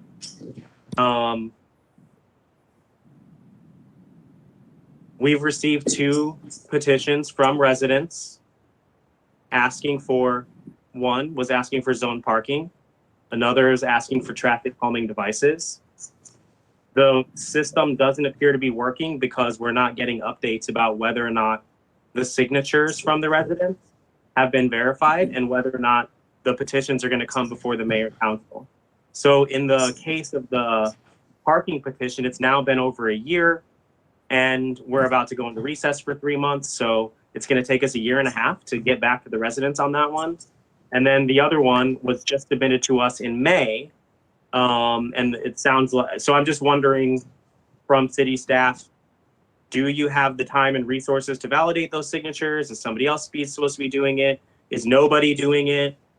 Because the residents are asking me, when are you guys going to talk about the petition? And I don't have anything to tell them because I don't know if the petition's valid and will be heard by the mayor and council. So I guess that's a question for you, Mayor. Do you have any question on this subject? Does somebody have an answer to Scott's question? Mayor, or is there somebody has to report back, or is it issued by the city manager? I mean, it seems reasonable. I mean, the process is people get signatures, are validated, and it goes to a work session, a public hearing. So maybe somebody could look into it and find out, where it's at, and we make sure that it gets done at the next work session. Just Luke or Jared?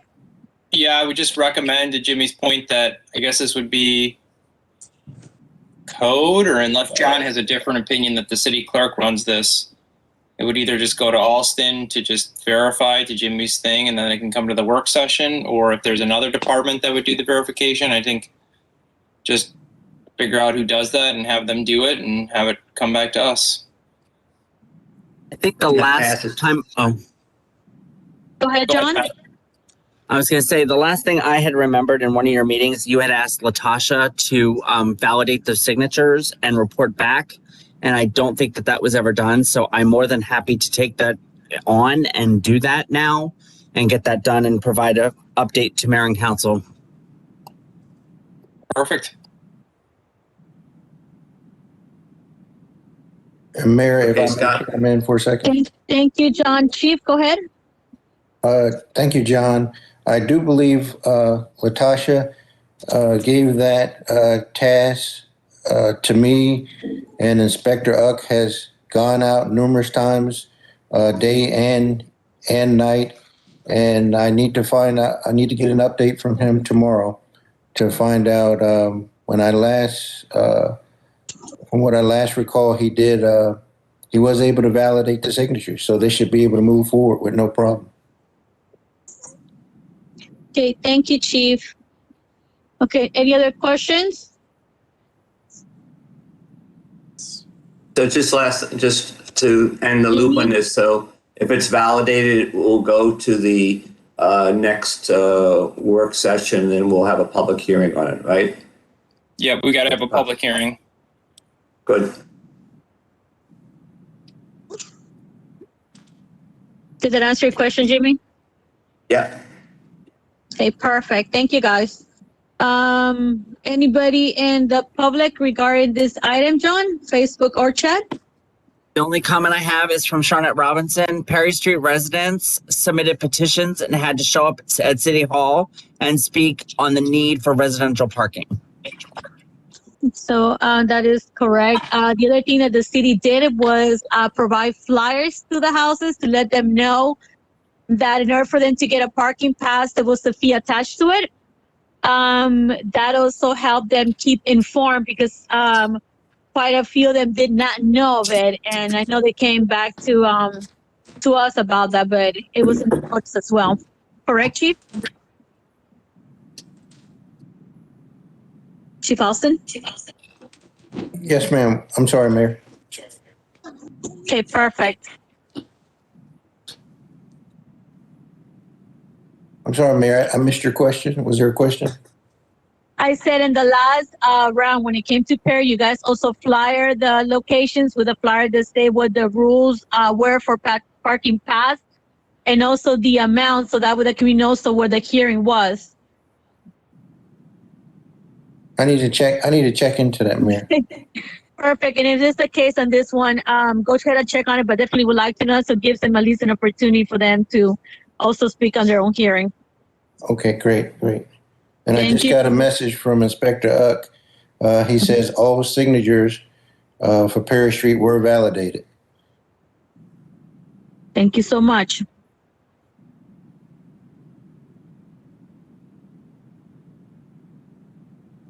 Okay, moving on to item number 20, adjournment.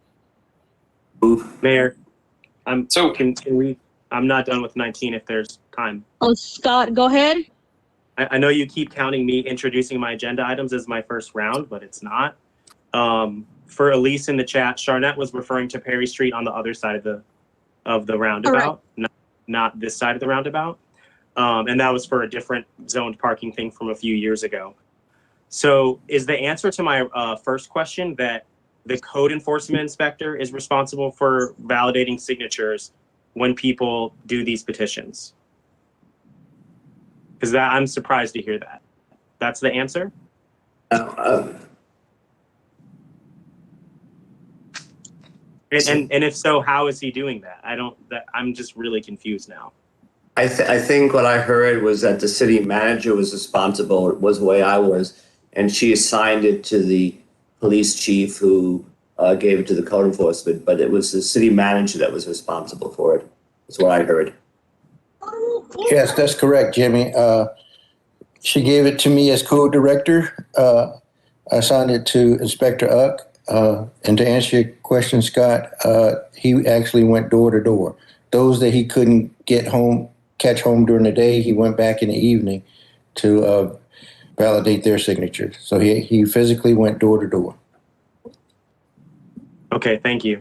So in the future, when people turn in petitions, it might happen a different way.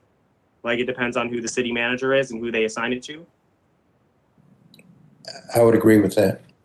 Okay. I just wanted to say for the other council members, I don't think that, I'm glad I got an answer to the questions tonight.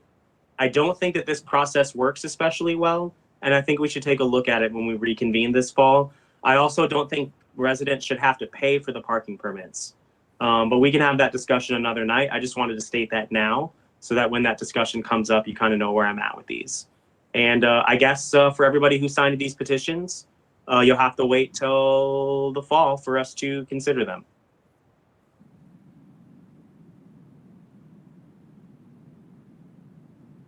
Okay, thank you. Moving on to item number 20. Do I have a motion to adjourn? Moved. Thank you, Jamie. Second by Luke. Any objection?